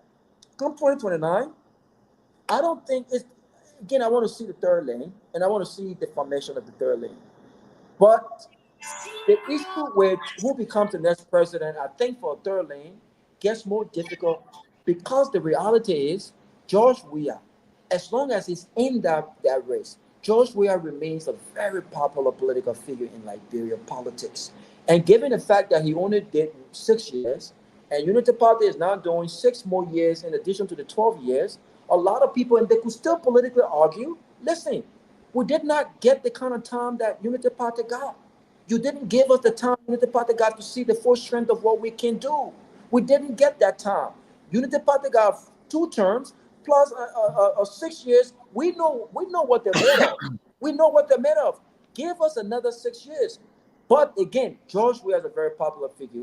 And unless there's a collaboration around George Weah and others, I think it's difficult for the path for that third lane, unless they're very radical and something mysterious happens. But until George Weah is out the way, I think it's difficult for other candidates that might come along. Until George Weah, Joseph Boga is done. I think he's done. But until George Weah is out the way, I think it's difficult for us to see a new face in 2029. Robert, if you don't, let me make two quick comments on this. One, on the Stanton issue, I'd like to go back to that. You know, even in the United States, convicted felon in some states, I believe in all of the states, I might be, I hope I'm correct on this. They do vote. They do exercise their franchise to vote. Is that true? No. In some states, they do. I don't know about that. I know when it's a federal crime you commit, you lost the voting rights. What's about state within a state? I don't know what it's federal election, like in a federal election, you lost the voting privileges. What's about the state level? But how Trump participated now? John? Anyway, it's a different question. Yeah, Sidiki asking a serious question. You can be convicted. I think you still participate though. You still vote. But he's protected. No. He's protected by virtue of the fact that he's a former president. That's his protection. Yeah, but when you're convicted you can't you lost the vote. What I'm trying to make is you can't make this argument on Stanton. For example, there is no law in Liberia that say if you are a convicted person, you can't own a business. So he owns a business, and the business was established before the issue, before his conviction, right? So the government of Liberia needs to make a case and say, oh, because you are convicted in different jurisdiction, we can now take the verdict from that jurisdiction and silence you here. It will be a difficult case to go through the Supreme Court. But that's a different case. But I don't want to silence. Listen, 30 seconds, please. I do not want to silence Stanton. I do not want to silence anyone. What I am saying is we have a messed up and backward society. A man who is a convicted felon for selling fake degrees should not, come on shamefaced, should not be questioning the fake degree of another person. It just is an oxymoron. It makes absolutely no sense. That's what I'm talking about. Well, yeah, it's a different. That's his business. I don't care. Yeah, it's a different. He was convicted. In the case of Garguah, the government has failed to take action. So that's a big difference there. He's convicted and he has acknowledged and admitted that he did it wrong thing. In this case, Garguah is saying he didn't do anything wrong. In fact, there are interviews that says otherwise. He believes that he has a degree, he was denied, and others undermine him. He believes that in his mind, you know. So I listen to some of the video in different number chat room.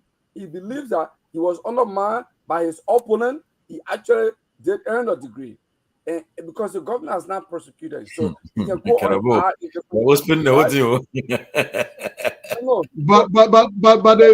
But you listen to the president of the president today, right? I did. Yeah. So I think.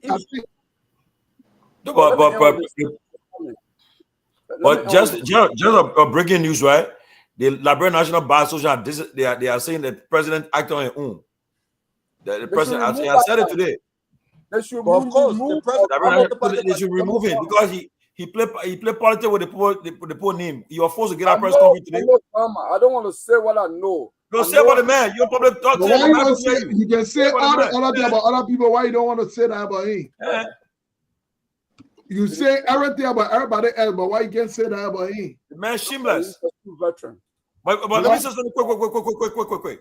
You know the issue Raul brought about Stanton, right? You see, I released something on Facebook. See, the problem, you people, they're very hypocritical.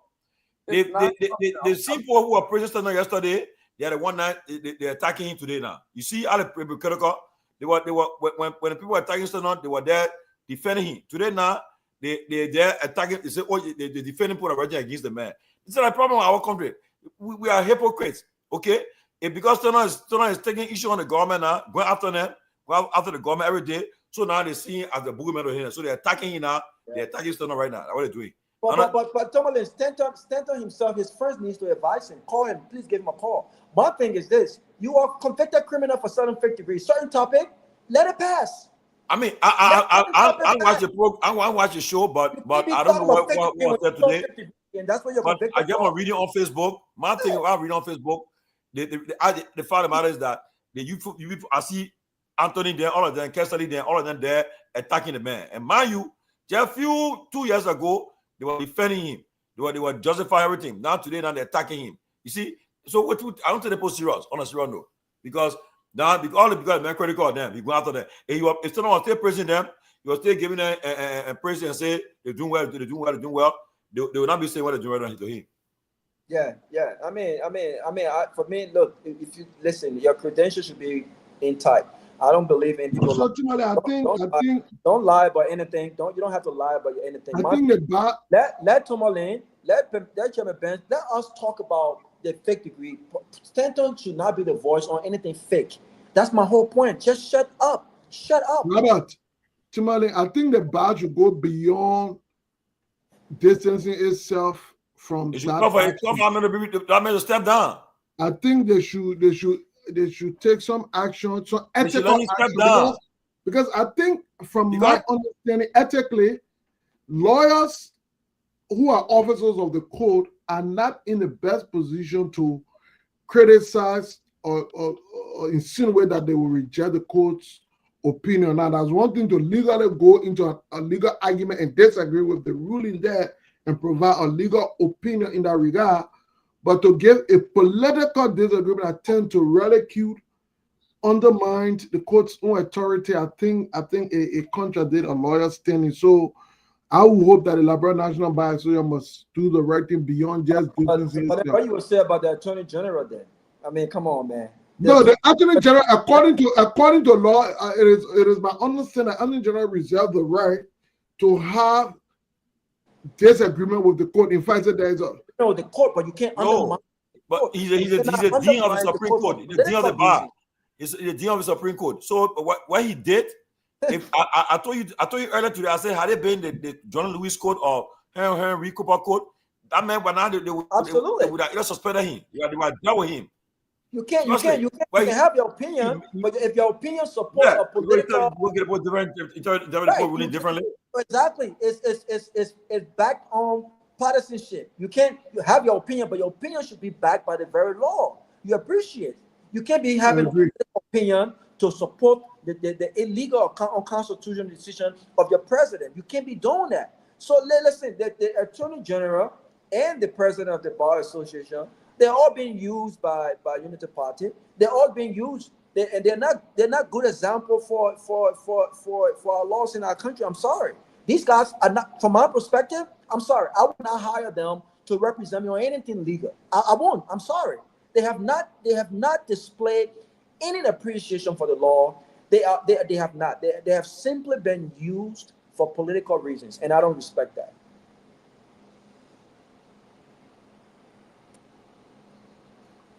Well, Otero, 1 second, Tomalin. Otero, whatever your name is, I'm not a saint, but I'm also not a hypocrite. Okay? I'm not a saint. Okay? And so a hypocrite is one who have sinned, committed the same crime, and now wants to present him or herself as a more voice on that crime. If I've committed that crime, then guess what I'll do? I shut my mouth. I shut my mouth, and I allow other people who have not committed that crime to be more voices on that crime. Okay? Don't be hypocritical. You can't talk about other people's fake degrees when you sown fake degrees, when that's how you got rich. In fact, Stanton would not be anywhere near Spoon or Spoon CEO had he not been put in a position financially to do that.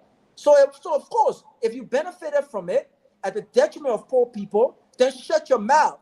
Don't present yourself as some moral voice to talk about fake degree when you sow in fake degree. I'm not a hypocrite. I'm not a saint.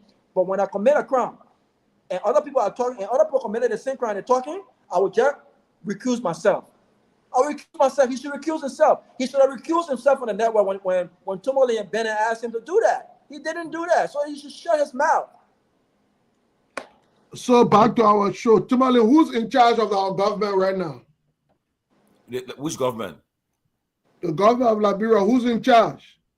Well, I think is Waka in charge, or Amo Ali and the young professionals. The fact, I think that young professionals, because for the reality, the fact of the matter that they allow these guys to be sitting down and writing trash on Facebook, and the president is there, no action is taken. They're in charge. But you heard the representative say last night. He said in the president, they told the president we're concerned about our pay, our salary. He tried to call the finance minister. He said, "Don't try it," and he never did. So tell me, I mean, so you know that he's not in charge. He's not in charge because imagine now when he came back from Ghana from the ECOWAS summit, his plan was to establish a Supreme Court ruling, address the nation. But when he came in the Vatican, got back to the house, everything changed. So it shows you that he's in charge. He's not in charge of the country, and that's a problem. So who's in charge now? So if they're not in charge of the country, then we need to impeach. We need to really let them. All the guys I see writing on Facebook, because they're brave to take the time writing. If they are the president writing on Facebook, that are guys. But you know something? And look, that's what I say. The opposition, the Osman said, is spineless because if they fail to act, then I want the people to do more. Okay. But we're waiting. We're waiting. No, but you know, we saw it coming.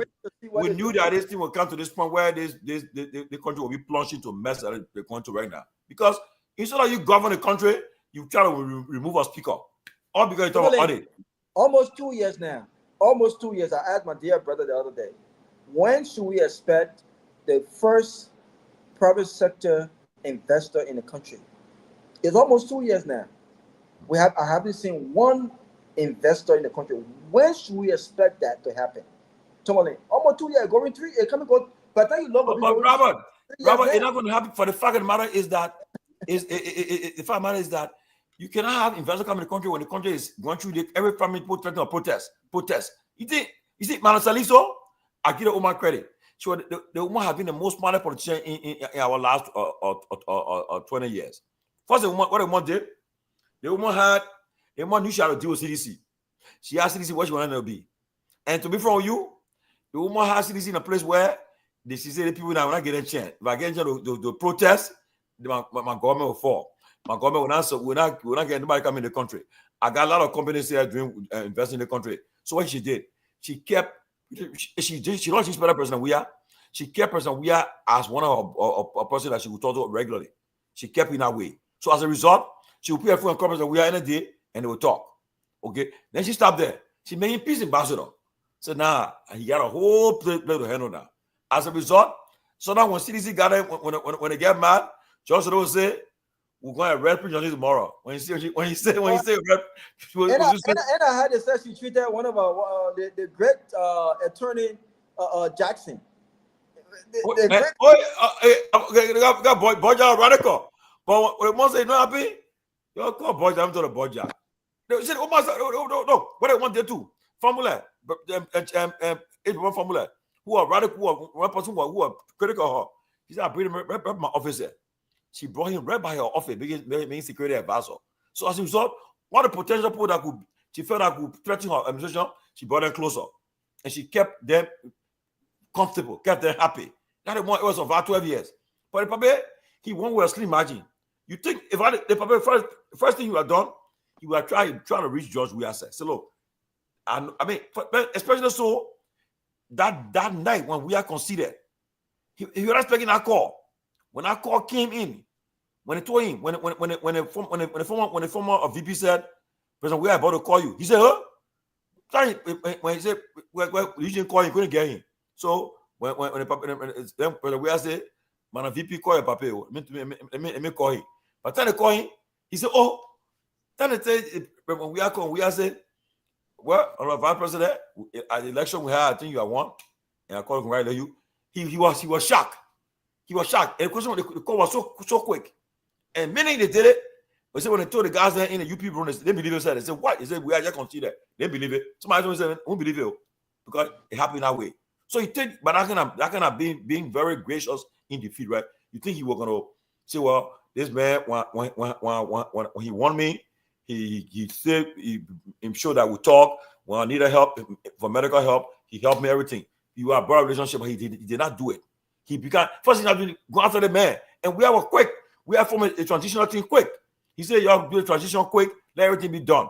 Just give the man everything he needs." Sekou, who used to be a frequent visitor at that house, take all the packet, the small thing in there. Today, he's seen as enemy today.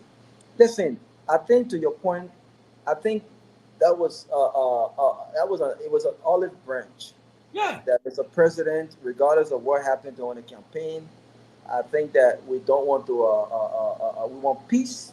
I will concede, and congratulations that was. I think that should have been a beginning for again the president to show that he was the elder in the room. But listen, again, every opportunity this president have had to show his experience, his wisdom, he has done the opposite. So I mean, there's no sort of expectation that I have of the president when it comes to wisdom, experience, and leadership. I'm sorry, but I respect the presidency, and I want him to succeed, Tomalin.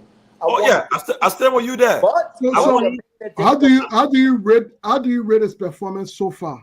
From 0 to 10? Yeah, yeah, and everything. Man, I think in a 0 to 10, I'll give the president. I'm giving this president just because I respect the presidency. I will give him 3. I gave him 4. No, 3. 4 for what? I gave him 4. No private sector job. No private sector investor in the country yet. Lack of leadership, right? You have what you have at the Capitol for all this, almost going 7 months now, under his watch, and he has the power to stop this. He hasn't shown that, right? Most of what he found on doing George Weah administration, he has continued, right? What is there to even get 4? What is there? Look, I think they're doing a great job. I think they're doing a great job with the road expansion. Even no car gets stuck on the road. I mean, they haven't achieved that yet. They have not achieved that yet. So let's see what happens. Maybe from now till 2026 or 2027, maybe we'll see the overhead bridge. Maybe the RIA. No, but I think right now they make it the players that I think if they really push, they will get credit. They legislate it because I see. LEC, right? Because I want to. It's seasonal, so don't judge. No, but listen to me now. I think all they care from. I was talking to the guy who working with the I think the CRSG something. They say Leon, Liberia, Guinea and stuff. And they said that the guy said that the Guinea, Liberia, Sierra Leone, and Cote d'Ivoire, they sharing stuff now. So our current getting stable because they're sharing. They out of discussion bring to that point. For me, if like you said, I do want it to fail. I want it to succeed because if it succeed, all of us will be comfortable to go in Liberia and invest in our country, enjoy our country. I will not tell you say I want the country. I will be critical. I will not tell you say I want the president to fail. No, if you do that, you're not a patriot. You're not a nationalist. Dr. Peabody, good to see you, my man. Dr. Peabody, what do you expect on May 13th? Is that when they're going to demonstrate? Yeah. No. Everybody want to demonstrate, see, but people playing fun. No, that's when the legislature go back to work. Well, I know we got a speaker for the Kofa, and I expect him to take all his gaba and lead. You know, you got these criminals, these fools, against these rebels who are trying to overthrow the great dot. I get brother, man. Speak, my brother. They're trying to overthrow the government because their own government is trying to overthrow Richard Kuhn and his bunch of hooligans, calling themselves speaker. Alfonati will have his seat. I'm sure he will sit there, and let's see what's going to happen. I think people need to come up strong, and he need to be strong too, not to go there and let that rebel leader Richard Kuhn take over the house. I mean, he shouldn't allow them. Let's go back to forum. So I think he's going to be there. He's going to lead. So what Richard Kuhn and his, the thing about this UP government, that's why I asked Ambassador in the last night, what do he think the Baka has the ability to lead? And I said it, the older we get, our ability to do certain things kind of diminishes. And that's what we're seeing in President Baka. Somebody will come to him and say, "Oh, I'm gonna do it the way. Okay, we'll do it. Papa, go do it. Yeah, okay, I'll go do it." He has no direction. He doesn't know what he's doing. Cognitive play a major role as well. So, I believe he may have a good heart for the country, but he's just not in the position to lead at all. See how he had messed the entire legislature out. Look at that. This guy have done nothing to you. This guy has supported you. I thought, you know, other democracy, when you have the speaker working with the president, which is almost impossible, you know, you won't try to side him. Wait, Fanati worked with this guy in every President Bouaka did everything. I don't know what the hatred there. I mean, and they got close relationship. You think it was personal? It is my understanding that Tofa's wife got some connection or relationship with the president. Of course. It was, but Reverend Girl guidance. It was simple, Sidiki. All because when they talk about audit, he talked about audit and the budget came into being. That's all. That's all. Audit. They put all the money here in the budget. Put all the money in the budget. They do all the wheeling and dealing. The audit, all because of that. Yeah. That's all. And they're trying to. I mean, look, Liberia News today. I woke up today, even though I had a late meeting somewhere, and I just felt so down. In fact, I refuse not to read the news from Liberia again, especially that other one who probably feel his law bar lesson. I know how he became president of Liberian Bar Association. Then he jumping out there. Have you ever, where in the world has the Supreme Court spoken? You, jet president for the Bar Association, you sitting out there and condemning the Supreme Court, bringing them to ridicule? It made me sick. These people just for money, they can just put their integrity on the line. I mean, the last time I read that the Liberian Council of Churches were calling for Kofa to resign. Look. You see, today, the man who birthday I posted on my page, the Reverend Joseph Gadier Johnson III. I respect that man. I got a lot of respect for that man. When it says somebody is the moral conscience of society, that one of the person there. Yeah. Right? He's not part of the fake and council of churches. No. They come to churches, all of them, they're on board. They're on board. I don't take them serious. They're on board. That man, when he disagreed with the former president, he resigned from the board they put him on. He was making almost $4,000 a month, but he disagreed and he stepped down. Then people told him, he said, "Oh, you leaving?" He said, "My principal." He's put it and he stepped down. And mind you, the former vice president, a member of his church, but he didn't. He said, "Oh, because no, he stood his ground." Reverend Joseph Johnson, happy birthday, Reverend Johnson. May God bless you. May God keep you. May God continue to give you your heart desire, and may you live long, good health, and be the moral conscience of Liberian society. I salute you. But too many, Reverend Johnson is just one of the few you got in our country that's not preaching sermon based on how much check they're going to give the church from the offering. Reverend Johnson is just one of the few. The rest of them are redeemed pastors.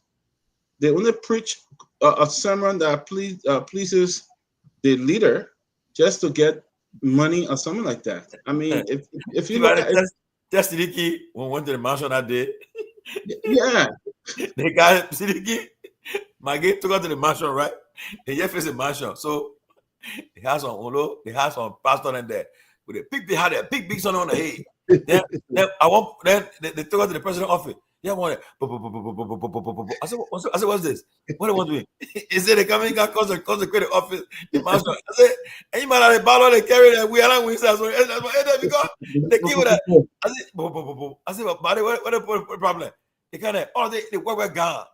Heavy gone and evil. They taking oil, springing the plate. I said, got to put that. They're doing it for money business, but it's not really faith that they put it in there. They're not really speaking what the Bible says. So are we saying that the clergy, the religious cycle of our leaders are also contributing factor to the moral breakdown? Liberia have become so corrupt that even in the churches, the people they're so corrupt. If you go there and got money, you can't do nothing wrong. They can't look in your face and tell you anything wrong. Don't want to put making pastor and father of the year this time. They don't make father of the year. The man who served the church, going in the morning, sweeping the church, and doing all the errand for the church. They don't care if making pastor father of the year again. They take these corrupt people there from our government, appointed elected people. They made them father of the year. Then they go there. They go there with they making them father. What's that? You know that person didn't deserve it. I see them when president come from all the time. You see them dressed in long coats. Say they having I mean, fake. You know, I'm not here to condemn people. Hold on 1 second, guys. 1 second. Yeah, but Diggy, that problem, Diggy, a problem. You got Joma Jala, who at this guy who is not, he will never be, he's just a critical guy. He will never accept the fact, even when UP blunder. Like even some of us would have tried to be objective, but he would not be objective. He will just say one thing, negative thing. Joma Jala, you're helping the UP when you do that. Because what they're doing right to the country right now, he's making the Supreme Court. They'll come out to hunt them tomorrow. But tomorrow we'll tell us we'll tell you also. You know what you were saying, right? They stand some money, they it. Now that Senator they can't stand. Senator got right to criticize and do it. He gives them a lot of money. Look, bro, let's be honest here. We used to be there when Senator to carry that money to give to the United Party government, sponsoring different trips for the old man, sponsoring different people, you know. They ate about money. He gives them a lot of money. A lot of them that we see them on today are trying to condemn him, calling him this and that. He get a lot of money. They ate his money. He literally sponsor a lot of trips. Yeah, you know what the president to come to America. Who sponsored all the trips? Well, that's Stanton. They try and call Stanton by name because he criticized the other day. Oh, yeah, I see them. They don't want to see them there. Right on one post attacking him. I said, look at these guys there. They got do fake. I mean, I can post that. If I were you, I would not write because I would say, I'll praise the man, I'll defend the man. Then why I will kind attacking now? But I wouldn't do right now. So when he stopped putting it on one, they will give up. So I got the receipt, you know. So what's not going to flash receipt? What's flashing it? All that who talking there, they will give up. But Stanley was doing it, he was not a bad guy. Oh, the picking good. Oh, the picking did. Oh, the picking did. Because they gave him 10, 20,000, 100,000, 75,000, 80,000. They were eating the man money. Not allowed to give. So that's when they put them, we scored some money over there. They will go there. They not pretend, you know. I'm one time to I think in Delaware, what to someone Airbnb. On got you dinner, they say, you get the chair with a VIP, you go. They went upstairs and say, that once don't get you. When you put a black bear on your shoulder and go upstairs with you, that's it. That. But you see, but today now, they insulting him, attacking him. If I was someone there, you would not attack me. You're a crazy begin. You sponsored me before. You not sponsor me. You don't mind. You got money to sponsor me, Joma Jala. I don't know about Joma. You got the first dollar to sponsor to do it. You're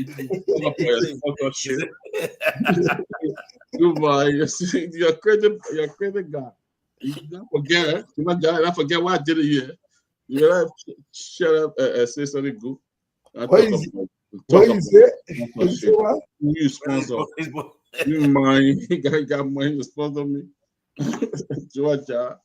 The thing is, still not getting a lot of money. They ate the money. Someone still criticizing there.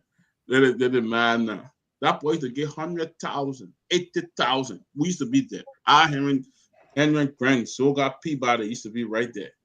When that boy to be giving them the money. Oh, who don't be collecting the money so? Huh? Yeah, my man, people want you to collect your own money. Tell you to go straight up in the room with people want money. And the other time when that day was that too many, remember? Yeah. And I held the bag, the black bag. I held that black bag. The people wait for me. I go on Austin. When I bought harder that thing for in that bag, I said, Jesus. And man, you want to make that bell and shut up. Hey, when you own bag, he go use it. Oh yeah.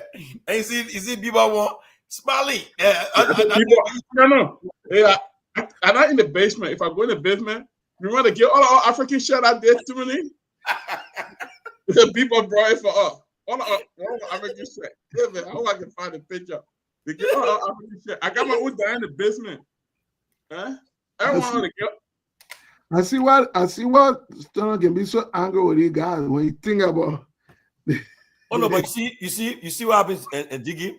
You know, I mean, I was surprised that Stunner even flip on on CDC process. Because at one point in time, they were accusing, they said this was CDC platform. Oh, you accuse us of CDC platform. And but then all of a sudden, because honestly, you know, he was not really like really with the guys there. But when I saw him going after the CDC and went to put the guy, I said, wow. So what broke that relationship down? Because I know at some point Porter were cool with him. Yeah. And No, some people so by what broke it the down? time my gig got sanctioned, I think I went things. Yeah. Really. But you also deny it. I tell him, give me my. Tell him to give me my. What are you talking? My man, give me my and I'll take it. My man. But when I was, you know what I had here? You all had it. I tell him, give me my. They put it in your plate. They got a marriage. I won't get it. I beg you. I can talk my own. He gave me. But you can't talk about what he gave you. Yeah. The man they give me money. Tell them a good man. Well, I'll go support the man. They tell me they give me money. When you get money, you give them money. Yeah, so Tomalin, you guys were together. What caused the change in relationship with the CDC?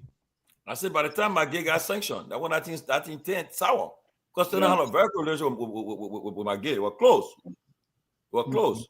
Many he got sanctioned, things just then all of a sudden the issue came about and things that got worse because he had any political or economic ambition or interest? Of course, man. You talk show, the man you talk show, man. But yeah, he's a platform with that your fool. The man was the chief financier of the man. He said, "Oh, I want to run." The one of the where he grew up at. When I did that, look, on God, I did that. The where he grew up at. On God there at the entrance, the road. They said, "My guy from the car." They put King Road to meet us. Guy from the car. On God there, they put like marshal there. And then number two, one of the guys who are running the guy said, "My man." I think if you say you want to be president, the guy who are running the guy said, "Jojiba, your man running for you." So we are running. The guy said, but the man running, I get wrong. I said, no, you don't do it because first of all, when you leave your family can't be here for 6 months, be here. You know, but finally we told the man said, the man not running. The man had cool down. The man said, running over there, you're gonna win. Oh yeah, you're gonna win. You're gonna win. I think the party going after Stanton with defense Stanton here. With defending. You cannot when you're eating your money, you're not talking about degree. You're not talking about it. I probably got with that. Stanton was the chief financier of Unity Party. Oh man, for real? Oh, my man. I mean, we were in a circle. But then that means Stanton was committed to ensuring that CDC was defeated, though. No. I'll be from you. At one point in time, I told that time we met. At one point in time, I started wanting to even and try way beyond CDC, but then we said but we'll do the platform. Quite early accused on that.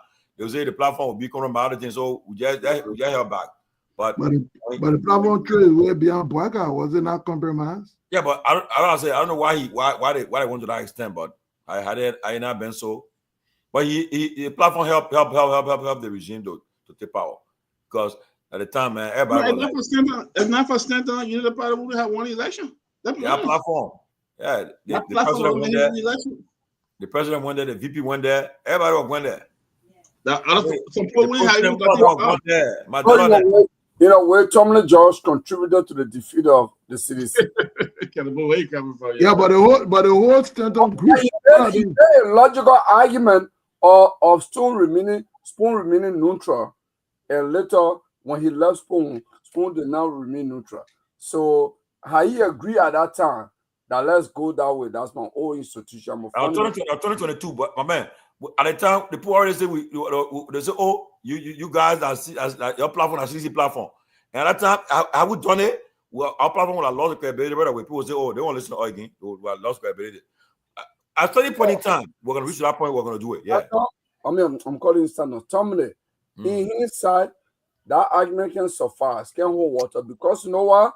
Stanton Troy is way beyond United Party, and he became a partisan or channel, and today he's relevant. The question you must ask: he has flipped now. And he's I would talking. be there. Well, I would be there. Whether you are true, behind when the party was still on spoon. That's a question I yet to be answered. I would be there. I think we're gonna. No, but as you said, it's a question. How we be on spoon until election time? We're not going to do unity party. You know the majority. We're going to do that. That's a counterfactual argument to make because you can't collect data for that one. It never exists. I need a view. What was stood there? Our own views. We knew what was stood. My man, what I'm telling you, this man spent half of his money behind the United Party. He spent, if you check how much money Stenton spent behind the United Party, probably more than $2 million or so behind the United Party. And the 80 man money now they're talking about a degree. They're not, y'all know your 80 man money too. You just talking about the man degree. When he was dropping it, nobody cared.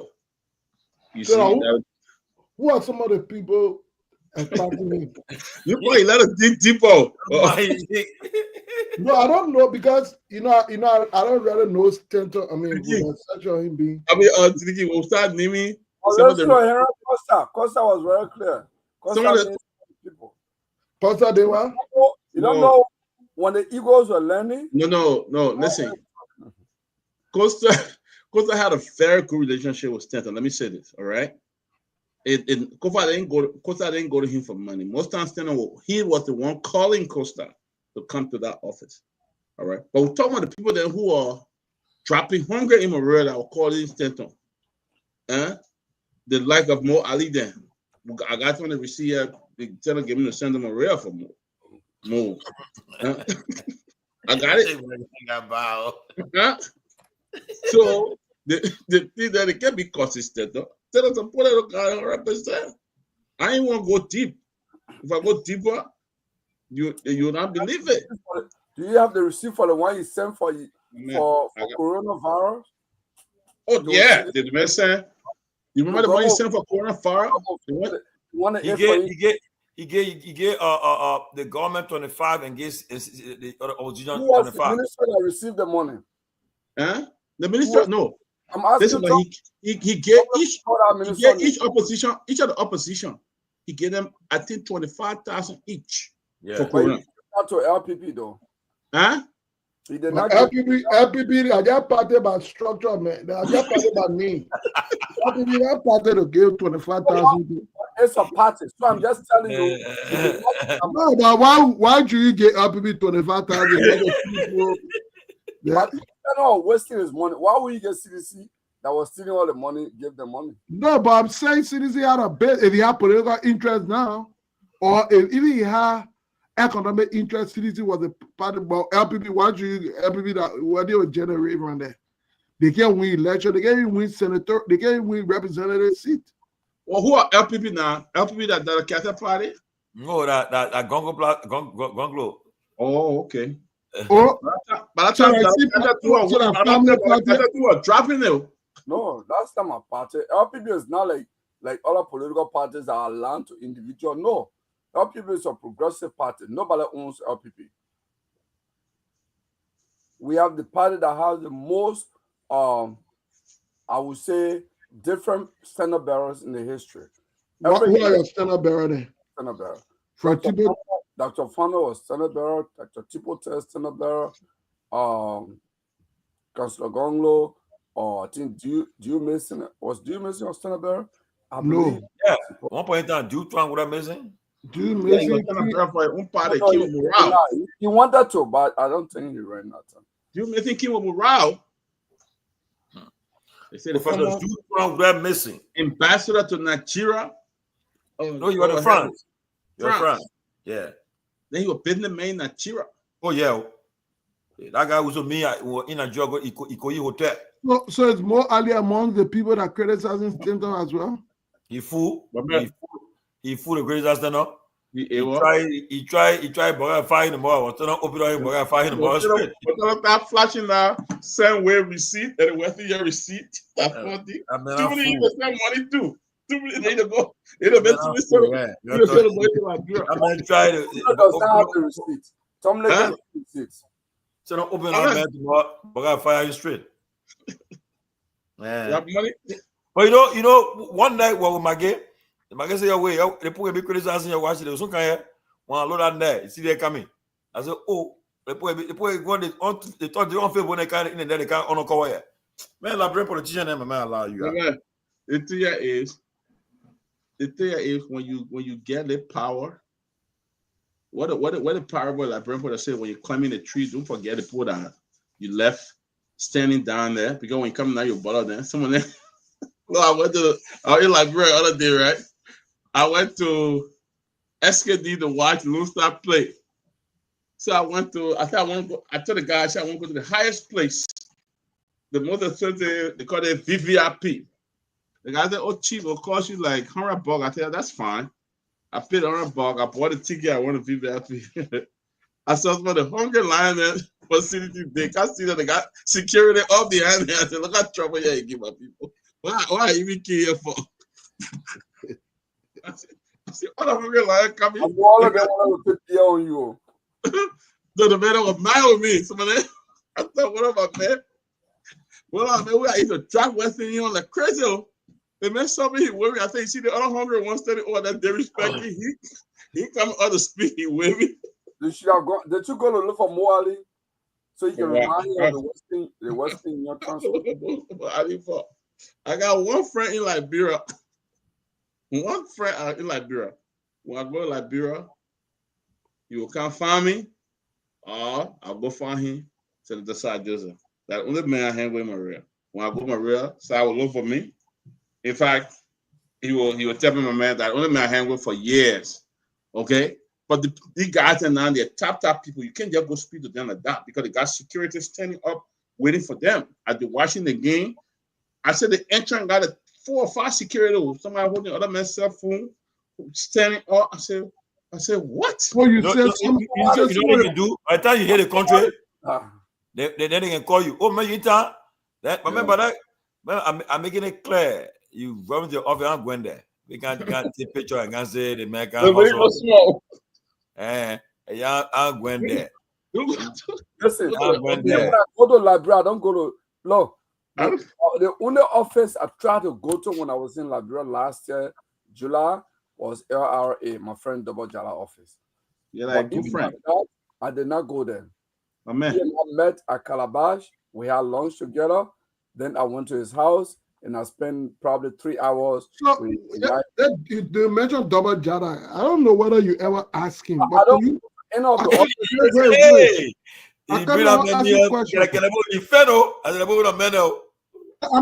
I'm not making any allegation. I just want to know from his mindset concerning your friendship with him. Can you explain that whole involvement with that, or with that car, his role in it, and something like that? Because it was confusing to me. That was claiming he Jala purchased the car and all the kind of stuff. First of all, Sidiki, I don't work for LRA. I think LRA issue a detailed press statement detailing everything. I read our press release, but it's been a while now. So if I attempt to say something now, I may contradict or leave out some essential things in our press release. But here's what I can say. In Liberia today, if you want to find 5 honest Liberians that you can give your money to, you can say manage this. You want to find 5 Liberians who are very innovative, very creative.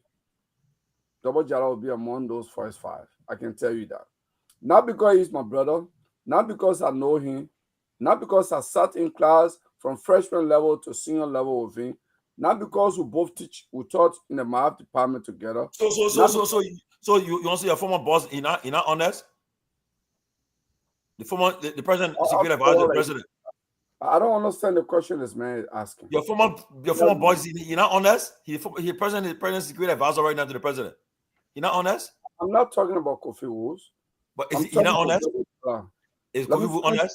Let me finish talking with Double Jala. Okay.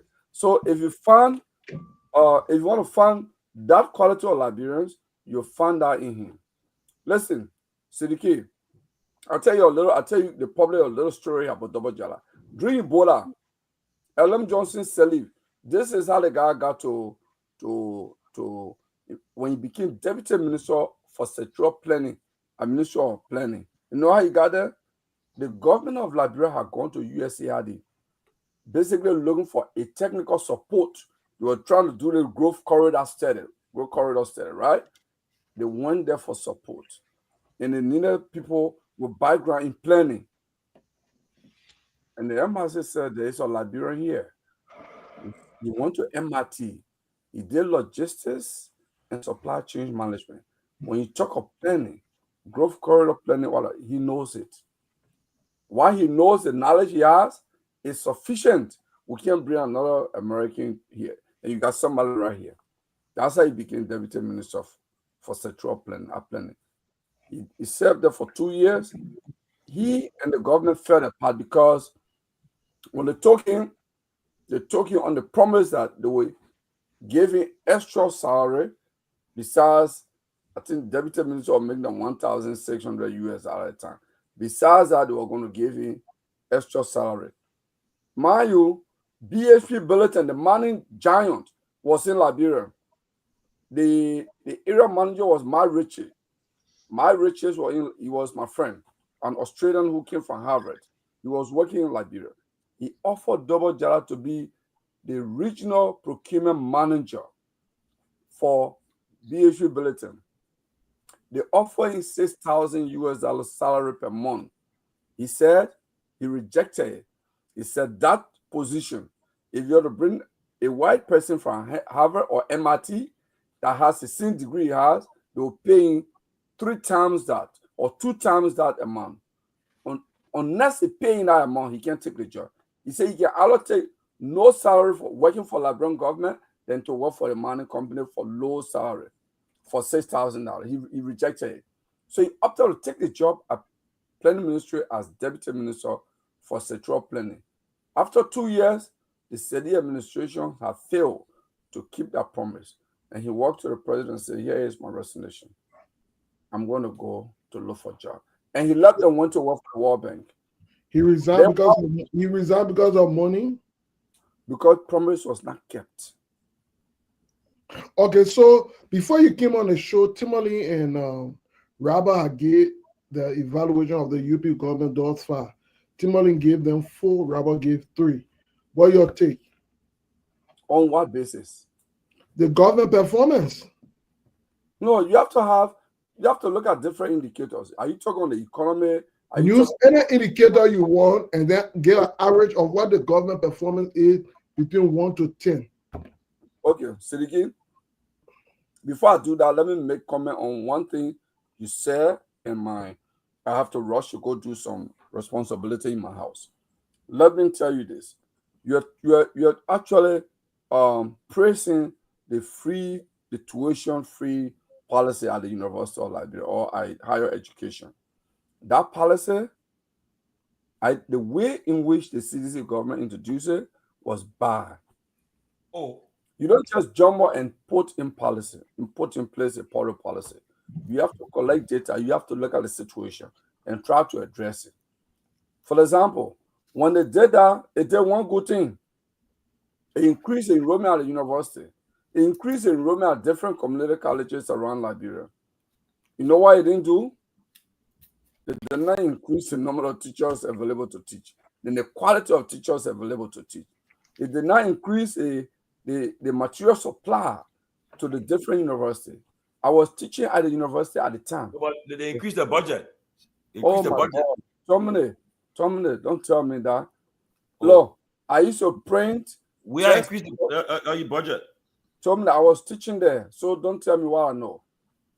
If they increase it, there is one thing about increasing budget and budget execution, whether it went to payment. You can say, hey, we are increasing it to $40 million per annum. But then if you look at the budget performance, you actually probably just disburse $16 million out of the $40 million. Okay? I know what I'm talking here. In the Science College, I work in the dean office. They were not giving paper ring, a single paper ring to any teacher. I would print my student test papers where I was working in my office and take it there to the students. If I have to have any handout, I will give it to the student. I will print it on my own and give it to the student because I was not in the business of selling pamphlets or what have you. I I'll print it. I'll use the project stationery, print it, and take it to the student to learn. Chalk, because we're written on the board with chalk. You have to go under the Ministry of Education, the old Ministry of Education, and buy chalk packs, the anti-dox one, good quality one, and carry it to my class. You will not find chalk on fender in the science building. I'm telling you reality, truth. I was there. In fact, I remember sitting down with my friend and brother Double Jala. We were discussing this. I said, those of us who are teaching, these guys, this is a good policy, by which they have taken a step by to say, okay, even the university didn't have enough armchairs. If you hear about the famous armchair problem at the university, that's how it became public, because the enrollment increased, but then they didn't have enough chairs for students, and they start fighting over chairs. In some instances, it resulted in a fight. It was a good thing to increase the enrollment, but then they didn't match it with logistics. But all the problem you're narrating, long before they have free education, those problems still existed. Not in the same magnitude. Those problems said students were always fighting for chair. But now in the university, I'm coming. Whether in magnitude or not magnitude, I'm saying to you, long before the policy to introduce free education came about, the problems you're narrating existed. Teachers were printing pamphlets or sending it to students. Teachers were bringing trucks or other instructional material to facilitate their something. Students were going through the same challenges. Yes, as students increased, they might have increased, but the point I'm making to you is that the policy did not introduce those situations that existed. Now, why did I reference that policy?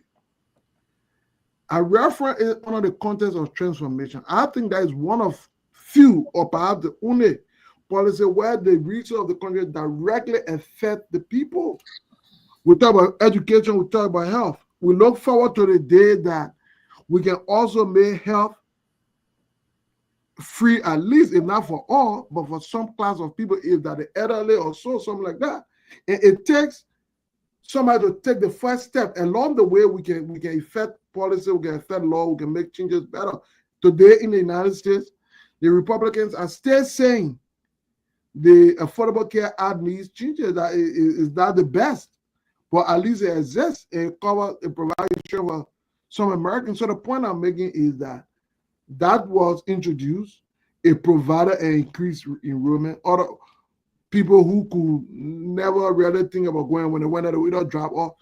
They raised that, not just at the university of Liberia, but other universities that were public. So I think that was a good step. That's the point I was trying to make. But I want you to answer that question in terms of the rating. I'll answer it. Before I answer that, to do an evaluation of that policy, on top of my head, I will say one thing. I think it contributed to poor quality of education at the university.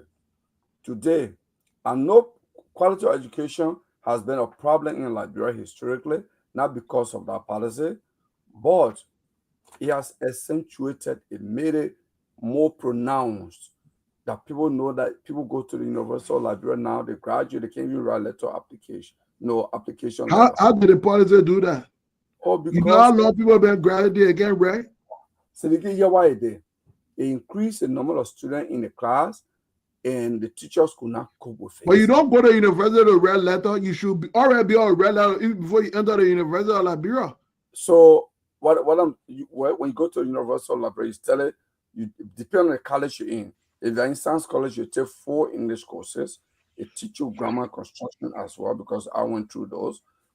If you're in business college, I believe you probably just do maybe 2, or no, you do the same 4 courses. I think the French is where they don't do much. So I will tell you this, but same we didn't do policy evaluation here. I'm not going to kind of try to debate this with you because I'm not looking at the data myself, So, but I will say this on top of my head because I was there teaching.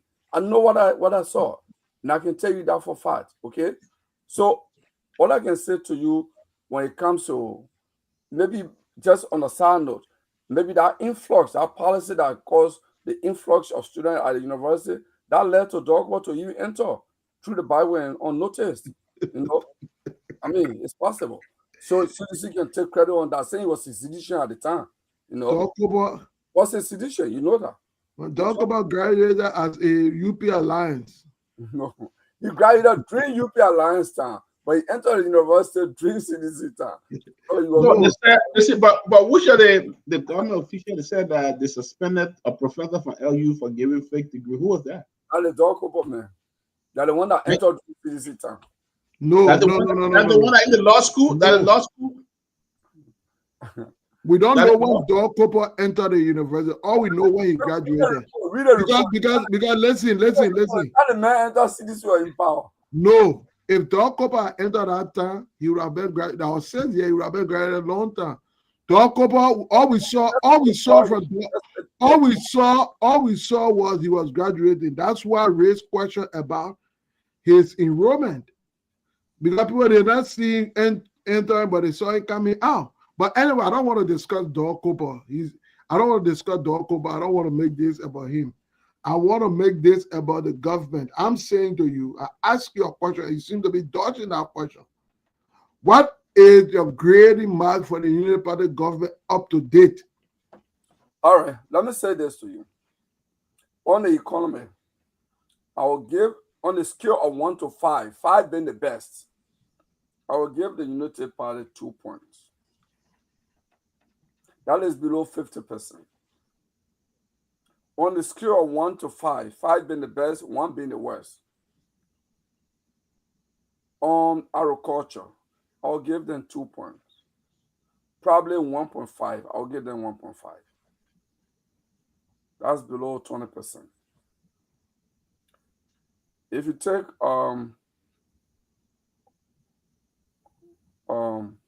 corruption, on the scale of 1 to 5, 5 being the best and 1 being the worst, I will give Unity Party 1. That's about 10%. Because I think Unity Party is competing with in corruption with CDC record. And CDC bad chairman, man, taking the party. I'm waiting for the man to finish. The party is supreme. Unity Party is competing with CDC record on corruption. And rightfully so, because they are the 2 parties of corruption in our history. So I mean, we can argue this. Because the data, we can argue on this point. Okay? But Kehleboe, the rescue said that they are the most educated. They know how to balance budget. They know how to change things. They know how to do this. But that part of budget, the balancing, they still more than even their own budget. No, but Peabody, on this particular show, I have said this many times. You think Joseph Boakai is corrupt? Yes. Yes. You want to ask me the same question about we are?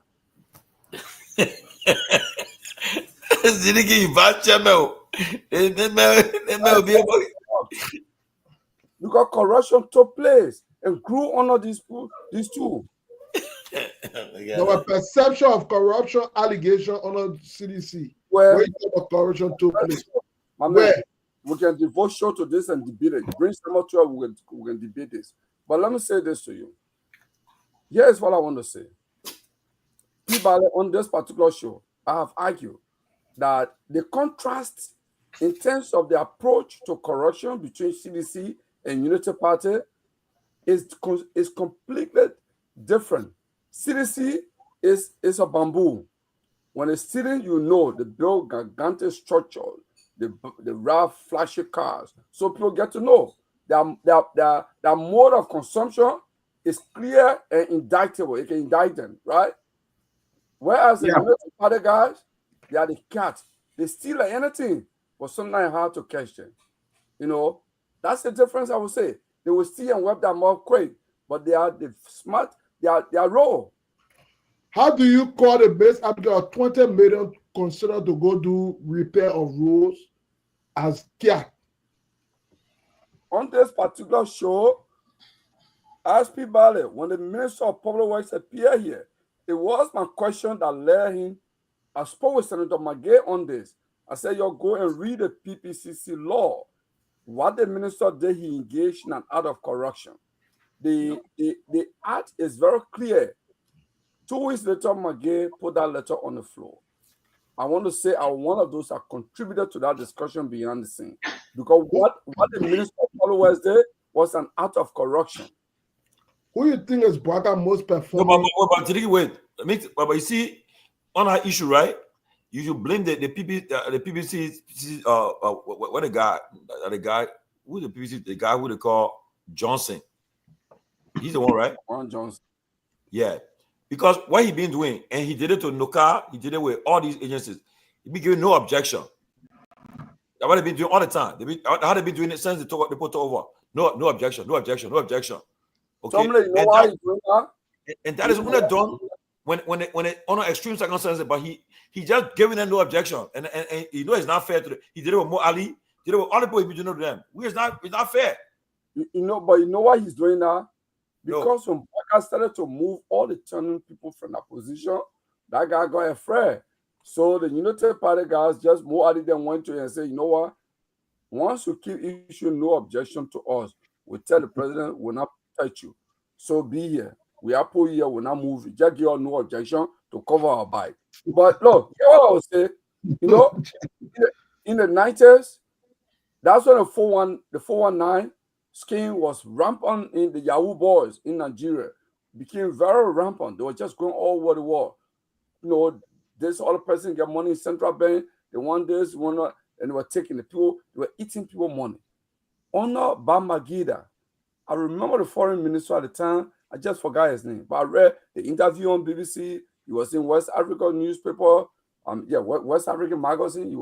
He appeared there. Here is why he argued. Because Western government were telling now the Nigerian government to arrest Nigerians that were entering Nigeria after duping Westerners, right? The Nigerian government said, listen, yes, we agree our citizens dupe you. They dupe your citizens. But your citizens also agree willingly that they will partner for Nigeria to dupe the Central Bank of Nigeria. They just got outsmarted. So if you arrest your citizen, we will arrest our citizen. That's how people interpret it, that Nigerian, once you see you enter Nigeria, they can protect you. Because the Nigerian government will say, we're not just going to rush and arrest our citizen because some American or European say the Nigerian dupe them or 5 million or this. He said, your people agree first to dupe us, and our people outsmarted them. I will say on the PPCC team, Tomalin, this is why I don't agree. I didn't agree with the minister excuse of no or no objection. The minister knows the law. There is a procurement office at the Ministry of Public Works. He knows the law. They knew the law and said, okay, we can frequently violate this law by just going to enter in Kuyu with the PPCC, and then they gave us the letter. So on both sides, they were violating the law. It doesn't excuse the minister. It doesn't excuse Mo Ali. It doesn't excuse anyone. They are all culpable under the law. They knew the law because every ministry has procurement office. And the law is very clear on under which condition you can give her no objection. And none of the things they did met the criteria. It's clearly not emergency. They were hiring services of people who are not the only supplier. They are not supplying skills that are in high demand, or that there is no competitor in the country to say this is the only brain surgeon in the country. So we can't go to Ghana or any country to put out a bid. So we have to just give her no objection because he's the only brain surgeon in the country. Will bring those are the conditions laid out in the PPCC law. Okay, and the guys knows that they were in violation. That's why I say the United Party guys are very corrupt, but they are the cat in corruption, the cat of corruption. The CDC guys were very corrupt, but they are the bamboo of corruption. When they were Peabody. Yes, sir. What's your rating of the government currently? I think it's 2 or 8. 2 or 10, sorry. 2 or 10. So, yeah. So before I come back to you, I just want to know from Gongloe to answer two things. One, I'm going to elaborate a little further, but before doing that, he should answer the. He said Bwaga is corrupt. What he means, he should elaborate. But before that, I wanted you to tell me who you think is the worst and the best of Bwaga's appointee currently in terms of performance and competence. On top of my head, without even thinking, it got to be Double Jala, the guy at LRA. It got to be Double Jala. In terms of competence, he's the most competent person in the entire government. Competence in terms of his job experience and production and quality of work, and then academically. Graduated with magna cum laude at the University of Liberia Mathematics and Physics, magna cum laude. He went to MIT and got the best thesis award at MIT, the value of $12,000. He got both master's degree from MIT and University of Zaragoza in Spain. And he went to Liberia, worked at PPCC, transformed PPCC to a level that people didn't see before he was there. If you look at the Liberia Institute of Certified Public Accounting today, I think ARCPA, right there on Randolph Street, their office used to be there. He took a contract from the World Bank as a consultant, and he built that institution from ground up and helped to even when you're saying, you see Decon T. King, the little who was at LRA, when they started, I think Astra or something, some West African accounting certification we were getting. Everything was put in place under his administration. He put in place a lot of reforms and made that institution to be viable and independent. And they started giving, even, I think by now they're giving the CPA exam, even in Liberia. Everything was put in place by him. So he's a transformative person. Besides his academic laurels, he's a very transformative person. Very innovative. So, look, talking to this guy, he told me, hey, I don't want to disclose some of the things he said to me, but he's set to hit $1 billion revenue. Who the worst? Let me interrupt you quickly, but Kehleboe. I think more ideas are worse. Huh? I think more ideas are worse. No, but even though I really don't, I'm not a fan of Mo Ali. I'll gain some slack when it comes to his job. How many times somebody get loud before you?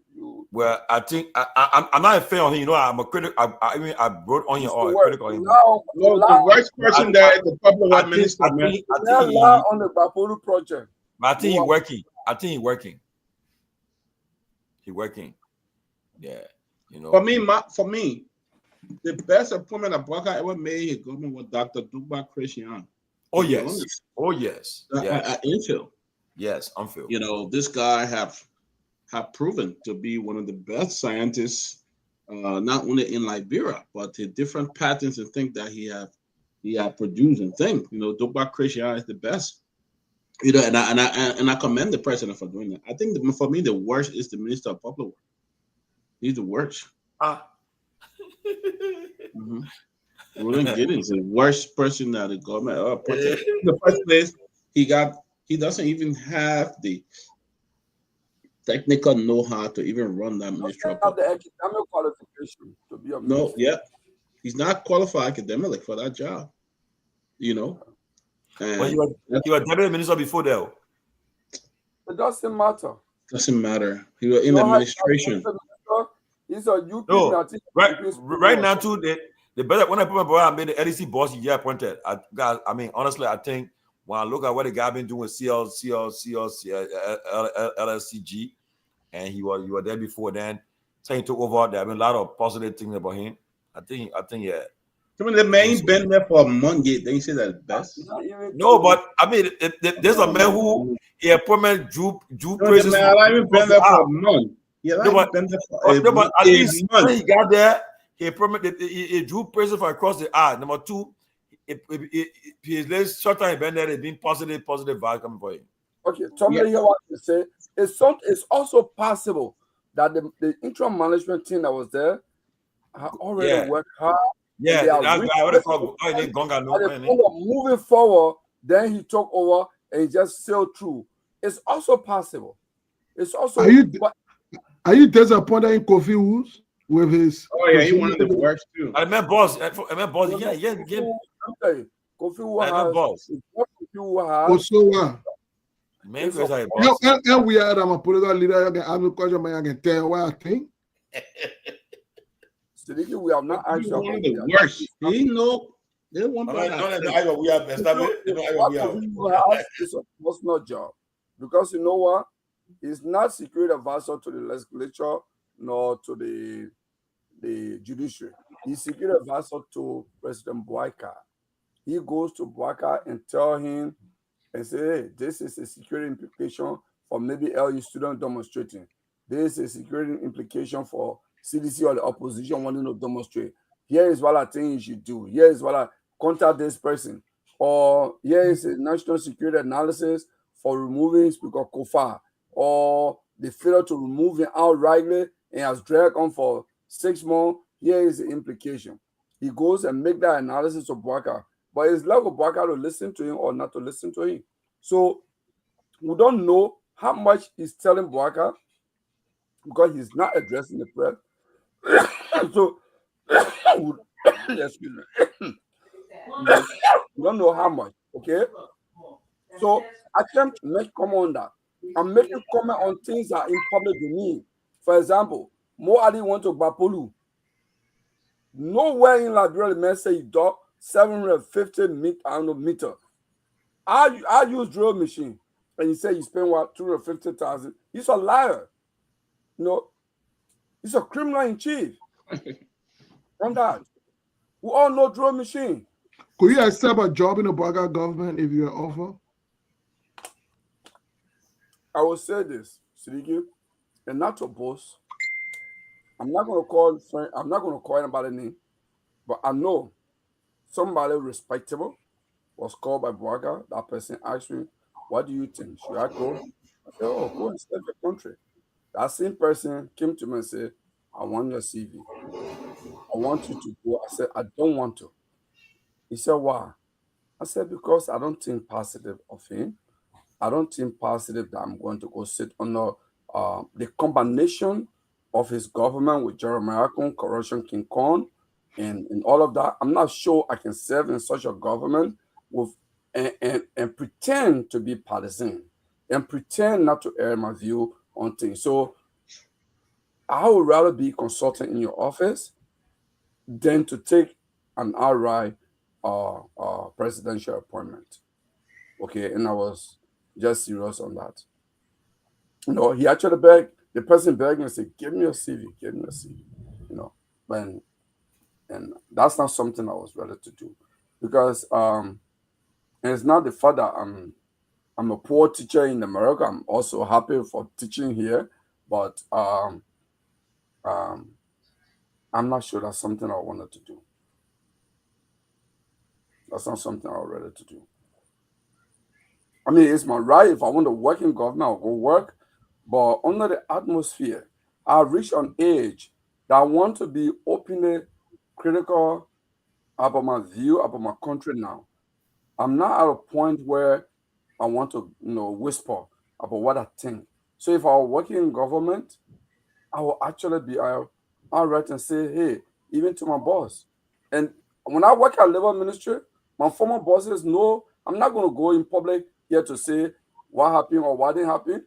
But every minister I work with, including Minister Solonte, Kehleboe Gongloe, they all know my view. Senior management staff, Bangalo, all of them know my view. I mean, I'm sometimes outliers on many issues. I'm just Kehleboe Gongloe. I say as I see a fit. The only thing you can do is don't say something in front of me that I disagree with. I'm not going to go back there and state my disagreement. I will say it right in front of you, whether you minister or you president. I will say it. When I was at Minister of Labor, one day President said he was doing visitation at the various ministry. She came to the Minister of Labor and she talked about the budget. Everybody has spoken, including me. We said something of what our roles were and what we were doing. And in her closing statement, she said something I disagree with. I raised my hand. And everybody said, Minister Josiah, Kofi Wood. No. When the president speaks, nobody speaks. And to President Sadiq credit, she said no. Everybody was standing up now for her to leave. She said no. Guys, let's sit down. Minister Gongloe, let me hear what you have to say. And I stated my disagreement with what she said. And she said, you see, John, he said, you guys are old school. This guy, what he said, I agree with him. In fact, that's part of the problem. I'm going to tell the Minister of Finance to look into that. So that's a Siddiqui. I'm not boasting about who that's the kind of person I am. If you say something from me, pray that I agree with what you say. If I disagree with it, you will not go 1 inch. I will raise my hand. You give me a chance, I will say what my counter position is. Yeah, but sometimes when people provide that courtesy, it doesn't mean that they're not bold. But in some instances, you must respect the protocol. I do respect that. So that's why I respect even those who respect this difference of opinion. And I give that to President Sedi. President Sedi, regardless of whatever, she's a very liberal person. You would disagree with her in her face, in her government, and she will not have problem.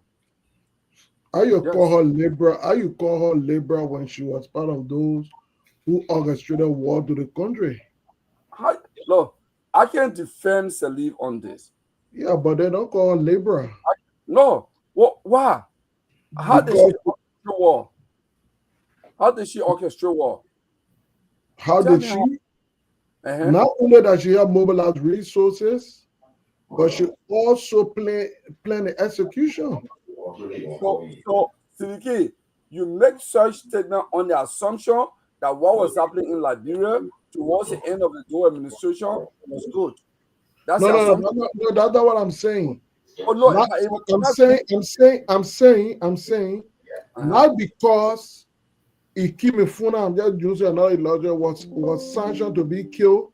It means Okongo should have been the one to cut his hair off, even though he was sanctioned to be killed. So, in other words, while it is true we agree that there were issues in Liberia, but the fact that Salif formed part of the process that destabilized the country, now you cannot put her in a category that she should not be in. That's the point I'm making. If you are not mentioning her being a liberal, somebody who can accept dissent, I wouldn't mention that. I'm not justifying those actions. Siddiqui, what you're saying here, for example, I remember in 1987, I was among the students at a university that demonstrated against the appointment of Dr. Stephen Yekesen. I can tell you also, I remember there was a strike that there's a guy who work out now the other timer. I remember here myself, we fixed this pepper, we took the pressure bottle from the chemistry lab, we brought it to town and we fixed pepper water and put it there when the boss were going to fender, and we attempted to, I think he successfully did it. We ran behind the boss, we sprayed the boss driver in his eye so the boss can go to fender, because we're trying to stop any student from going to class, right? So tell me, does that mean I'm not liberal? I was making a political. You have violence tendency. Remind me tomorrow. You have the tendency to be violent. I was not liberal. I'm saying to you, you ask me a question, I'm saying you have the tendency to be violent. Come on. My man. Well, is that not true? I took we took a political stand on the vanguard. Political stand to put pepper spray in somebody eye? We took a political stand and we're implementing the mandate of our party. And that's it. Our party said violent. No. So, Siddiqui, go sleep. I will leave with this war.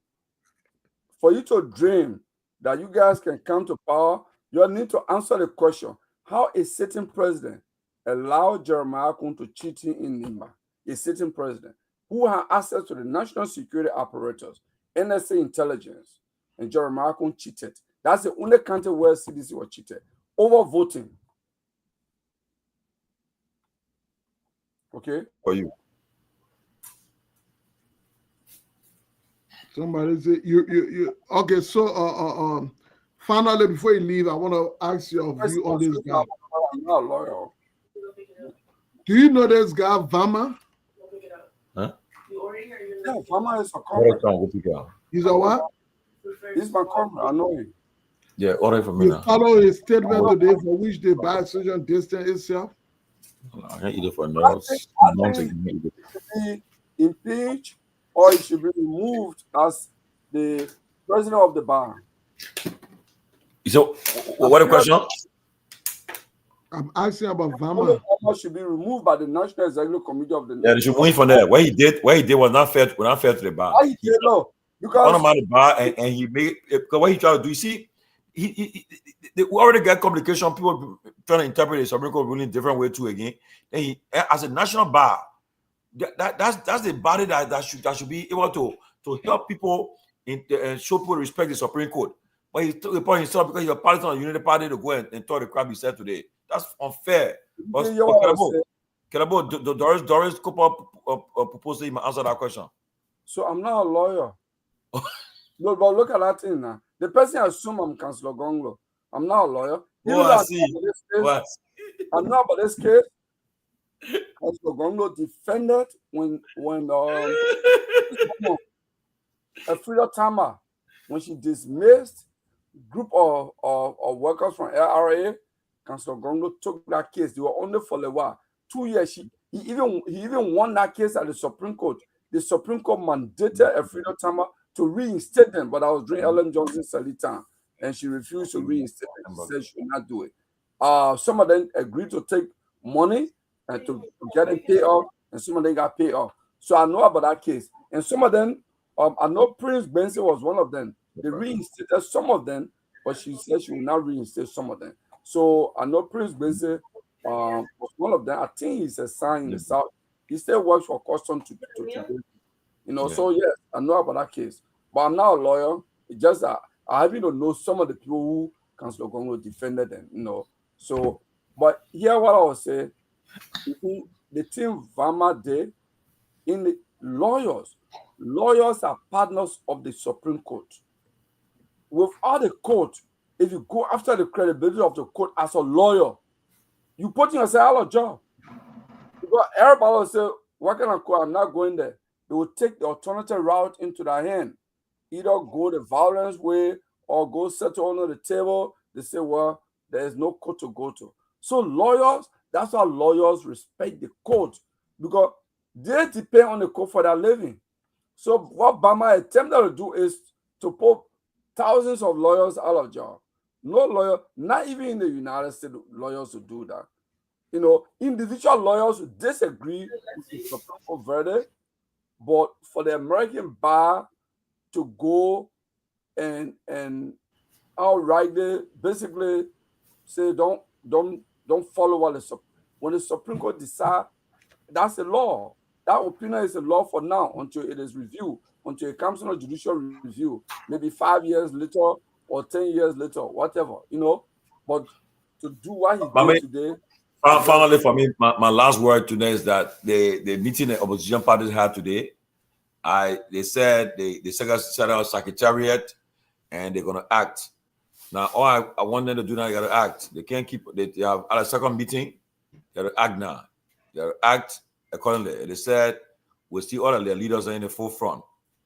I mean, the problem is, whether we have to do it for 1 day and then they finish, or they will sustain it. Because if you sustain it, and Sidiki said doesn't perform tonight. Sidiki said the protests will have results. You can't have protest and no result. Where you achieve on having it? If you have protests and just do it 1 day and finish, then why are you disturbing the peaceful? Because I mean, your paradise economy just to cause trouble for that one time. No, you want results. If they cannot have results from it, then I have a problem with them. And if they feel, when you get to a protest, you are insisting that the president must act. He must respect the Supreme Court ruling. If you tell him, say, if you don't do it, we don't leave the streets. You see what Malu said last week? Malu said, we're not asking, we're not appealing to Baka, we're not asking, we're not appealing. We're telling you, if you cannot respect the ruling, you're not going to go to work. I can't even say, you're not going to go to work. Yeah. That you should be doing. Then when they find out, people standing in the ground, then they'll say, we got then start calling for peace talk to talk. No, let me tell you, Tom. Yeah, but you can't come. In this kind of thing, you need to do. If you listen to the chairman of the Vanguard Student Unification Party, I think he made a critical point today. I listened to the interview.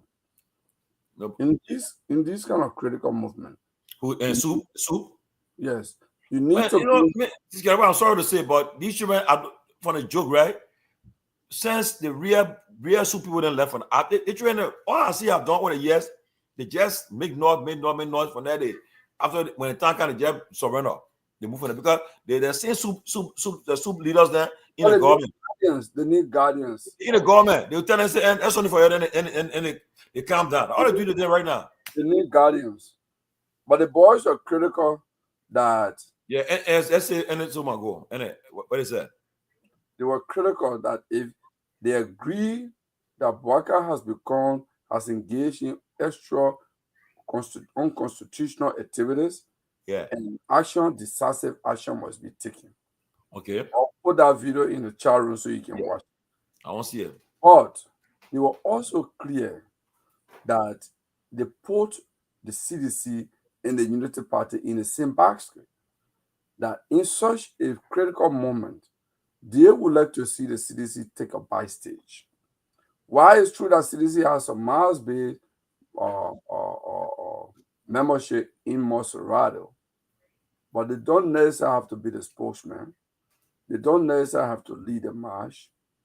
They should link with other student movement, progressive student movement, to come there.